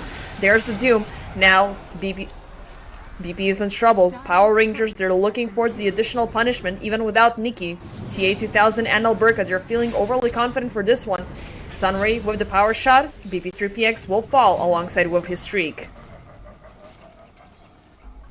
I mean, you take the Medusa down, you take the Magnus down. That is a very good end result for what was only one death. And I kind of feel like... hold up. Alberca? He's gonna be fine. I feel like Power Rangers have to accept the fact that they will always lose their Tiny. He's their sole initiator. There is so much counter initiation at play. There's no way that the epicenter is not going to come out, right? Darknia will always, as long as he's there, will always get that down. So you have to be okay with the fact that you will lose one person at the start of the fight. It's how you transition that fight later on, and this time around they were able to do that. But that kind of a play is not going to be available for Power Rangers each and every single time, right? Being able to take the Medusa out first. As the game goes on, saving the Medusa for loss is the only strategy that becomes viable. You know, and when the Medusa does have the farm, how is that play going to go? That's the big worry in my mind for Power Rangers. Tormy number 1. They're gonna commit the infest as well, so immersion's not gonna fall, because even with the beautiful lockdowns and with the great push that Power Rangers currently have, their damage output is indeed limited, which might prove to show as well as the game keeps on going, because again, the Dusa late game is an absolute menace. But during the previous skirmish, we did notice, with her being missing, what the rest of the crew can do and how many spells they're able to commit. Like Nikki, he soaked up both the RP, both the epicenter, but the Arctic Curse was all the way across, which it was weird, you know, but I do understand the idea there. Nikki going in for the Shrine Snatch, but a beautiful skewer back from BP3PX. He's gonna be punished for this aggression. No extra experience for you, sir. Give us your gold. I'm not sure what Nikki was doing there. Right outside the tier 2 tower with no one else nearby. That was a very overly ambitious attempt on the Winter Wyvern, who, by the way, has that Babus. So you have that 250 damage barrier. You can't give away too many of your lives like that, especially on your Playmaker. Space created? Maybe. Meanwhile, Darknia, they're gonna use this as an incentive to push forward, finding till the end. Charging up the Epi, they want to go for more. They find Alberca lurking amongst the trees and toss forward. Queasy, nicely stolen spell there. It's gonna be 3 heroes dying for the price of none. So yeah, space not created. Yeah, there's a fine line between space created and space being lost. And I mean, I kind of feel like Power Rangers haven't got enough in the first, up until this point, to be able to transition.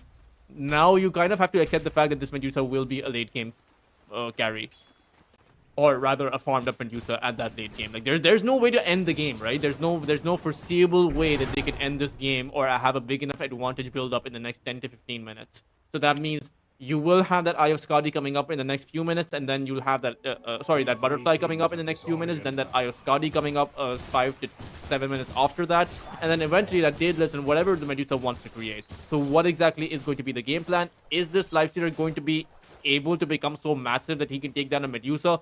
He'll be the first Life Stealer to do that in my book. I mean, let's see. I'm not 100% believer that that is going to be the case, but I still believe that Power Rangers, if they put their mind into it, they're super committed, they're super good. But let's see, right now their aggressions are being actively punished. Alberca, alongside with Immersion, they're looking for a kill. But they might just lose... Well, they didn't lose sight of anybody because they had no idea that BP3PX was there. But also as the game keeps on going, like, even if Power Rangers are able to keep this even, they're not able to successfully breach high ground, not unless Nikki finds these playmates, finds these single target pickoffs, takes them back into like a safer spot for a kill. I mean, high ground is impossible, right? You're playing into a skewer, you're playing into a Sand King. The slightest misstep could be an overextension because that epicenter will be there. You're also playing into the Winter Wyvern and the Rubik Lift. It seems like all 5 heroes of the dire side of 2-move are great for a high ground defense. But the question in my mind is if it'll even get to that point. Like, is their high ground even going to be threatened? Because, quite frankly, I seem to think that even pushing these tier 2 towers could be a disaster. Dire's top So tower far, is Power under Rangers, they do have one additional tower in their favor. They still have tier 1 top standing strong. Till the end, opting in for a first bigger item to be the Orchid Malevolence, which is a very premium item for a support. Meanwhile, we are looking at the Aghanim Scepter queued up for TA2000, and it's nearing halfway completion, while currently to move, they are on the move to try to scout things out. Now they want a little bit of a taste of aggression of their own, as they have the big ultimates ready. They just need to find the sufficient amount of targets. Power Rangers are gonna be reciprocating with a siege of their own, but it seems like Woe might be caught up first into the skirmish here. Yep, till the end, he sees him, but BP3PX, he's willing to lead the way forward. They do have the vision for this, but BP catching on to 2. Nicely done. No, actually, it's a package shield. The Infest Bomb was inside, but a Supernova will be popped up. Still, they have a lock. Look at this beautiful damage delivered. Darknia, Nikki, TA2000. They thought they had 2, but instead, it was a Kinder Surprise. The Infest Bomb was upon Nikki. I mean, even if the life shooter, like, it feels so rough. Like, these kind of plays, it kind of feels like their lineup naturally sets themselves up against each other, against this Magnus, against the Sand King. Like, as I was seeing both of those two teams group up, I was thinking in my mind, what is the ideal way to start a fight? And there is none, right? It's just so awkward for Power Rangers. I really don't know what their chances are. Like, they haven't gotten their win conditions down. They don't have a big enough lead. They don't have early to begin with. Now they have an Aegis against them. Maybe they were hoping for the same rinse and repeat situation that they got earlier, like easy control over Woe during the laning stage, but Mechta was a lot more of a formidable and a lot more of an aggressive support to deal with, so if, I don't know, ideally they had 3 kills before the first shrines appear, and that's hyper idealistic, they might have kept things in check, but regardless, BP3PX alongside with Darknia, alongside with their collective executions, they're always gonna be punishing to a minimum of 2 heroes, and that's already way too big of a loss for Power Rangers. And again, you see Nikki? There's a very high chance that he's infested, and that's already robbing away any pick-off potential, any chance for TA2000 to do anything by himself, and he's still looking for the scepter completion, but you cannot infest into anybody else, you cannot turn the Magnus into your own personal taxi service to take you back to the enemy team and obliterate yourself over there, because it's impossible. No, and that infest is just countered out by one basic spell of the Winter Wyvern. Yeah? Oh. Hey, like, this isn't a life killer game. This is Radiant's top tower has fallen. confusion. Like, I've been confused at the start of the very last pick.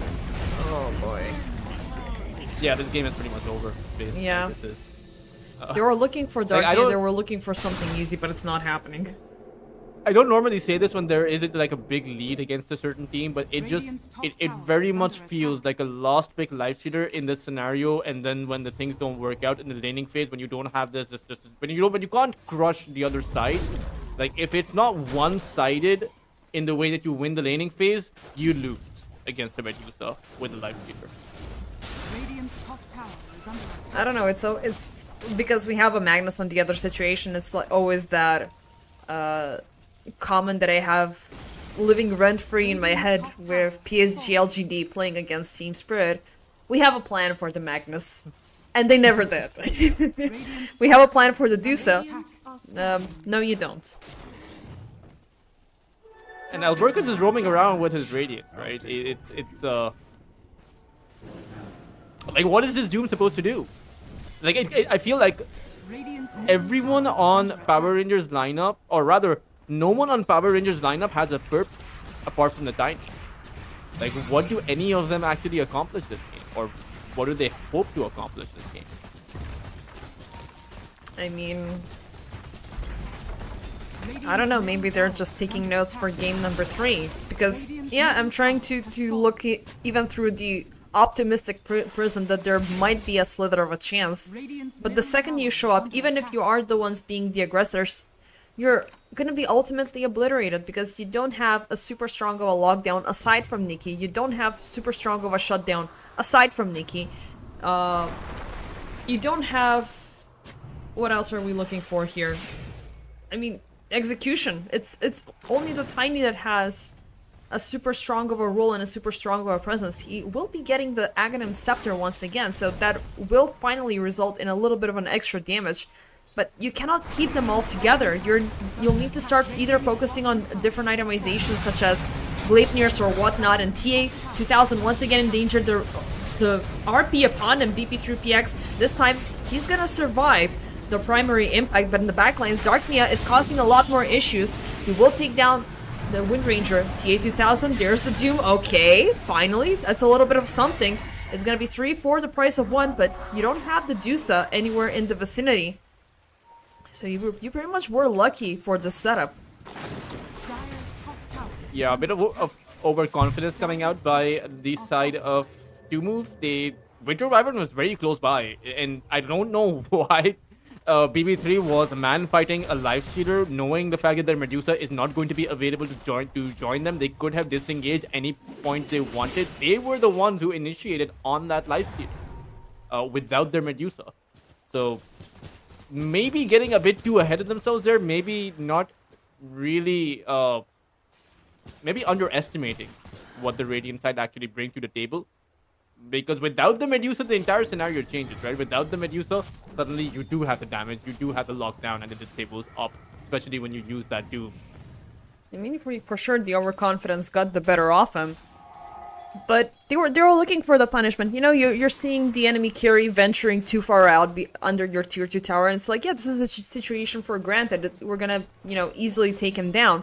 Without taking into credit there might be other heroes lurking in the vicinity, and they completely were not aware that Nikki had the additional damage output, because the tree barrage was the tree volley, sorry, was definitely something that aided for this situation. And okay, hold up, we lost our momentum, we used up the RP for this guy, immersion was the prime focus in the backlines for the epicenter, so the 1+1 were nowhere close to the plus sign to make it a 2. I don't know if it makes sense what I'm trying to say, but you needed all things to line up together for you to deliver those big executions. If you try to segment your bigger spells, you're losing your tempo and you're losing the big impact that you have. And aside, the Dusa not being a part of this equation was also a very big problem. But let's see now. Smoke up. This time, they're looking to venture deep into the Radiant's jungle. Alberca will be RP'd and brought to a halt. And the rest of them do have the scatter. I mean, you can't face up against the charging two-move lineup, especially when all 5 of them are there. They're fighting across the end. It was so funny. They were fighting pretty much at the edge of the map space, like with the Sunray. I don't know why he didn't pop the Sunray TP out. Maybe he thought it was gonna be a little bit too obvious, but he just got clipped back off of that high ground. The game just punished him for trying to be super sly. And now suddenly it's a 2-move on your high ground without an Aegis. And what are your options right now? How do you go in? You toss someone back? But to who? Wo can just ignore everyone. Like, Wo doesn't actually have to fight you. You can just go for each and every single lane of these barracks, and there's nothing that Power Rangers can actually do about this. I mean, Power Rangers are not even here. They're looking at the backlines, trying to find some unwilling, unknown support to be, you know, taken down. But there's the Winter Scourge being brought back. It's gonna put things to a halt now. Nikki and TA2000 on the run. Oh, TA, he did infest on Wope, and now he's right in the middle of the skirmish. They're using the Supernova, they're using the Sunray, everything they can to keep him alive, but it's gonna be insufficient. Alberca jumping in. They are popping the Doom upon Darknia. It's gonna be 1. It's gonna be a big kill indeed, though. Queasy, the Supernova did go through completely. And now they're fighting against Woke, who's got no mana, who's got no health. They're gonna take him down, finally! And now it's just Alberca, BP3PX with Till the End. Can they get 1-for-1 in terms of the offlaners? Yes, they do, and it's only Till the End being the sole survivor here. What just happened? Not exactly too sure about how they actually were able to win that fight without their lifestealer, by the way. He was the first casualty. Darknia's epicenter was completely whiffed there in the fight. That was not a factor. The egg survived. Medusa was not able to take the egg down. She was the only one targeting it. By the time that the egg popped, the stuns came about. Alberca survived for quite the long time there, especially with that Shiva's guard. He was able to hold his ground where the Lifestealer couldn't, and they just outlasted the other team. Now, keeping in mind, the RP was not actually used in that fight, I believe, so that one wasn't really a factor, but I am very surprised with how Power Rangers were able to play that. It was a difficult fight to begin with. I mean, they had two heroes still dead and waiting to respawn. Already, the majority of the cores were in the backlines, having futile attempts to take down the poor supports. And Queasy, he did stay alive for long enough, but the instant pop of the Arctic Curse, a lot of things went through prematurely, which, you know, gave a lot of thumbs up for Power Rangers. Okay, let's keep on going. But there was that big mistake of TA2000 leading the siege. You cannot lead the siege with the Lifestealer, but it did give away the center of attention to be upon him instead of the Supernova, instead of Alberca. Nikki, he did perish a little bit too soon.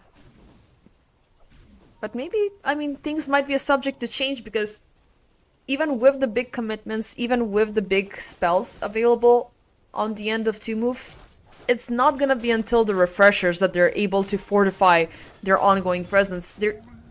There's still a chance for Power Rangers to improve with what they currently have. And I'm still expecting on the Doom Scepter to arrive. That thing it could turn into a very big game changer. Now it's time for Roche. BP3PX, harpoon up. He's gonna drag targets out into the fray, down the river. Arctic Scarce thrown upon. Okay, so this is what you're having.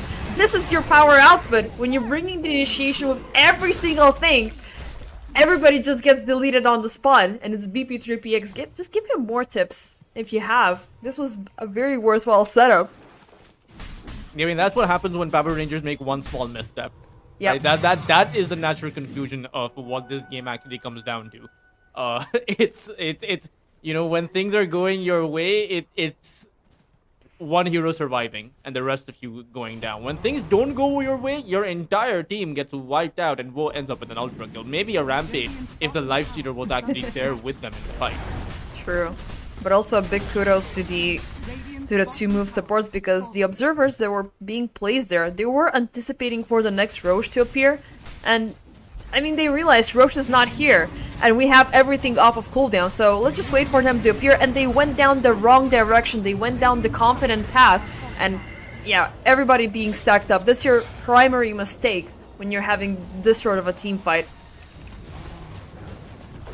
And if Power Rangers want to make a move, they need to make it now, while that Winter Skirt is on cooldown. Yep, they're gonna go for it, but Darknia jumps in into the backlines. He still has the Epi till the end, will pop. No buyback available onto till the end, no Supernova, no nothing. TA2000 sieging forward, the Doom is upon Darknia. Can they take them down? Nobody seems to be dying here, even though targets are dropping severely low. TA2000 stoned up, and he will lose the pick-off potential. Darknia, he's fine, everybody's fine. They just forced out 3 buybacks, and they just took down the Phoenix with ease first. Yeah, and now only 2 barracks remain, or rather, 1 set of barracks actually remain. 18,000 of a lead right now, and the Lifestealer is 7,000 behind them. Medusa, outside of you getting a miracle play, I don't know what your chances are, because next time the Power Range, or rather next time the 2-move come to your high ground, it's going to be with that Aegis, going to be with that banner, and going to be with all of their ultimates up. And you won't have any buybacks available. Like, you're going to go for one last fight, sure, but this game is kind of pretty much over. Yep, it is feeling like a 1-1 more than ever. I mean, 16k, 38 minutes in, 29 over 19. Whoa, getting close to 6 stacks. He's got the Blood Throne for quite some time, and he's got the second life, but don't go back to farming. Just go with the push, man. I mean, yeah, I know you want to get the Blink Dagger to make this even more close and personal, but you're also withholding the Roche banner, and you're just one step closer towards getting the Megas. And oh, Outpost attempts to be reclaimed by Power Rangers, but 2-move will utilize the final seconds of his duration just to come back. And keep on pressuring, keep on pushing.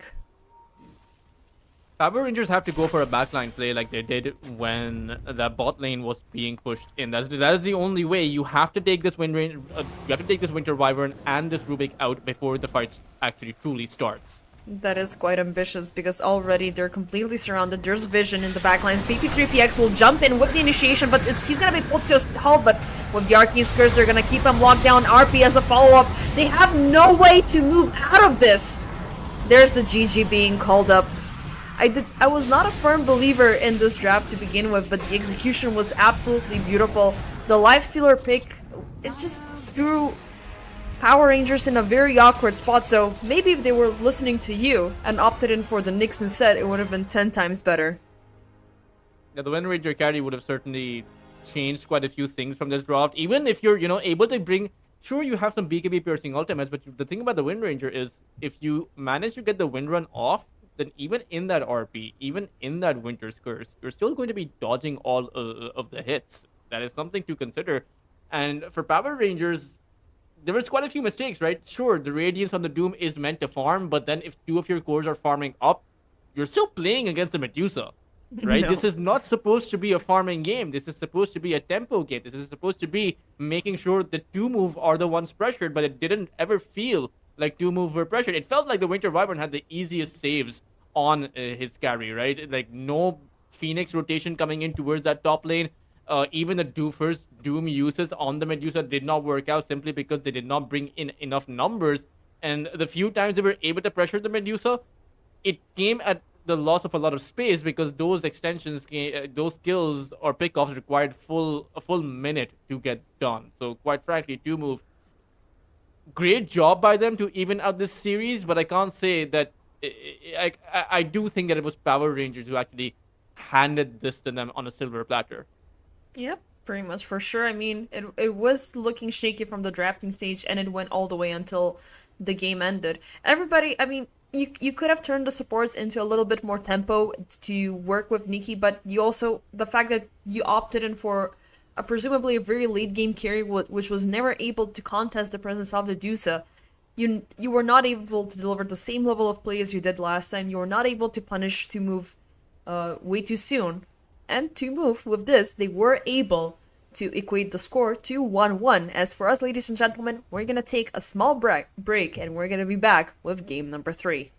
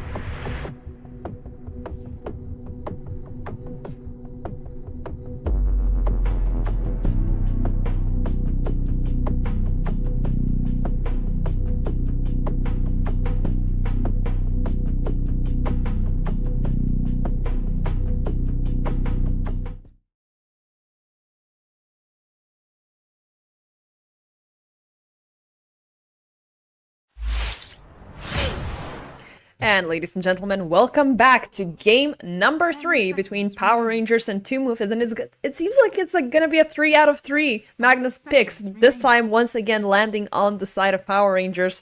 And no Rubik, finally.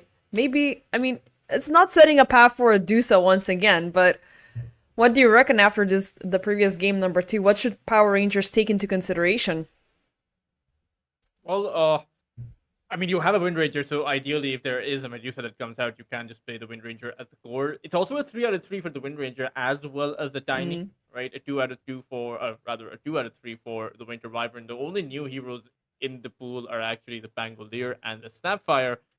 At the same time, it's interesting how Power Rangers are playing this mid lane Tiny constantly, and now we also have the Lich, which is a hero that I really haven't exactly seen in this current patch, I believe. Not even in those tier 1 tournaments.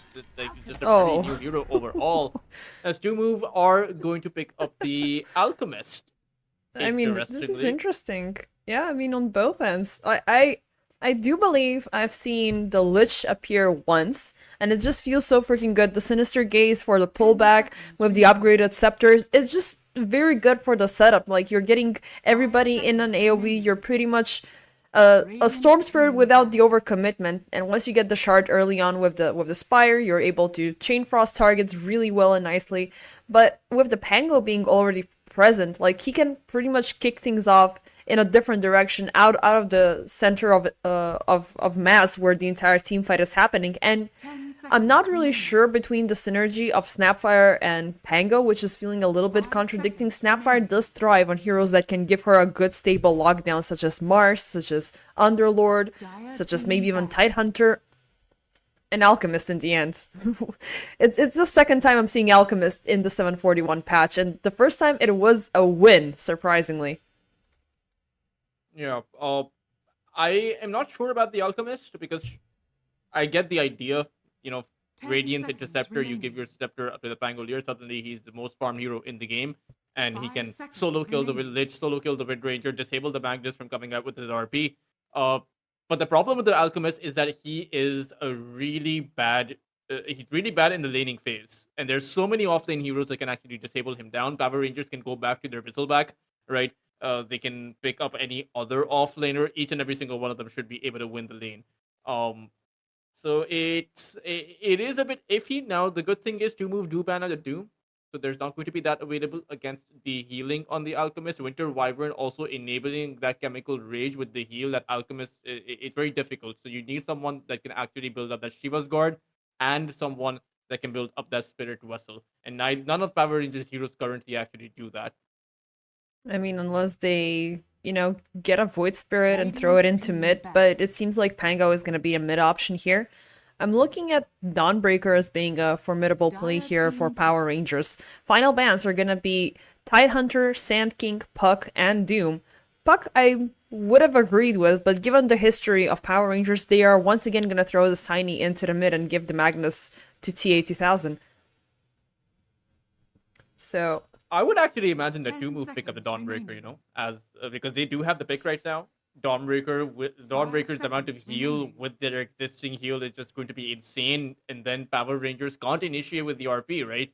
Or rather, they're still gonna try with the RP, but then you RP someone, and instantly the Dawnbreaker comes flying in, and it's so hard to actually take people down. So that is an amazing pick for Two Move. Actually, I would be surprised if they let that go.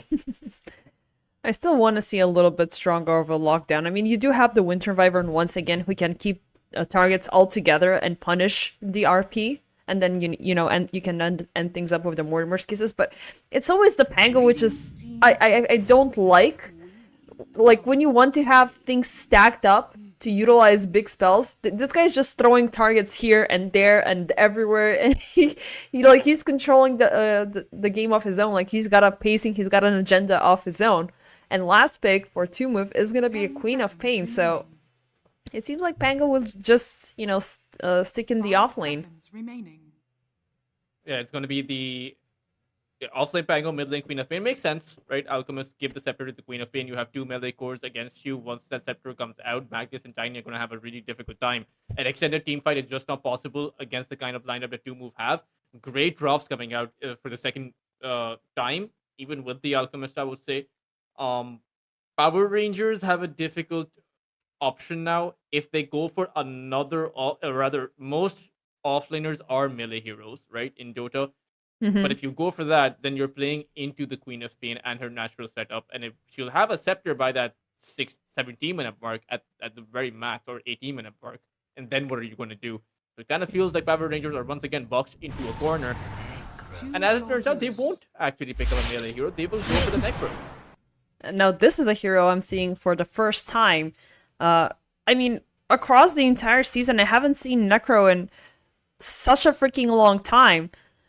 I don't know what to make of this. I mean, I do like the pickup, but it's still falling down the line of some moves that are quite predictable here from Power Rangers. So Nikki once again on the Tiny, TA2000 onto the Magnus.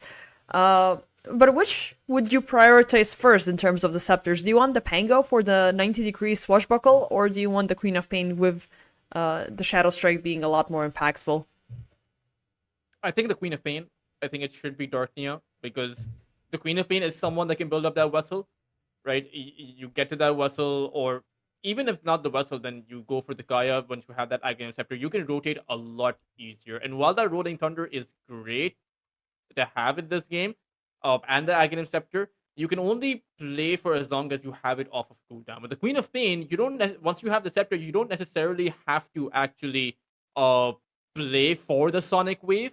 You can just play for the Shadow Strikes. You can all constantly disable Power Rangers, keep them at bay each and every, or rather every passing minute, and allow your own carry to farm up. So that's why I think the Scepter preference should be for the cop. Yep. And what do you think in terms of her mid lane skill prioritization? Like, we have seen the Shadow Strike being prioritized, but you're still not getting a lot more in terms of the farm. And Tiny does farm a lot faster with the tree being present. Like, you have the built-in cleave, you're getting the creeps early on. Are you gonna go in for the early harassment and sacrifice your personal farm, or you're gonna wait to have a lot bigger of an impact as the game keeps on going and just try to stabilize? I think you do have to sacrifice your farm, because I'm assuming Alberca is going to go for that Radiance. This is going to be a bit of a semi-carry Necrophos, at least in my mind. And TA2000 obviously playing that carry Magnus.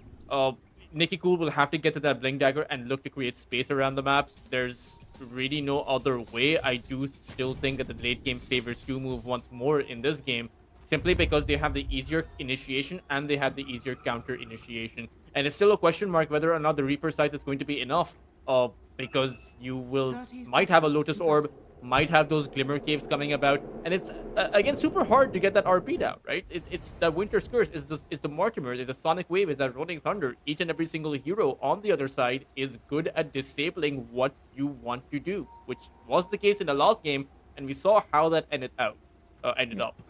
Yep, I mean, it's gonna be tough for you to pick and choose one target, because you wanna either shut down the Queen of Pain earlier, you wanna either shut down the Winter Wyvern, but that is gonna, you know, be a big spell thrown onto a small hero. Meanwhile, topside, Queasy in danger. Beautiful cookie for the save. No first blood granted swiftly and easily here for Power Rangers. As far as, ladies and gentlemen, it is game number 3. And it seems like the action will not subside. Whoa, looking to punish till the end, but it seems like he might be the one in danger. There's your first blood. Alberca is gonna take down and just amplify the fact that Alchemist has a tough laning stage. Now they're looking for a match to Power Shot. Will connect onto 2. Cookie to buy some distance. One more strike. Are they gonna get it? Fairy Fire popped up. Under the tower she goes. She's gonna be fine, at least for now. Whoa, coming back up. Charging up. The stun once again. Oh, no. Oh my god, no. He's gonna be caught into the tree. Still the end. Immersion are still there. And they're looking for a second punishment. What the hell is happening here? Another Fairy Fire for the save. Thankfully, he's within tower range. Alberca, he's gonna back off. If he would have gone down there, I'm not sure if he would have wanted to play the rest of the game. I would be, if I was in his shoes, I would be done at that point. And still, he's so low that he can't actually play this lane. Even the Winter Wyvern is low. So when are they going to hit their level 2? How are they going to counter out this kind of tempo? Because you are playing into a Necro who does destroy you in the lane. Till the end. It's gonna be Grandma getting a return kill upon the Lich here. I mean, Lich is also like a type of a silencer hero, very strong when it comes down to bringing in the big spells, but his survivability is absolute dog shit. So taking him down into the early lanes, it is quite formidable, and Snapfire is there to punish. I mean, just kicking things off with the Snapfire cookie and with the little shredder. It's a support against a counter support pretty much for the majority of them. And I do wonder how many of these lanes that Power Rangers can actually win, because while they had a good start to that top side, their bot lane doesn't look too strong. Lich plus Magnus versus the Pangolier and Snapfire. You have a setup, you have a stun, Swashbuckle. So it does feel like TA2000 can be pressured quite a bit. Yep, but at the same time, well, I mean, I really want to see if he's gonna be taken down once again, because already Immersion and Mechta, they're just actively being aggressive. The Unstable Concoction got charged up once again, and they're looking for somebody to fall. It's either gonna be Mechta, it's either gonna be Immersion, it's either gonna be Woe. Alberca is by far the most stable here, because you have the built-in healing, and with the Ghost Shroud you can mitigate the majority of the incoming damage, but with the Heartstopper aura, things are gonna get a lot more fun, and I'm looking as well for the building of the Radiance per se. Meanwhile, bottom, TA2000, nice swashbuckle away into the river he goes, and he is back to safety. Queasy still on the other end, but look at the output damage from Grandma. She's gonna drop till the end to half HP. Cookie for the save. Unfortunately, she is out of resources, but thankfully, no skewer, no shockwave present for her takedown. Yeah, and I mean, both teams are playing this well, I would say, trying to dish out the tempo. Neither side is actually coming out significantly ahead. The Queen of Pain is doing very well on that mid side. Nikki Cool doesn't have too much CS, only 10 as opposed to the 17 of the top. But the same can be said for that top lane, right? 18 CS for the Necro for Alberca, as opposed to just the 11 for Wolf. Till the end. Oh, swift and easy Fire Snap Cookie setup with the swashbuckle. Till the end gets deleted on the spot. That's absolutely sad. I thought for a second that there was going to be an Immersion rotation towards the bottom lane, but it seems like Alberca and Immersion are going to join forces to look for the punishment once again. They are popping the fortification as well to keep the tower occupied with the creeps. But can they get a kill? Alberca, he's persistent, he's moving forward, he wants somebody to die. The power shot will connect, but the damage is not enough still. Whoa, super low, no mana. They're closing the gap, and Woe is dead for yet a second time. Oh, that boy. is not good for the Alchemist. I mean, he's already behind on CS. Now he's dying a bunch of times. The Winter Wyvern is also falling low as he stays inside of the aura of that Necroforce, the Heartstopper. So it's a position where he can't really help out his Alchemist as much compared to the previous game. And you don't want to have a late Radiance, or rather, a late Radiance or a late Aghanim Scepter, because that is what you're playing for. And you might just be pushed into a situation where you will choose not to pull in the scepters and just go for the standard Alchemist build into a hard carry. That could be an option if you know, as a fallback mechanism, because at the end of the day, even an Alchemist carry can stack up to that Magnus, especially since that that heal will be there from the Winter Wyvern later on. Yeah, I mean, especially with the nerf from 741C, you're not getting enough benefits with melting the scepters, so those benefits, especially if they're late, they're not gonna give you any upper hand. And currently, yeah, he's at the bottom of the net worths, but Nikki Cool's been suffering as well. It seems like the Queen of Pain has been making his life insufferable. Immersion is here too. I mean, 6-minute Power Rune is where you want to play or what you want to play for, but if you see an opening, you can go for it. Like, till the end will go down. For the third time, this is surprising. But can they get Queasy out of this one? Both BP3PX and Queasy are looking low, but thankfully, TA2000 his cooldowns are still on quite a high timer. So ultimately, they're going to be fine. I mean, it's a rinse and repeat combo. One small misstep, you see the Lich further away from his carry, you just pop the cookie, the swashbuckle does the rest. I mean, you're not even doing that much damage with the swashbuckle. Is the little shredder combined. Now we also have the scatter blast being present. It's just too much for the Lich to handle, who even with him being forced to go in for level 1 of the Frost Shield, it's not helping you at all. Top side. Whoa, once again in danger. Immersion just keeps him pushed, just keeps him out of the farm. And the money bank, it ran out of ink already. They're not able to print money. And you don't have a carry currently, and already we have till the end willing to utilize the winning of this lane to his own benefit, but also Darknia joins in. They're looking to punish Immersion. That's gonna be the case. They still have the Sonic Wave available, but nope, it's just gonna heal up Alberca back to 100. Beautiful sight. Darknia is gonna pay the price. Till the end, Sinister Gaze pulling Match to back. They also have revealed the presence of the urn, but I do believe a 2 for a 4 is a lot better of a trade-off favoring Power Rangers. Yeah, I mean, the Queen of Pain rotating in just to be able to take down a Wind Ranger before dying, simply not going to be worth it. You disable the Tiny, but now the Tiny's back, considering all of the space that he got. And now, even the Winter Wyvern might actually just die here. Thankfully, a couple of split seconds from the Arctic Burn are gonna be enough for him to overcome the difficult terrain, but nope, he's gonna land in the Sinister Gaze once more. And he shall perish, alongside with Woe's Courier.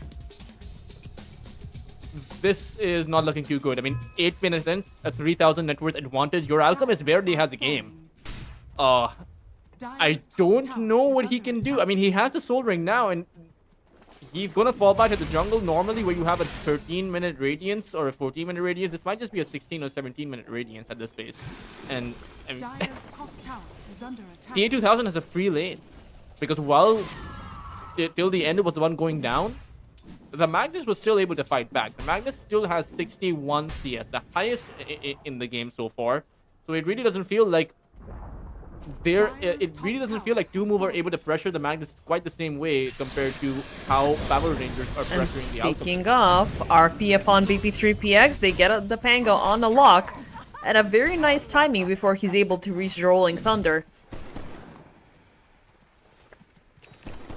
One tower already down though, as well, you know, so you take down the only hero that wasn't unpunished, that was the Pangolier on that bot lane. The Queen of Pain died, the Alchemist has died, and now the Pangolier has died, and we're back to square one for Two Move. We're back to that game number 1 and a horrendous start. Yeah, and even though, I mean, the majority of the kills came from the takedowns up till the end, which was the swift and easy kill every single time he appeared, right now the targets that Power Rangers are punishing have been 1, 2, 3. And I'm not sure if you can redeem yourself with Grandma and the Winter Wyvern, because again, the Winter Wyvern is very much dependent on the aggression that the team has to offer. You don't want to use your big ultimate defensively, you want to stay aggressive. Queasy, he's still missing out on the Mortimer's Kisses as BP3PX. He finally got to level 6, but now he does not have the initiation. Meanwhile, mid lane, Darknia, he's gonna face the wrath of yet another Reaper Scythe, which will grant Necrophos the 2 additional HP regen and mana from kills. And he's got a full completed vessel and boots of travel. Yep. What is this? That is the problem here for the side of Two Move. I mean, look at their Observer Ward that they've plotted down on that mid lane. They're hugging the tower. Still, the end is going to be yet another casualty, but I mean, he did deny the Amplify. Yeah, but whoa, top side, he's trying to TP out. Is it gonna be? Well, it's gonna be a success. Regardless if he's dead or not, he's not farming. He's not able to do anything here. And so far, it's Necrophos mimicking what the Alchemist ideally should look like. This is absolute insanity. Down bottom. I don't see where the comeback potential is going to come from. BB3 might be in danger. I mean, till the end, he has that Chain Frost. So BB3, if he gets RP'd, he is going to die. Yep, I was looking at Two Move were moving towards the bottom portion of the map, maybe in the hopes of catching TA2000. But it seems like till the end, yep, they will bring in the initiation. Sinister Gaze into the Chain Frost, into the RP, into the Skewer. He's gonna get the Swashbuckle off. Rolling Thunder, not gonna take him far enough. Mechta will also die in the mid lane. That would have been better if BB3 didn't use the Rolling Thunder at all. Just accepted his fate. Because now the Rolling Thunder is on cooldown for about 100 seconds. You've lost all 3 of your tier 1 towers. There's a 7,000 lead that's going to build up soon. And most of the kills that Q-Move have gotten, or 4 out of 5, 80% of the kills, have just been on that one position 5 lich. Yep, in the meanwhile, Necrophos is 5-0. TA2000 is 1-0. Nicky's hasn't been present just yet, so we still have a surprise waiting to happen. And he is halfway through completion of his Blink Dagger, and by far he's had the worst lane from all of the Power Ranger, because the Queen of Pain did completely outfarm him, but now the rest of the crew, they're there to compensate. Smoke Up coming in from 2-Move. They're looking for some sort of vengeance, but it's again till the end that they're looking for. Sinister Gaze will pull him back. Sonic Wave, don't get the Lich, get everybody else. Queasy and the backlanes, he's in danger. It's gonna be a 1-for-1 so far, but the Sonic Wave not present. Neither is the Rolling Thunder since its previous usage earlier. And the backlines, Mechta will die from the Necro Scythe and the last hit coming in from TA2000. So no additional stack, but it's an exchange 2-for-1, and they still have eyes on Darknia. Blink has been used up already. 5 more seconds. Can they take it down? The shield rune will eventually perish, and she is ultimately gonna be fine. Thankfully for that shield rune snatch, but she would have been dead and gone as well. Yeah, he's Darkness sending out the laugh voice line, but I feel like he's dying on the inside considering how their game is actually going.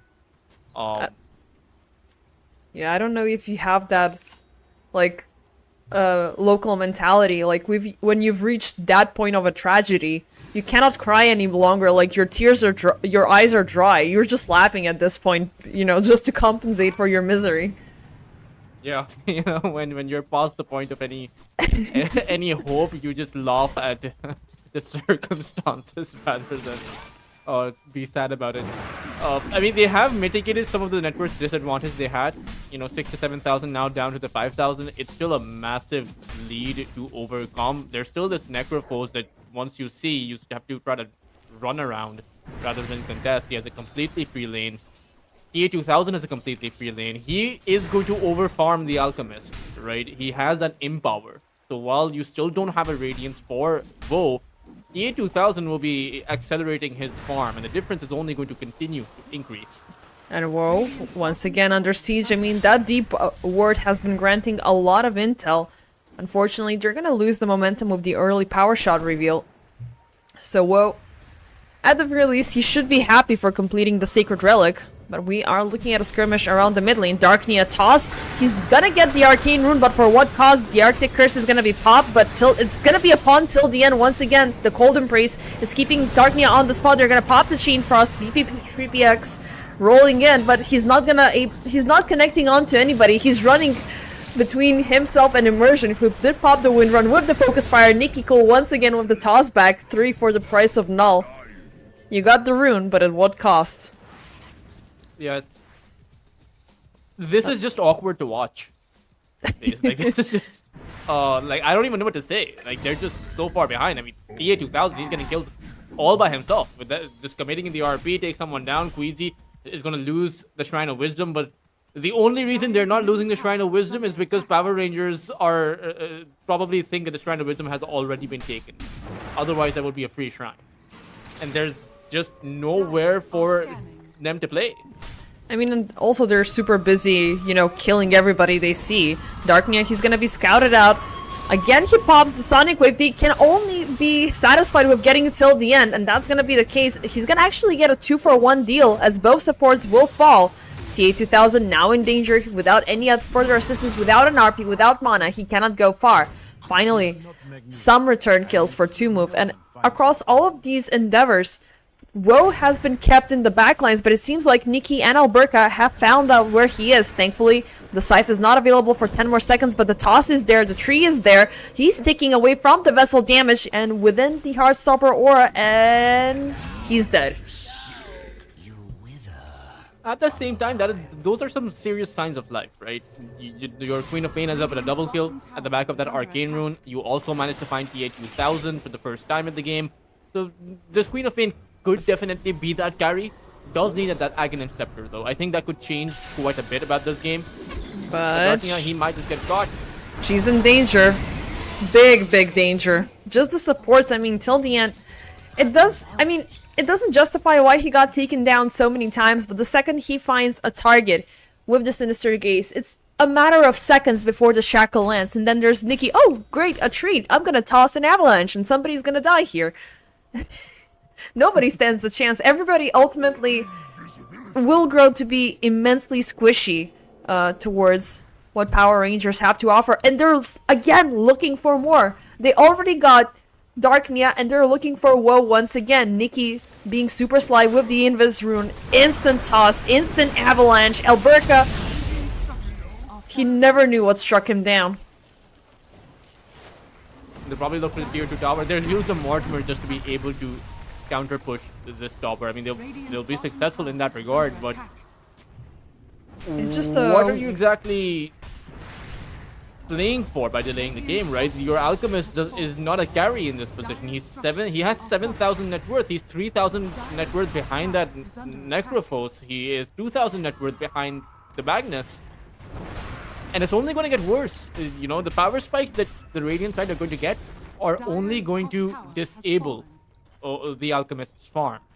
And he's still late with the Radiance. I mean, even though he just needs 2,200 gold, which is quite manageable, look at what's happening to the rest of the crew. Beautiful RP connecting onto 3. They're just dying one after the other. Mechta, Queasy, they shall suffer. BP3PX finds the Rolling Thunder to get the hell out of there, but this was absolutely ideal. While your carry is struggling to complete his first farming item, the enemy carry, he's landing 3 beautiful kills with just an Echo Saber, with just a Blink Dagger. I mean, it feels like small items, but they have such a big impact. Yeah, the series really devolves around just a competition between both of these two teams, between who can play the Magnus better. Right, so I wouldn't be surprised if 2Move have the Magnus next game. Finally, we do have the Radiance come up for the Alchemist. I wonder if he'll go for the Scepter. Yeah, he has 2 Scepters pulled up. He's realized that he ain't doing anything this game. You know, it's either going to be the Queen of Pain or the Pangolier. But look at this.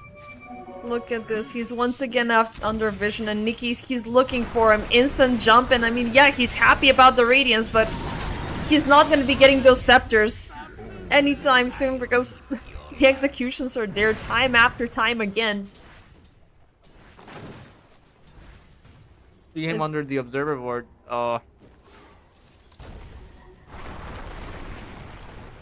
I mean, you kind of have to play for Darknia at this point. He is perhaps the only one who has a semblance of a game, and even he is 3 and 5. I mean, this is like the same thing we spoke about earlier with Nikki being the only impactful hero on the draft from Power Rangers, but you know, when the synergy is there, when the tempo is there from everybody else, he's turning into a bigger beast than he was before. Smoke up, now they're lingering again in the dire jungle. They find Mechta, instant toss with the shackle. He is barely alive, but not for long. BP3PX will throw in the Rolling Thunder, and Mortimer's Kisses will finally find their designated target, but they're throwing all of these big spells. Nikki finally shall die, but they've used up absolutely everything. Instant turnaround with the Ice Spire and the and the Frost. BP3PX shall fall. Queasy, you don't need to linger there any longer, Grandma. You don't have the cookie, you don't have anything. Alberca might take you down before you reach high ground. Okay, turn around and just go back home. Meanwhile, no, Darknia. Oh boy, RP is just gonna keep her on spot, man. I still think that's a better strategy. You know, you lose 3 heroes, but your Alchemist can farm rather than your Alchemist dying and your other heroes farming. Because he can give you a Scepter faster than you can farm it yourself. So that is something. It is a bit of a silver lining, I suppose. But BB3 is also going for the Scepter. So I'm curious to know Woe's second Scepter, who is actually good designed for. Is it the wind? Or rather, it's probably the Snapfire, but again, I'm not sure about that. Me neither. I mean, Immersion will be punished as he was lingering a little bit too deep. I just want to say it might be a race, I mean, at this point, but you are committed on one hero for the Scepter. Still, Woe farming very deep behind enemy lines as no space is safe for him. TA2000 will find him. The unstable concoction will put temporarily things to a halt, but Alberca, he's at the double. He's trying to chase this guy down. Arcane's Curse used only for one hero defensively. TA2000 will use this for the jump. And time after time again, the same rinse and repeat combination is gonna be the suffering end from Woe. I mean, it's just wishful thinking at this point. Yeah, he got the Radiance. He can finally look up towards some bigger items, but it cannot put a stop to the aggression if he wants to stay behind, if he wants to farm up. He's never gonna have the safe space. Top lane has been completely pushed out. Bottom lane as well. Where can he farm right now? Behind enemy lines. And look at this vision. Like, there's a ward defensive. There's a ward offensive around the Ancients. You're not going anywhere. You cannot do anything. He gets a component every single time between his deaths, so he has 6 deaths right now, so by the time he has 9, he'll have that set. Or maybe 10. Till the end, got a solo kill onto BP3PX. That's all I'm gonna say.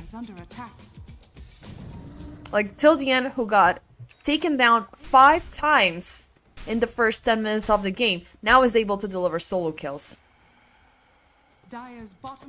And I'm not even making that up. Like, look at the recap. Yeah. It just proves to show, like, even when Nikki has some downtime, when TA has some downtime, now is the support's time to thrive.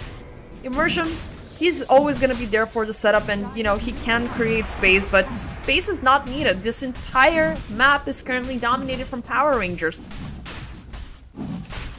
That domination is unlikely to come to an end, especially when you have an Aegis to play against. So then who do you really go for?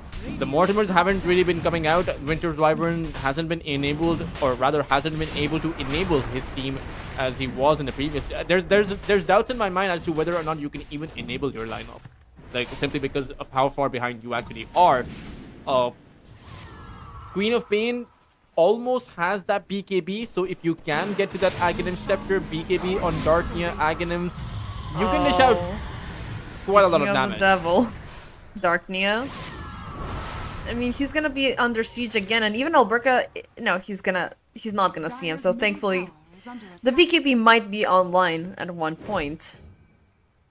But again, it's not the question necessarily of how, the question is more of when, because time is more of the essence rather than, you know, getting this draft online, because we have seen that under the right circumstances, they can get kills, they can occupy the terrain, they can set up a beautiful Arcane's Curse, but they still don't have the damage output. They're not still within a good shape to proactively punish the enemy draft. Nikki, swift and easy find there of Mechta. BB3PX will be provoked to fight here. Maybe he was looking for a lucky chance to toss Nikki upon the Observer Hill, but it's again a big ultimate wasted for absolutely nothing in return. And now there's a Shiva's Guard on Alberca. It is straight up impossible to take his Necrophos down unless he makes a big mistake in his positioning. TA2000 has that harpoon, so you can't be out of position yourself. No Rolling Thunder available. They're still going to go for a Smoke of Deceit. I wonder who's chasing who right now, because they quite clearly want Woe once more. I guess it feels a little bit more down the defensive line. Is they're trying to cut through the creep waves, they're trying to at least occupy some map space. But it's gonna be tough. Like, Alberca, he's always able to close the gap. He's had the shard for quite some time with the Death Seeker being present. Now topside, they find Woe after time and time again, and with, like, look at how easy it is for him to take him down. Yep, he's charging up the Unstable Concoction. Maybe he can get somebody stunned up, but nope. The pulse goes through every single freaking time, and he's completely messed up. Nikki finds Queasy during his, well, blatant efforts to cut the creep wave to at least assert somewhat of a dominance. Meanwhile, Immersion in the mid lane, he finds BB3PX, who is a split second left on cooldown, but instant Ice Fire with the Chain Frost. This has been happening. It's happened twice in the past 5 minutes, and this is again a Lich who's been suffering for the early stages, but it's all been for a great cause. 25 minutes in, we're 30 over 11 with 17k net worth advantage for Power Rangers. Yeah, I don't really see a way back for the side of Q-move, but perhaps they want to play with this BKB, still give this one a shot. At the end of the day, with this big of an disadvantage, if you are able to win one single team fight, you can make a comeback. Right? That's always going to be possible. It's just the likelihood of that happening is so low.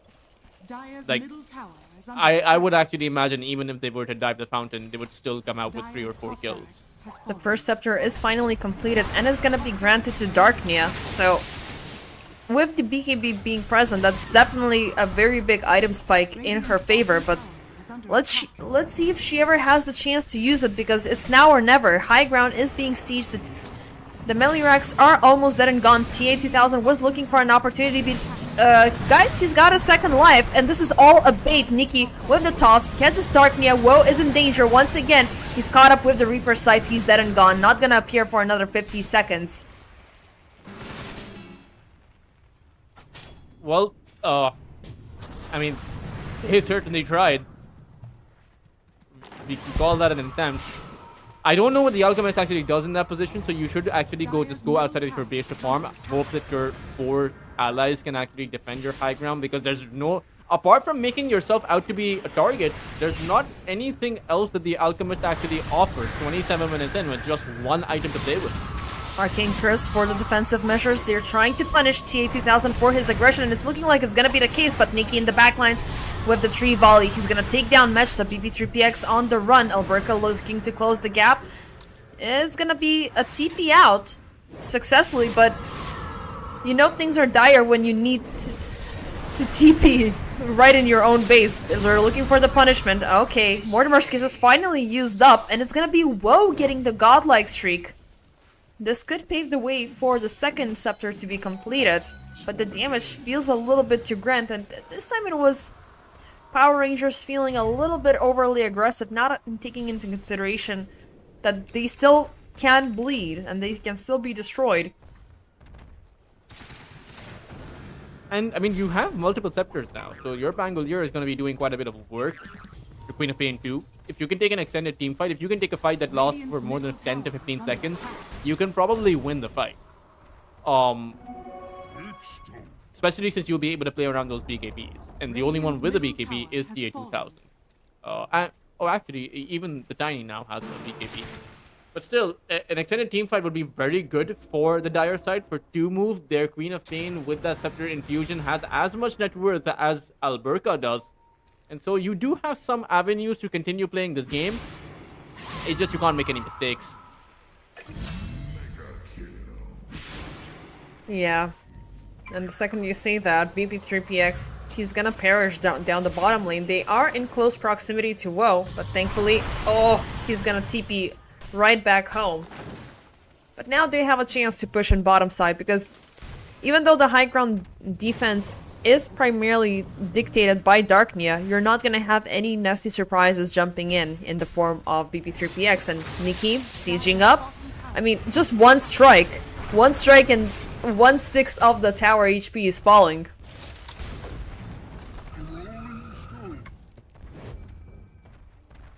Roshan is going to spawn in a while. I would actually imagine that to move play for Roshan, like just continue holding your high ground and then go for a Roche defense. Sure, it's hard into an RP, but it's also hard for the Radiant side, right? It's also hard to play against those Mortimers and that Winter's Curse. Especially and that Rolling Thunder, or actually I would actually say that you have a great lineup to contest Roshan with on 2 moves this side. So if you can find the right angles, you can find the team fight win. Sure, this Necrophos is huge, about to get even bigger because he has the Heart of Tarask built up and will be able to farm it. And you know, the Tiny's damage output is quite frankly massive here, especially with the Daedalus being infused into his tree volley. But you kind of have to, like, those are the win conditions you have. You can't play defensively because the instant jump into the scythe will result in a 4v5 fight. And you're already very disadvantaged. I mean, they're looking for the aggression even further.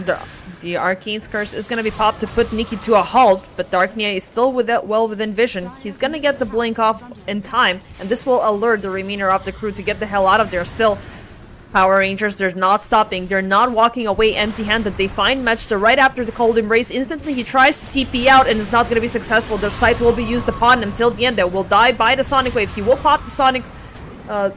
he will die by the Sonic Wave.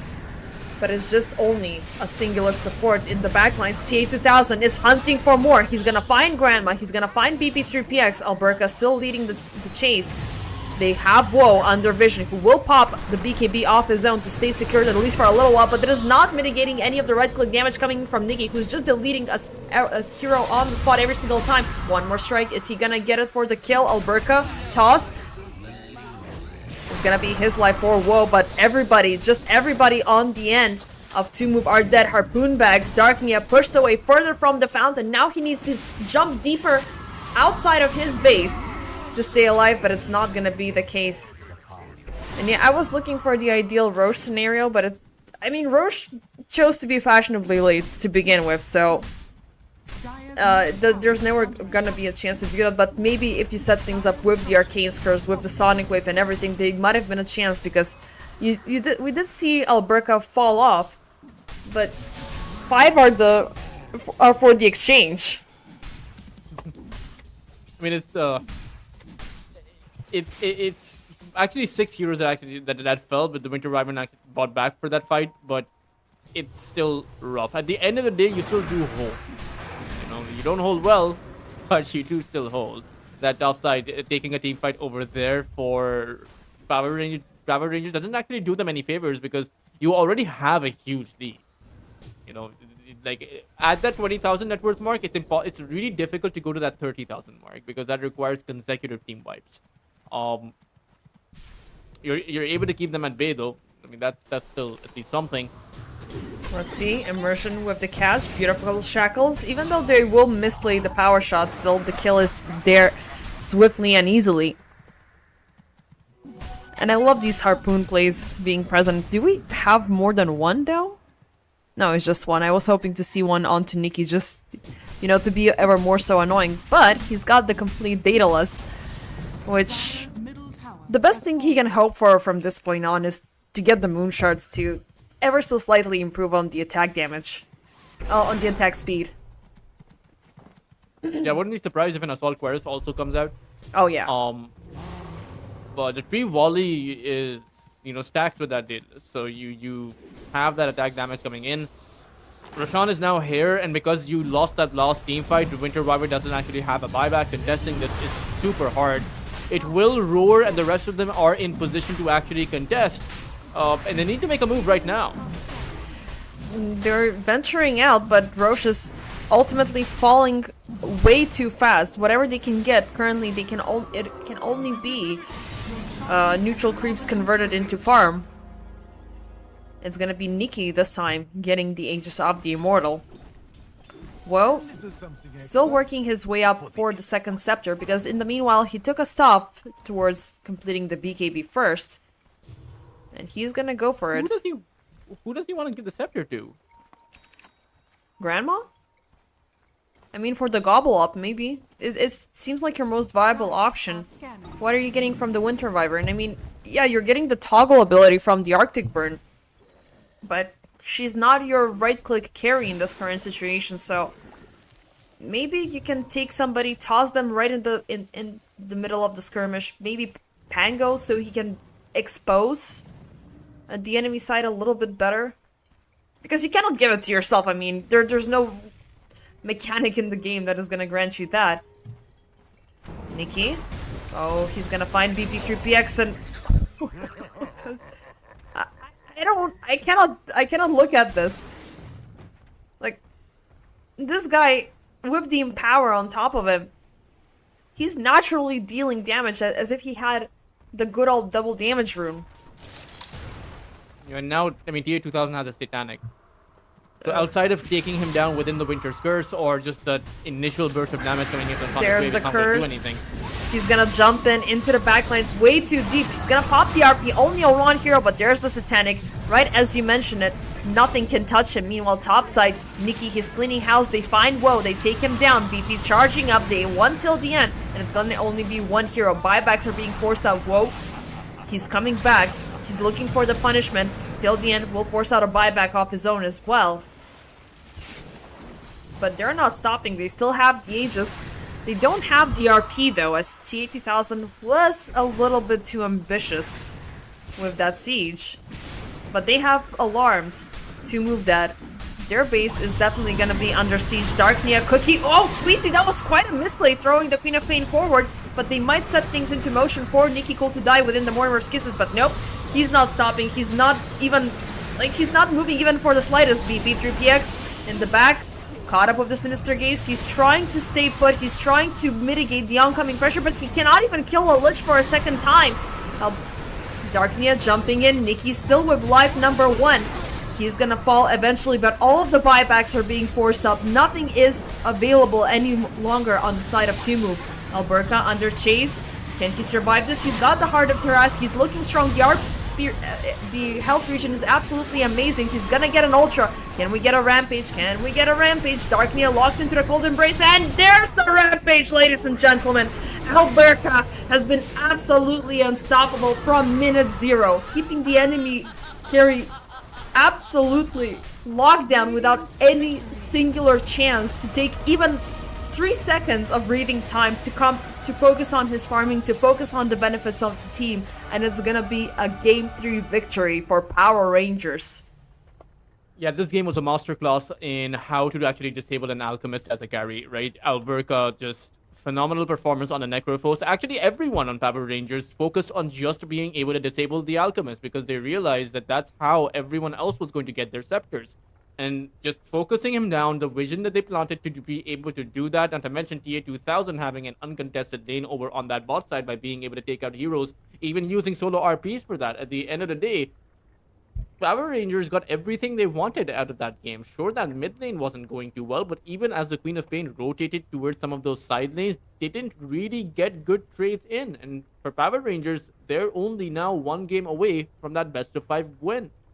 Yep, I mean, the only viable hero that did present some sort of a counter pressure was Darknia on the Queen of Pain, and I was looking at the last team fight. Out of the 33,000 damage that was dealt, 80% was from her. I mean, the Sonic Waves coming in, the Shadow Strikes, they did make Power Rangers bleed, but the fact that everybody else from the team was enabled to work with that, to, you know, keep up the pressure, it ultimately led to the second victory for Power Rangers. So, for us, ladies and gentlemen, it's gonna be yet another pause, and we will see you back for game number 4.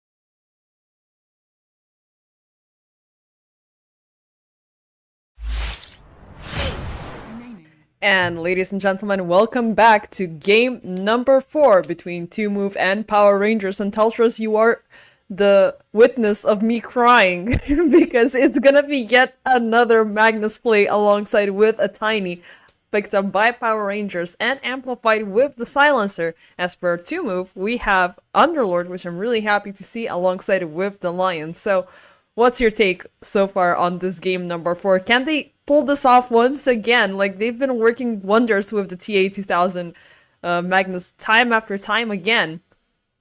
Yeah, I believe someone pointed out in the chat that the TA2000 Magnus this tournament has a 100% win rate. So it's, I mean, in an elimination match, essentially for 2Move, it's interesting how they don't actually think that, or rather how they think that they can counter this Magnus out. I don't particularly think that 2Move's heroes are strong against the Magnus, especially since they keep doubling down on these melee cores, right?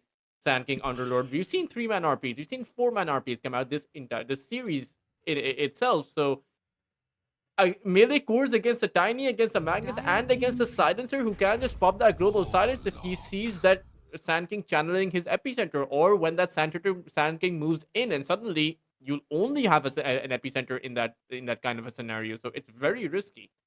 Yeah, but I do like the Warlock being picked up just because it gives you that nice amplification of the incoming damage so far from the Sand King. I have yet to see what carry they pair it up with, because usually, I mean, previously it worked out really nicely with these ranged agility-based heroes. The Power Ranger seems to be rising a little bit more up popularity, so there might be a slither of a chance for that one to appear, but I don't want to bet on it, because with what Tiny has offered, with what Nikki has offered, with what TA2000 and Alberca have offered, she would not have a decent chance to stay alive. And just to make matters worse, we're going in for the big ultimate plays once again. Ravage is going to be present with the RP, with the global silence, and we have seen how well things end up when you layer all of these big ultimates. It just, nobody has any chance to even blink anywhere, or not necessarily blink away as a mechanic, but even, just blink with your own eyes and realize what happened.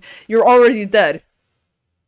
Yeah, I wouldn't be surprised if 10 seconds. I mean, 2Move should go for a range carry right now against the 900. Drow is certainly an option, like you pointed out. That silence is also going to be pretty good against Power Rangers. Is a natural Manta style builder.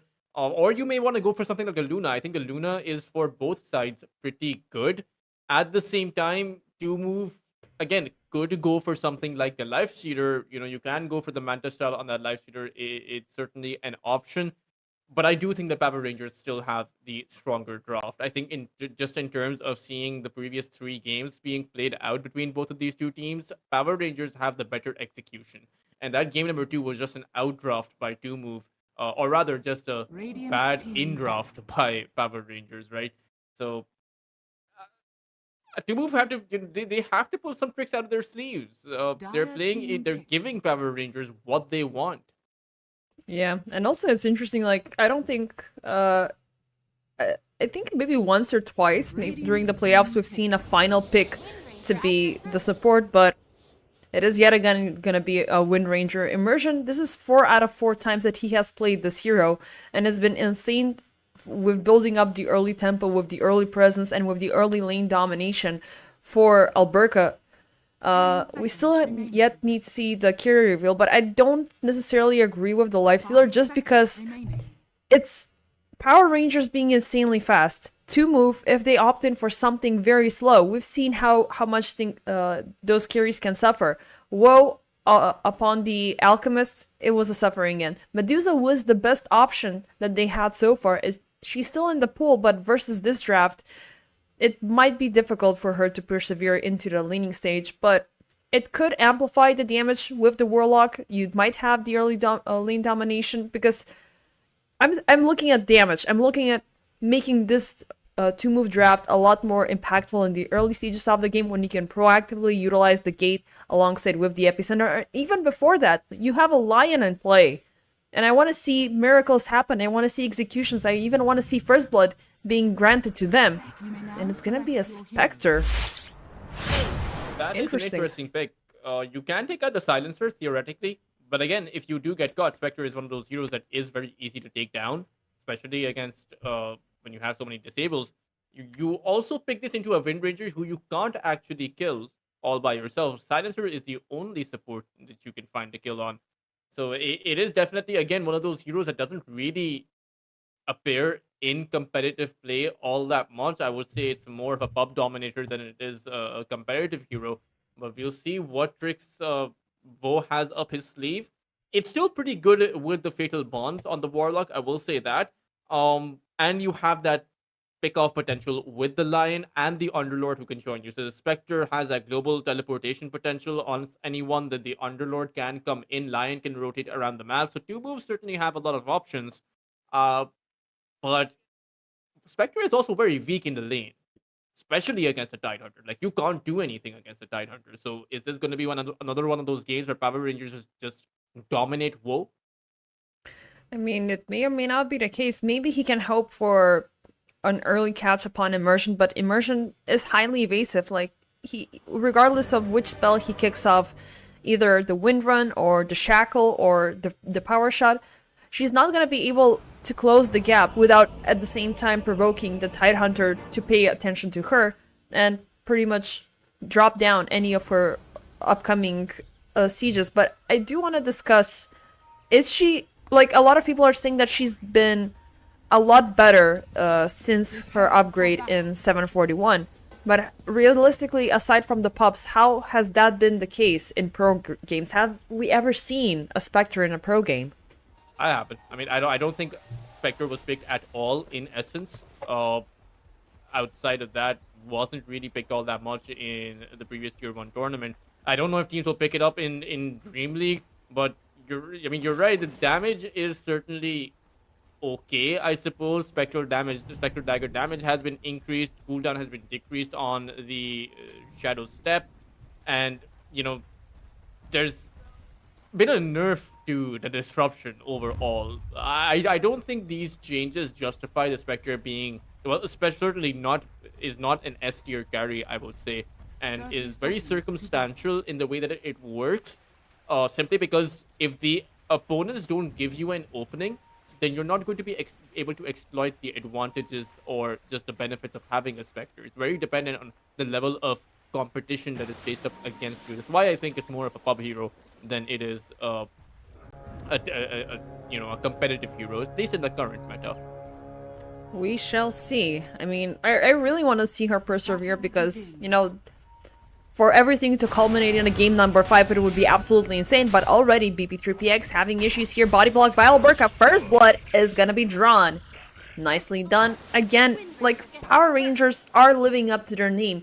They're committed, they have the tempo, they have the aggression, and they've been walking away with these picks every single time. I mean, again, like, if you focus on these heroes that they've been taken away, you're gonna leave out heroes that also have been meta dominant, such as the Lone Druid. Regardless of the fact that he also has obtained a little bit of a nerf, he's still super popular and he's still super dominant. So it's a double-edged sword from the very get-go.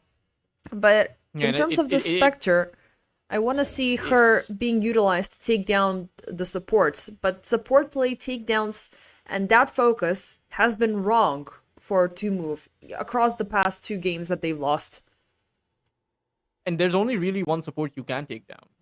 It's still the end on that Silencer. And you can only take him down for as long as... Well, no, now that the haunt has been changed, it's back to the old Spectre haunt, where everyone gets hit. But the Wind Ranger has that wind run. And I do think now, with so many of those new items being added into the game base, especially the neutral items as well, it's not that easy to actually pick off a support in this day and age. So will the Spectre be able to do that? And what itemization the Spectre goes in order to do that, right? Because if you go for something like the Orchid, or maybe the Vessel, something like that, you may not have enough damage, or you may not have the bras to actually take out these tanky cores, because those are the heroes that you need to contest at the end of the day. It's the Magnus, it's the Tiny, it's the Tidehunter, and not just the Silencer. Because when push comes to shove, the Silencer can sit back at the fountain. Because the Silencer only really needs to play with one button. That is his global silence. And then what are you going to do if your itemization is just to counter him out? Also, a slight mistake coming out by I don't think that first blood should have happened. I don't know why Queasy was on that tier 1 tower instead of being with BB3 to help secure the rune, the bounty rune. So it's again a slight mistake, and again TA2000 has a pretty good lane here. I mean, BP3PX may have went for a solo contest there, hoping to get a surprise reveal, but you know, you're never gonna catch Power Rangers moving with a singular hero, even at the early stages of the game. They're always gonna work as a unit, they're always gonna work in unison towards their collective goal, so definitely a very, very big mistake, but I wouldn't have pointed up on Queasy. Maybe BP3PX had a different idea. Again, quote PSG we have a plan for the Magnus. It doesn't seem like it. Just ban it out, man. I mean, it's weird, right? Because you're trying to slam your head against the wall, and that either results in the wall cracking or your head breaking. Your skull bashing, pun intended. You know, and I mean, I don't know, like when quite clearly you're being outskilled by this one hero, and you're not the only one, right? TA2000 has probably done this to quite a few teams with his Magnus. I Like, you think way can't think too you're many special at that times. point, right? Whoa. Like, you gotta... Hold up.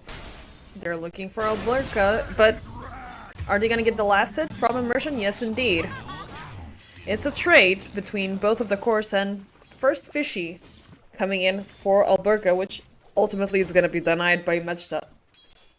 Yeah, and I don't think that's worth it for either core, not even for Vo, because it's the support who got the kill, right? So it's Vo got about 59 gold, and Alberca got about 60 gold. So those are two creeps, so you might as well have farmed the lane. At the same time, you know, Vo does end up with more experience compared to Alberca, since he went down second. So it's not the worst thing in the world. It's something, but it's a trade-off. And if topside TA is gonna persevere, I mean, TA so far has been having these insanely very easy lanes. Warlock's Matchdom dead. under siege. Yep, he's popped. He's gone. And again, time after time again, I mean, this immersion plays with the Wind Ranger have been super productive. They've been super annoying to deal with. And even if Till the End is having a difficult time in the lane of his own, where he's the squishiest hero on this map, there's always this big compensation happening across, and currently Till the End is indeed under siege, but finds the safe space right under the tower where TA will push BP3PX, the blood grenade will land, but they don't have yet another skewer available to take him back. Very close on BB3, and again, that's with Queasy's disables available, and he's not going to be there each and every single time. Sooner or later, the Underlord is going to crack. At the same time, bot lane, the Spectre is doing very well against Alberca, right? Tidehunter, sure, he has a lot of CS, but he's also getting pushed out. TA, they were looking for the setup there upon with the Pit of Malice, but a swift skewer, and you're not gonna be receiving that perma lockdown potential that we've seen with a lot of different hero combinations against more static sort of carries. So, opportunity missed. Again, I hope Woe gets the early game, because that's gonna be the only salvation that they have as the game keeps on going. But so far, 4 minutes in, it's 3/1. I mean, it's quite the insignificant advantage, because you want to get bigger kills as the game keeps on going. But it might already put things in a very awkward situation. Mid lane, Nikki once again having the upper hand over Darknia, at least in terms of CS. But we've seen what this Tiny can do. Second he gets the Blink Dagger. Top side, BP, as expected, Till the End will fall, but it's going to be traded off with Queasy. TA2000 though, looking a little bit low, but ultimately, he's just back. Gonna continue up with his farming. Nothing severely has been lost.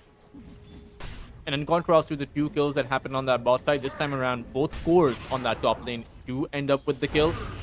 BB3 has to be careful, there's no Lion here.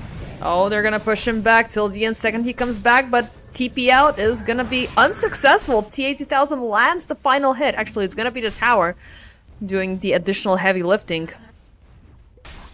And again, I'm very surprised based that in a grand final match, there's this lack of communication. If Queasy was teleporting towards that mid lane, then the Underlord should have gone back, right? Those are unacceptable moves in a laning phase. You know that the silencer is going to be coming in, or at least has the possibility of coming in, and you also know that your Lion isn't coming in, and you're half HP, or rather 40% HP. So what are you doing there, especially against a skewer, right? Sure, TA2000 is a phenomenal Magnus player, but don't hand him those plays. For sure. I mean, they could be fed up. You know, maybe there's the general positive mental attitude just actively dropping immersion, going in deep behind enemy lines. He will find Queasy, Mechta teleporting at the outpost, but Nikki is right in the back lane. Swift toss avalanche for the takedown. Darknia going in for the epi charge up, but with BPM getting a lock onto Nikki, they shall TP out. Oof. Wow. That was so freaking close. And the supports are still safe and they're keeping up with the ongoing harassment upon VP3PX, and VP3 is dead. It's very much likely. There's the shackle. It will connect to the trees. And why did you turn around again, my friend? What you doing? And this is all happening before minute 7. They're gonna get the shrine as well. They're gonna lose both Shrines of Wisdom. They don't have an epicenter to play with for about 100 seconds. They're mentally broken. That is. Radiant's top tower is under attack. I wouldn't blame them. I mean, after last game, I mean, Owo was... I mean, he got to build the first scepter of the game 33 minutes in. Meanwhile, TA2000, don't venture too far out there by yourself, buddy. You may have obtained the advantage, but right now... Actually, no, he's baiting BP3PX again till the end, and immersion coming from the backlines. Beautiful shackle. The damage output from the silencer, it is gonna be sufficient. Queasy and Mechta, they're not gonna get even a return kill for this, as TA2000 just TP's back home. And already this translates into 6 stacks for Suffer in Silence until the end. Like, he's getting extra intelligence, he's getting stronger, and I didn't expect that Silencer is gonna have this good of an early game. And by the way, if BB3 dies again, or dies 2 more times, he won't have enough mana to actually use a 3rd spell. So then he might actually have to go for the Arcane boost or something like that. I'm very surprised he also does not have the boost of speed in the first place. He went for the Drums of Endurance. Against the Magnus with a skewer, I would want a movement speed, but he's not playing for that. And now they've had to go for a tri lane because of how things are working out for BB3. 1 and 4 on that scoreline. This is without TA2000 actually having a Mask of Madness. Quite frankly, Power Rangers are simply playing too fast for 2 moves to actually counter out. At the very least, with this temporary tri lane, we'll have all of the solo farm and the solo experience for him. He completed the urn. He's gonna go in for the blade mill afterwards. Meanwhile, Nikki at the mid lane alongside with immersion time after time again. This Wind Ranger is the enabler for the takedowns, instantly rotating up top, looking for more, but there's the first haunt usage. It's gonna be brought upon till the end. But whoa, can he punish TA here? There's the urn. He's looking low. Immersion in the backline. Shackle is not gonna connect onto anything. TA2000 still in danger. But it's like seeming like immersion might be in a tough spot as well. Windrun away, RP for the defense, blood grenade, Shadow Ward is ticking away, and Mechta's gonna get the kill. A full-blown team commitment, and for a very good cause. They got 3. Well, they got actually 2. TA2000 down is gonna help them out quite a bit, especially since it was Wo involved in that fight. He got the silencer kill. Sure, the Warlock got the kill on TA2000, but Vote still ended up with 120 gold, and they desperately needed that experience for their supports, who lost both Shrines of Wisdom. The Lion is a timing-based support. Hold up. Instant danger. Danger, danger. Ravage for the kill. Yeah, I don't think he saw that one coming. That was, I mean, this has been the theme for their entire series, right? Every single time they get something, Power Rangers snatch it right back. Yep, I mean, they may have punished TA 2000 for the first time, but I mean, every single time WoW is suffering, especially on the types of heroes that he's getting. The downtime, the lack of farm, it's making him suffer a lot more. The Magnus has easy ways to compensate. He just jumps back in, pop the Empower, go back to the camps, go back down the lane, and it's gonna take a lot of time for 2-move to take you down, which is already time lost. And ultimately, you're not losing anything in the grand scheme of things. Oh, maybe the tower here, but they're looking to counteract it. Even with the Ravage being used up earlier by Alberca, it's obvious 2-move are scared, and they're being very, very careful about this. Alberca, I don't think Queasy wants to mana drain there. Like, I get the compulsion to mana drain, I really do. Like, it's one of the most fun abilities in the game, but it's he needs his level 6, so I would imagine that Darkness should shuffle back to the jungle, allow the Lion to play the mid lane, get his level 6 and play with the Finger of Death, because that is probably the easiest way to take out TA 2000. It's a very big commitment for a very big kill. And I just want to take this split second, unless we get a kill, to apologize for the game quality. Indeed, I am streaming from a laptop and I'm doing my best for it not to burn down.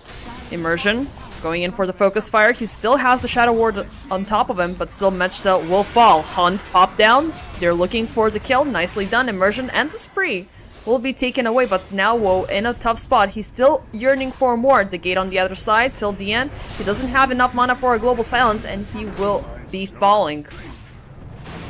TA 2000 coming in from the backlines. Very nice RP. They will get a lock. Pit of Malice trying to prolong the inevitable. Unfortunately, it is gonna be a 2 for the price of, well, 2 for 2, but a big streak has been taken away and granted to Woe. Woe got both of these kills, which might account for something. Spectre is doing fantastic. Don't get me wrong. He has that urn, is going to be going for that Blade Mill, and then that Radiance later on. Actually went for the Hand of Midas, so I don't really know how I feel about that one. But at the same time, considering the horrendous start that they had, they have brought that lead, that 3,000 network disadvantage, down to the 1,000 mark.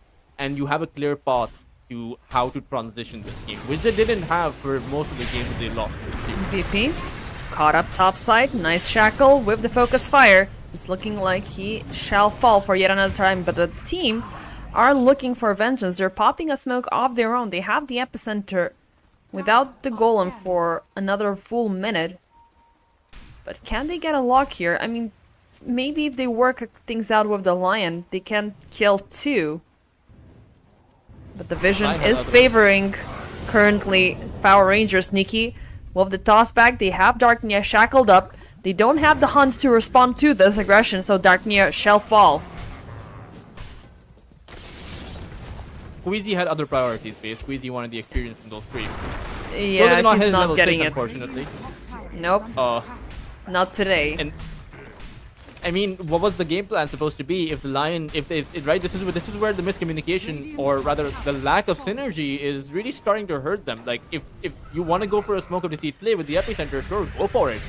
But if your Lion wants experience and is going to be staying behind, then what are just the Sand King and the Warlock going to do? Attempt for a snatch of the second Shrine of Wisdom.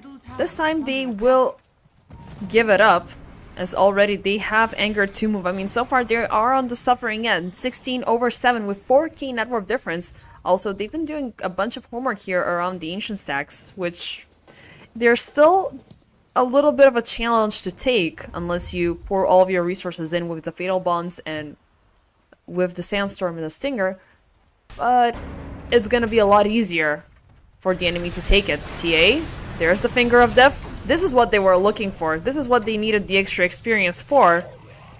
But it's just one kill for a big overcommitment. While down bottom, they are looking at Woe once again. Nikki jumping in, beautiful avalanche with the toss, with the curse, and with the shackle. He's not gonna move from space. No hunt, no nothing.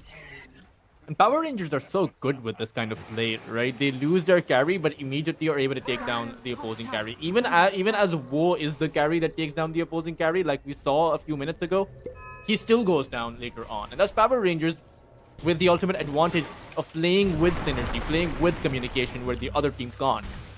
Nikki on the move time after time again. This time it is gonna be matched up. As they were looking for at least some sort of vision control, some sort of safe space to obtain, I don't know, any type of control, any type of information right now.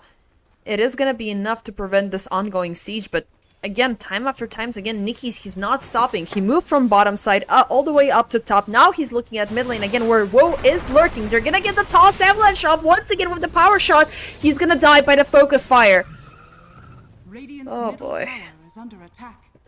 Yeah, he's not getting to that Radiance anytime soon. And I mean, he made his bed, right? He made that Hand of Midas. That is certainly a decision for the Spectre, who you go for the urn, you want to play for kills, but then you go for the Hand of Midas, so then you want to play for farm.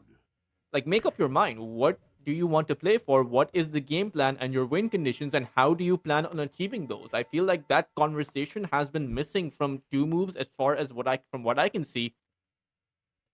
And in the grand finals is not the place to have that conversation. You have that conversation at the very start of a game, right? You have that conversation when you see that BB3 has gone down 4 times, and you're the only, you as the carry are the only one who's getting anything done on the map. And then you have to make a decision that, do you continue building up tempo, or do you let the tempo slip by going for these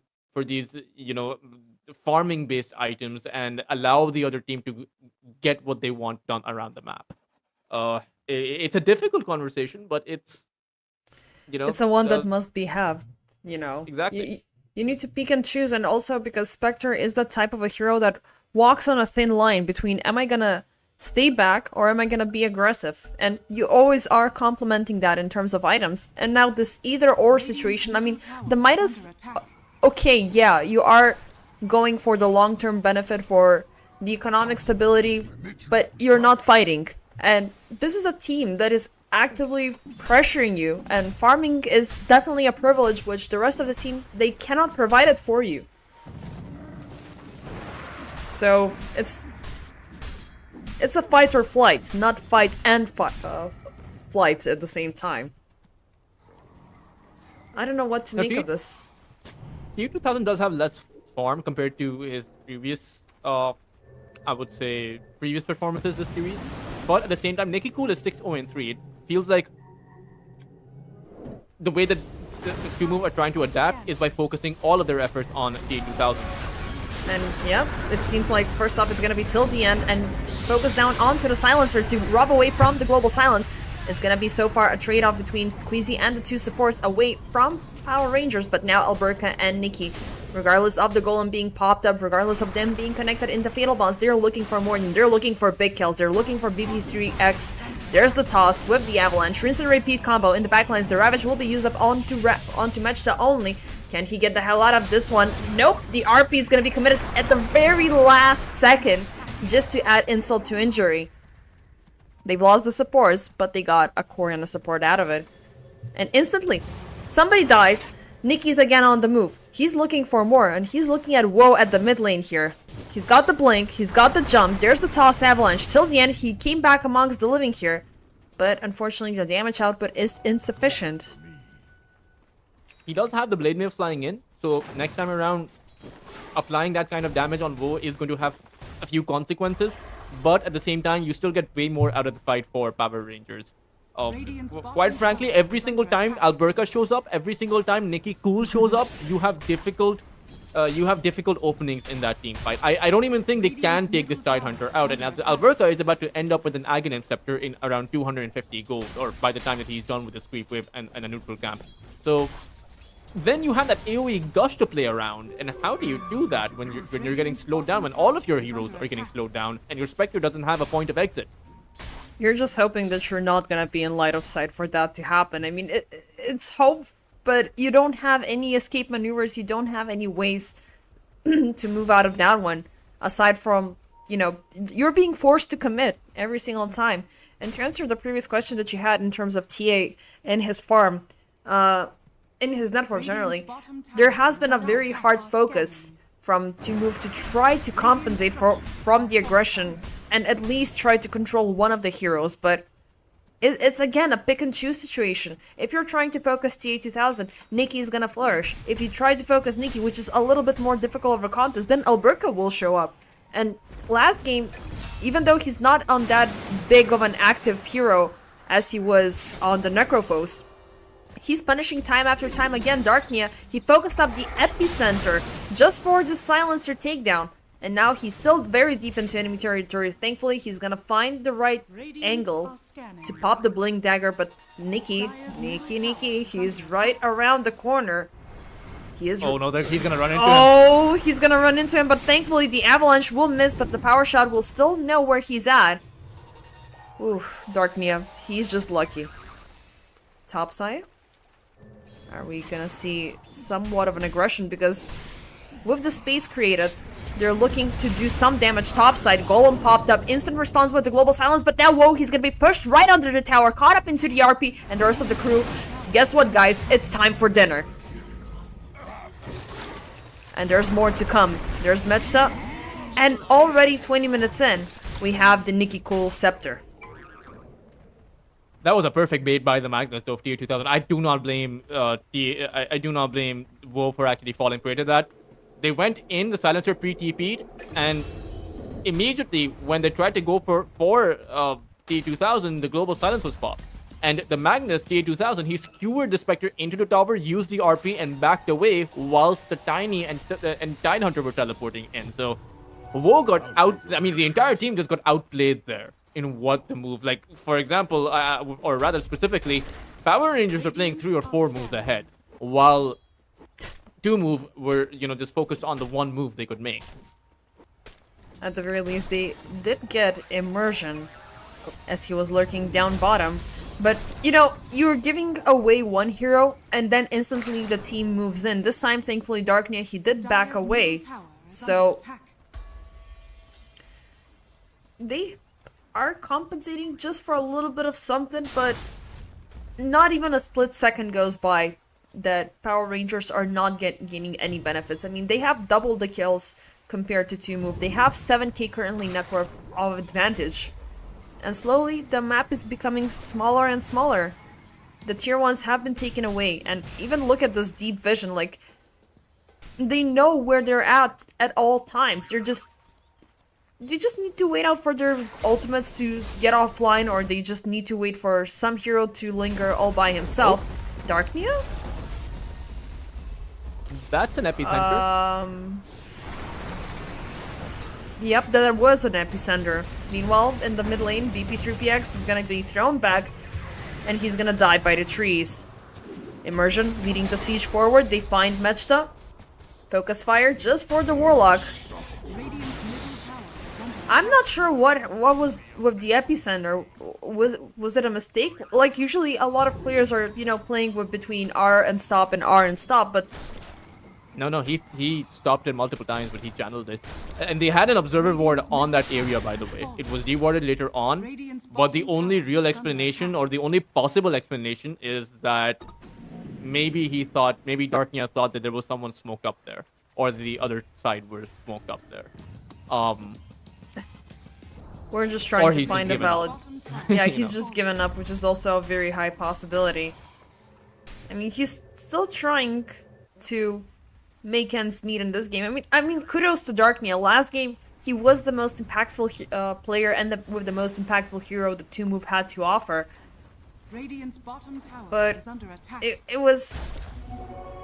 feels all in vain. It's like, your carry who's been working his back off to make the game happen, and then the rest of the teammates are like, oh yeah, we need to play the game as well. Well, okay, there's gonna be a next one, and he's already in pain, he's already suffering, and he cannot carry anymore. While his carry is still below the 10k mark. And he's changing his mind time after times again. Like, every single time I'm looking at, whoa, the Radiance is now taken away. Or did he finally purchase it? No, it's not his career. Now he's going in for something else. What's your... Going for the Echo Saber. I mean, the problem is, whatever he itemizes for, the next item for the Spectre is only going to be good enough to take out the Silencer. That's it. He can't take out the Tide, he can't take out the A2000 or even the Tiny. simply because they're too tanky for him. Radiance or Echo Saber or whatever item you want to go for. Like you pointed it out, right? He just hits that 10,000 mark at the 24 minutes, and it's simply not good enough. He's simply way too far behind. But I'm also like troubled by seeing all of these small bits of items being created. It's not one big item, it's not one big focus onto something. Like if you were going down the farming side, just keep on proceeding, make the Radiance complete. It's a bigger item than what you currently have. Now he changed his mind again onto Amanta. Meanwhile, Darknia, he's dying in the Radiance jungle time after time again. I don't know what's your idea here. Like, stick to one thing and stick to something big, which is gonna change stuff. Top lane, TA2000, a little bit in danger, but there's the Global Silence with a beautiful Ravage locking onto 2. Mechta, he will be able to pop the Golem, but it's just yet another target for Nikki to farm off of. Alberca looking significantly low. The TA is gonna lose life number 1. Can they take him down for a second time? Epi, RP with the 2 targets locked in. Whoa, he's out of harm's way, but his friends are dying, even though they will be able to equate the score. How well they can keep things on, because they used up every single ultimate that they have. They used up the Hunt, they used up the Epi.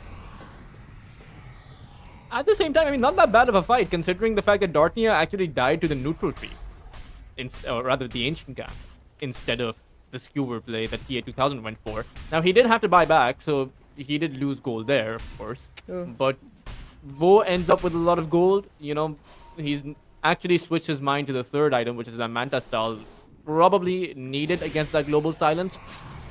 And they also took out the Aegis. I would actually imagine that that's the first fair and even outcome of a fight we've seen all game long. Radiant's top tower is under attack. But Power Rangers are still here. They're pushing forward, they're going in for towers. Like, they've been given the green light. Okay, like, this is as much as we can give you. We're gonna be back in about 2 minutes from now until we get everything back online. And during this safe open window, Nikki, he can't keep up the pressure. They've cleared out top side. They're going in for mid lane. Well, mid lane has been cleared up for quite a while. And Alberca, he's gonna find a solo kill onto BP3PX. No, my bad. He also had TA there. No, actually, he did take him down all by himself, amazingly. 12,000 lead right now, and I mean, BB3, if he can get to the Aghanim Scepter, you know, that makes up for the kind of game he's had, simply because the Underlord, the value that you bring is not based on your farm, is just based on the upgrade to your Scepter with the additional pits. They find Alberca, even pop the Global Silence for this one. He is gonna be burrowing, striking away, but the Shackle will keep him connected down the bridge. He attempts to go, blink away, back to safety. It's gonna be space created, but Nikki, he's gonna close the gap time after time again. 11-0-7. 11-0-7. 0 takedowns so far on this absolute insane hero. And down below the base, Tia and Alberca are lurking. They are waiting for somebody to appear as they have the Ravage. They will instantly use it onto 2. It's gonna be the poor unfortunate Lion alongside with Whoa. He's still in harm's way. He's gonna pop the Hunt at the very least. Hope to take down till the end. But till the end, he's already done his heavy lifting. He used up the Global Silence earlier, and now he can chill for 40 seconds. Meanwhile, Alberca going in for the deep dive further into the enemy base. Mechta, is he gonna get under the fountain? Nope. That's not gonna be the case. Save siege now for the tier 3. Alberca could have used the Ravage to save till the end, but they chose to let their Silencer die, I would imagine because they want to push this tier 3. And the problem is, even when you do respawn, you still have to play into the Ravage. You still have TA2000's BKB at the ready. So how do you defend this barracks from going down? I simply do not think it is possible any longer. Darknia, he's looking for an opportunity once again. Spamming between buttons for the right time to Epi. But even if they catch somebody, they can only focus onto one hero. And they're lacking damage, they're lacking cores, they're lacking any sort of, you know, active presence. I mean, I think they just got lucky with that earlier commitment as a team. Because mainly it was happening where they're still feeling safe and sound. But there's the global silence popped once again. This time it's not gonna be for a takedown. Nikki though, he's throwing everything he could take down Queasy from across the gate. Unfortunately, that's not gonna be the case. TA, he is within the upheaval and the pit of malice, which is somewhat hurtful. But obviously, they're not willing to fight them even after the global silence expired. Radiant's top tower is under attack. You do have the Mantis style up now. Woe is, but if he gets to that Eye of Skadi, you do have certain options. I don't know if they're going to be good enough. There's a 17,000 lead staring at you. They, quite frankly, haven't even been able to force out a Ravage. It's not needed until they're in danger or they see a big opening. And I kind of feel like maybe Power Rangers at this point are just playing for the style points. You know, they're holding a Ravage for that big 5-man Ravage. Yeah. And now they're gonna have to smoke, okay? Now it's time for the style points, as you said it. Nikki jumping in, they see Woe, and there's the jump. They're trying to provoke everything they can upon the Tiny, but he's not dying. There's the EP being used up. The RP is gonna keep him in spot. The Golem and everything had been expended for his takedown. The Hun is gonna go through, but Woe, he's out into the fray, now having a very tough spot, and there's the Ravage connecting onto 2. Woe will be successful in taking down till the end, but the rest of the crew, they're having issues with keeping alive and well, but so far it's just gonna be a 1-for-1. To be fair, at this point, even the Silencer gives as much gold nearly as the Sand King does, right? So taking the Silencer down in a 1-for-1, that isn't that bad for the side of the Radiant for 2 move, and your Spectre survived the Magnus right-clicking him down. Sure, he didn't get hit by that Ravage, he managed to actually juke it out at that very last moment. But now, Power Rangers are willing to strike back, even though TA2000, he's gonna face the Wrath of the Finger of Death, and it's gonna be enough for his demise, but Alberca in the backlines, now he's the one doing the heavy hitting. The 3 volley, Woe, is gonna fall down. They've taken 1, but they have lost all with Darknia falling off earlier. Yeah, that's, again, back to square one. Or, I mean, they might just be sent back to square 0 at this point. 50 seconds without your Spectre. He does have a buyback, actually. I suppose one of the good things about being this far behind is that your buybacks don't require too much gold, and you respawn fairly quickly. You know, I know I'm grasping at straws here, but what else do I say? I mean, we are looking for, you know, the slither of an opportunity for 2 move, you know, to do something. I mean, they have worked so hard. They have taken a lot of wins. They came from the upper bracket, and they're being completely decimated from Power Rangers and their ongoing rinse and repeat stress. Like, again, even if they tried to focus down the Tiny, the Magnus combination, and Windrunner that has been appearing every single time, then you would have left out all of the meta picks that are still favorable, and that also would have been scary.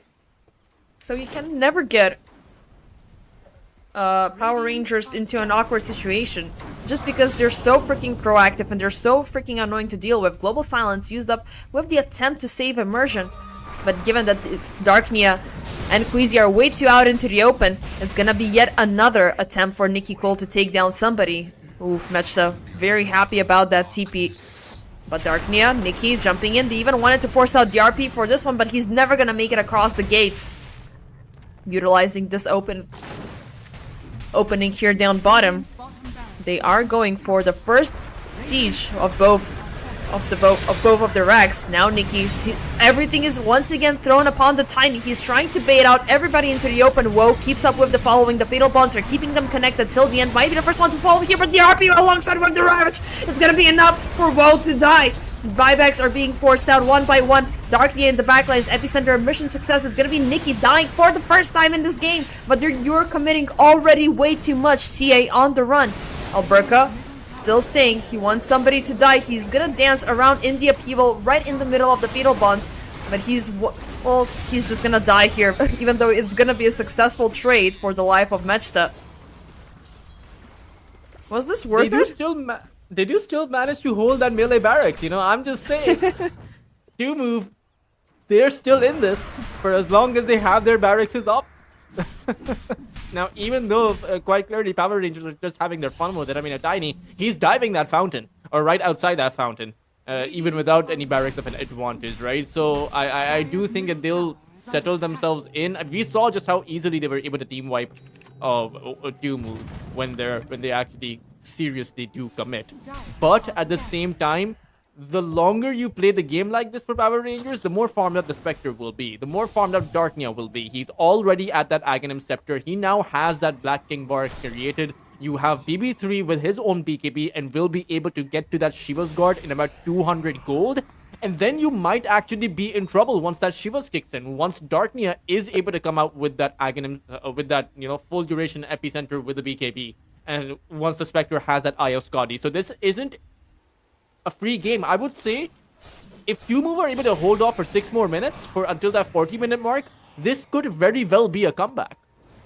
But first off, we do have the contest for Roche, which already Power Rangers are looking for it. Darknia still lingering deep and in behind enemy lines. He is looking again for a blind epi jump, but thankfully he's gonna walk under vision. And Darknia will lose whatever dream he had over there. Roche walking in down towards the Radiant side. And now I think this is where everything can end. Because on one end you do have the vision coming in from Power Rangers. They have a log. Nice, beautiful jump coming in from TA2000 with the global silence. Matched up, BB3PX will fall. Matched up, forcing out a buyback, but no buyback for the Underlord. Darknia dancing around with the Epi. Alberca is gonna jump in with the Ravage. It's not gonna be enough for the takedown as TA has withdrawn ever so slightly. He wants to go for a bigger target. He wants something even more juicier. Mechta caught up for a second time. He's gonna pop the golem for defensive measures. In the backline, still DN in a tough spot. Do they want to commit their own buybacks for this one? They've already suffered 2 for 2. Actually, 2 for 3. Alberca, Gush, still being chased by the golem. TA turning around. He wants Queasy dead. Nicely done. Now Darknia playing around with Nikiko, but Darknia ultimately looking super low. Can Alberca close the gap? The Gush is gonna miss. Now Silencer will force out a buyback off his own alongside with Queasy. It's only Alberca and TA2000. But there's Woe still out into the open. No haunt, no nothing available. Darknia is trying to save it with the Burrow Strike, but Woe unfortunately has fallen and Alberca barely alive, but alive enough to keep up with the siege. Darknia trying to stay safe around the safety of his Sandstorm, but nope. Immersion jumping in with a beautiful dust, shackling him back, forcing him back with the Gale. And he's gonna be gone for about 2 minutes. I mean, that was, again, the best fight they got, but at the end of the day, they weren't able to take out the big tanky cores. Sure, they took out the Tiny, but the Silencer buying back, the Wind Ranger buying back, that is something they did not foresee coming. And quite frankly, lost the fight as a result of that. Despite of Darknia playing that fight really well, being able to recommit to those fights. But now with him being down for about 2 minutes, that should be a free Roshan. That is probably going to be the way that they now enter the high ground. But I would say that's a serious wake-up call for Power Rangers. They cannot take two move lightly any longer. Queasy even found 5 bounty rooms on the dire part of the map. So that was a 20,000 net worth advantage. Just 3,000 of it goes the other way. It also proves to show that Power Rangers haven't been on their side of the map for a freaking long time. I mean, that's about 20 minutes, right? Yeah. It's absolutely insane. But now they have the Aegis. Now they have everything that they need to go in for one last final push. Woe is gonna come back amongst the living. But it's gonna be another 40 seconds until the return of Darknia. So how much damage can they inflict with the 6 lives that they have currently? In terms of buybacks, there's only 1 buyback currently available, and that is only upon Woe. The rest are, well, 3 did buy back already, and there's about 24 gold left remaining for BB3PX to get his own. But do you want to commit that, or you want to commit the BKB first? Do you want to live long enough to see your team possibly persevering, or is it gonna be a double chance? Could go either way, I would imagine.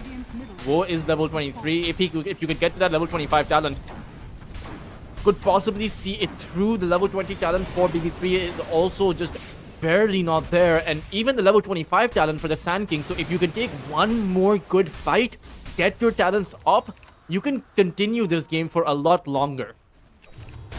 Maybe. Maybe not. Already, one of the racks have been pushed in mid lane. And they're doing everything. Two of they're doing whatever they can to protect this. And now, it's time for a smoke up.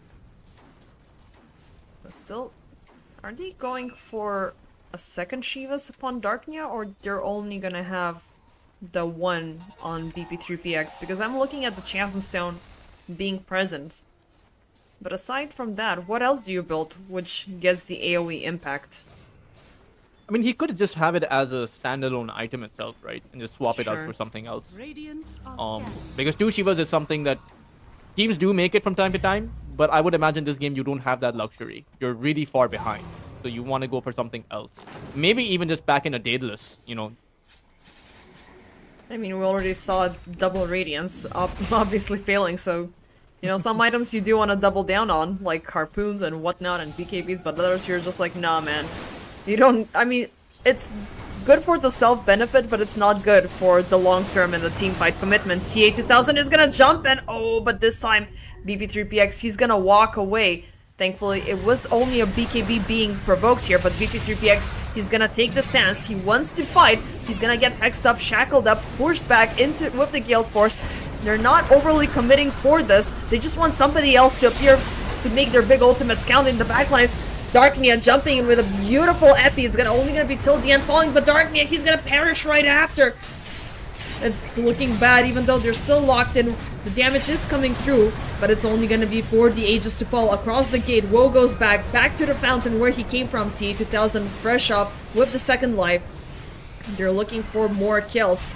The final buybacks are being committed. TA2000 still a little bit in danger. Woe jumping back in. He wants to take down the Magnus for yet another time, but Nikki is throwing the tree volley from the sidelines. It is gonna be a good kill, but still they're out into the open. Beautiful toss back. Woe falling super low. He's gonna keep up the pressure. He wants this tiny dead and gone alongside with the golem, but no, the avalanche is gonna put a stop to him alongside with Alberca. 90 seconds left, reminding him he is the final buyback here. I don't know how Nikki survived this entire siege. I mean, Woe is surviving for a really long time, but at the same time, BB3 had to buy back for it. I do think that they can defend since TA2000 isn't alive. There's no Ravage. But still, the real problem that I'm seeing is Alberca. There is no way for them to take this Tidehunter out. They're trying their very best to avoid him, but for how long can you do that? It kind of feels like they're trying to avoid the big elephant in the room, but it's really not possible. I mean, he's going to run you down sooner or later, and that's the problem with these extended team fights. He's at it once again, with catching BP3PX dead in the water. Gale forced to push him back. Nikki lingering on the side. He's waiting for the Pit of Malice to expire, but which one do you want to go for first? Do you want to take down BP3PX for a second time, or you want to go in for the Rax? He's gonna commit the gate. He's trying to keep the ground control for Alberca. There's the jump with Darknia coming in, but the Ravage instant response with the global silence, but it's not gonna be enough. You don't have the additional damage, so this was indeed an overcommitment coming in from Power Rangers, because they're feeling like it might be their time that things can turn around very swiftly, and they're doing mistakes now. I mean, it is past that 40-minute mark. These team fights are certainly not that easy. Darknia has that level 25 damage, so has the additional Stinger damage coming out. So his epicenters, they do a whole lot more. That Underlord has that additional Firestorm burn damage, which is great against these tanky melee cores. Spectre is still about to hit that level 25, but at the same time, the TA2000 is playing a hero that isn't traditionally a hard carry, while the Spectre is. So his output is certainly going to decrease. At the same time, we don't really have the double Ravages here, which will always be a factor going, you know, the later on you'll go, the Tidehunter can actually craft that one up if he wants to. So can the Magnus, you know, so TA2000, Alberca, they have those options. Nikki Cool could go for one too. So those are the big power specs you can play with to close this game out. But I would actually say this 22,000 net worth advantage doesn't actually mean that they're super far ahead. This lead is more in terms of just probably being 10,000 ahead, but it's just one team fight from being. Let's see. BB3PX is going to be initiated upon with the golem, now amplified with the scepter. They're trying to keep him alive, but TA2000 seems to be suffering. He's going to pop the satanic. He's going to try to do everything he can, but no, it doesn't seem like he's going to be taken. Well, they're going to take down BB, but whoa, will be the death of him. Nikki's still under chase. They haven't popped the epicenter just yet for this one, but TA2000, he's got to buy back if things go bad. There's the global silence. They want to take down the line, but it's going to be a mission unsuccess as Darknia jumps in. There's the epi initiation. He will avoid the silence with the BKB, but nobody has fallen in his big ultimate immersion. Beautiful shackle. They're pushing him back. Alberca with dead in the water. It seems like Darknia will pay the full price. He's got the buyback if much needed. There's Nikki forcing out his, and well, they're just gonna force out a double takedown. Alberca picking a bone now with Woe. Lion still doesn't have a buyback. Neither does BB3, so it's going to be a 3v5 defense. TA2000 doesn't have a buyback, so if you're able to force him out of the fight, that's probably the right way to go about it, considering there's no Ravage up, there's no global silence up, there's a small window, but it does exist. It is there, yeah. But what can you do currently with 2 on the defense lines? You don't have the epi, you don't have the golems as well, and they opted in also for the upgraded scepter upon the warlock. And the warlock is going to be in danger, skewered back, caught up, and destroyed. Even though Darknia was trying to do his best about this, but he's just going to reveal himself. It's going to be yet another takedown. I think it's GG from this point on. There's not much this poor Woe can do all by himself. It's just fortification and 10 more seconds until 2 more members return from your team. But even so, they do have the gate and they do have the finger of death to offer. But Nikki, TA, Alberca, they're already looking very strong from this point of view. All up 100% HP. And with Megas secured, now it's time for the tier 2 force to fall. Nikki caught up. Tiny a little bit endangered, but there's the global silence popped up once again. TA looking for a fight. The RP is gonna get a lock onto 2 with the Ravage follow-up. Nicely done there.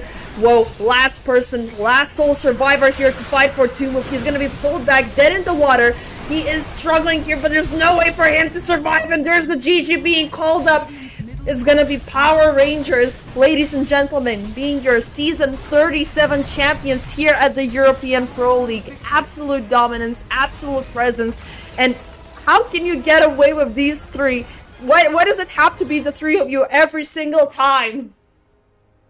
Yeah, and I mean, I can't decide who the MVP is for the entire series, right? Is it going to be TA2000? Is it going to be Alberca? Because not only the Tidehunter performance was great, but also the fact that he destroyed that top side, that off lane on the Necrophos. TA2000 certainly demonstrating how to actually play the Magnus, and all the meanwhile, Nikki Cool on a tiny run too. I do think that the draft could have been better. The ban, sometimes you do have to give those respect bans out, and I would actually imagine that heading into future seasons for the European Pro League and some of the championship series, that this Tidehunter, this Magnus against this particular lineup should just be taken out. But massive kudos to actually, when this game started out, this last game, I didn't think that it would last 46 entire minutes. I thought that it would be done much earlier on. So at the very least, kudos to Move for actually being able to commit for this long against Power Rangers. Yeah, I mean, 46 minutes of an ongoing onslaught against all odds is definitely something to frown upon, even though the entire series was lost. And I mean, you still managed, to earn something from being here, and you have very good lessons to be learned. But I do believe that mainly 2Move were thriving on the fact that Power Rangers, they became overly cocky, they became overly confident from across the 25th minute mark all the way up to this point, because they went in for the deep fountain dives. They were not focusing on 2 objectives. They were trying to push 2Move a little bit more into their corner, but during all of these aggressions, 2Move were able to strike back. They did remind them that, yes, we do have a very powerful draft. Yes, we do have very good players here, so do not underestimate us. And then Power Rangers, they just opted in for a little bit of a safer approach. And when they were able to pick and choose the right targets every single time, finally it showed why they got to the finals and why they won it with a 3-1 result. So, my dear friend Tultras, before we sign off, do you have, anything else to say here? I mean, I think we've already spoken way too much for about very repetitive drafts here. Yeah, well, I mean, there's quite a lot of European teams that can make it to this level, and it is a bit surprising to me that Inner Circle, teams like Nemesis, Inner Circle, like those teams haven't been exactly performing up to par. But I really do hope that we see some of those bigger teams actually compete in the European Pro League. They decide to show up and just give us some fantastic Dota. Yeah, I mean, at the very least, we have proven that season after season that the European Pro League has been this testing ground between players of veteran status. Like even seasons before, like we've seen players like Kuroki, we've seen Dendi playing, we've seen Weeha playing, but we also have a lot of new and rising talent. Rue, Not Me, Satanic, Ninth Class, and whatnot. So definitely this is, the most exciting Dota you can see at this sort of a level, and it's still approachable because, you can talk to us, you can also, try to offend us in chat as much as you can, but it is always gonna be fun. So, ladies and gentlemen, thank you very much. Teltras, thank you very much for sticking around for this European Pro League Season 37 finals. Hopefully, I do believe that next up we do have the championships coming, but we're gonna tell you in about 2 or 3 weeks from now. So, thank you for joining in. I'm Base Defender, and I wish you all a very pleasant evening.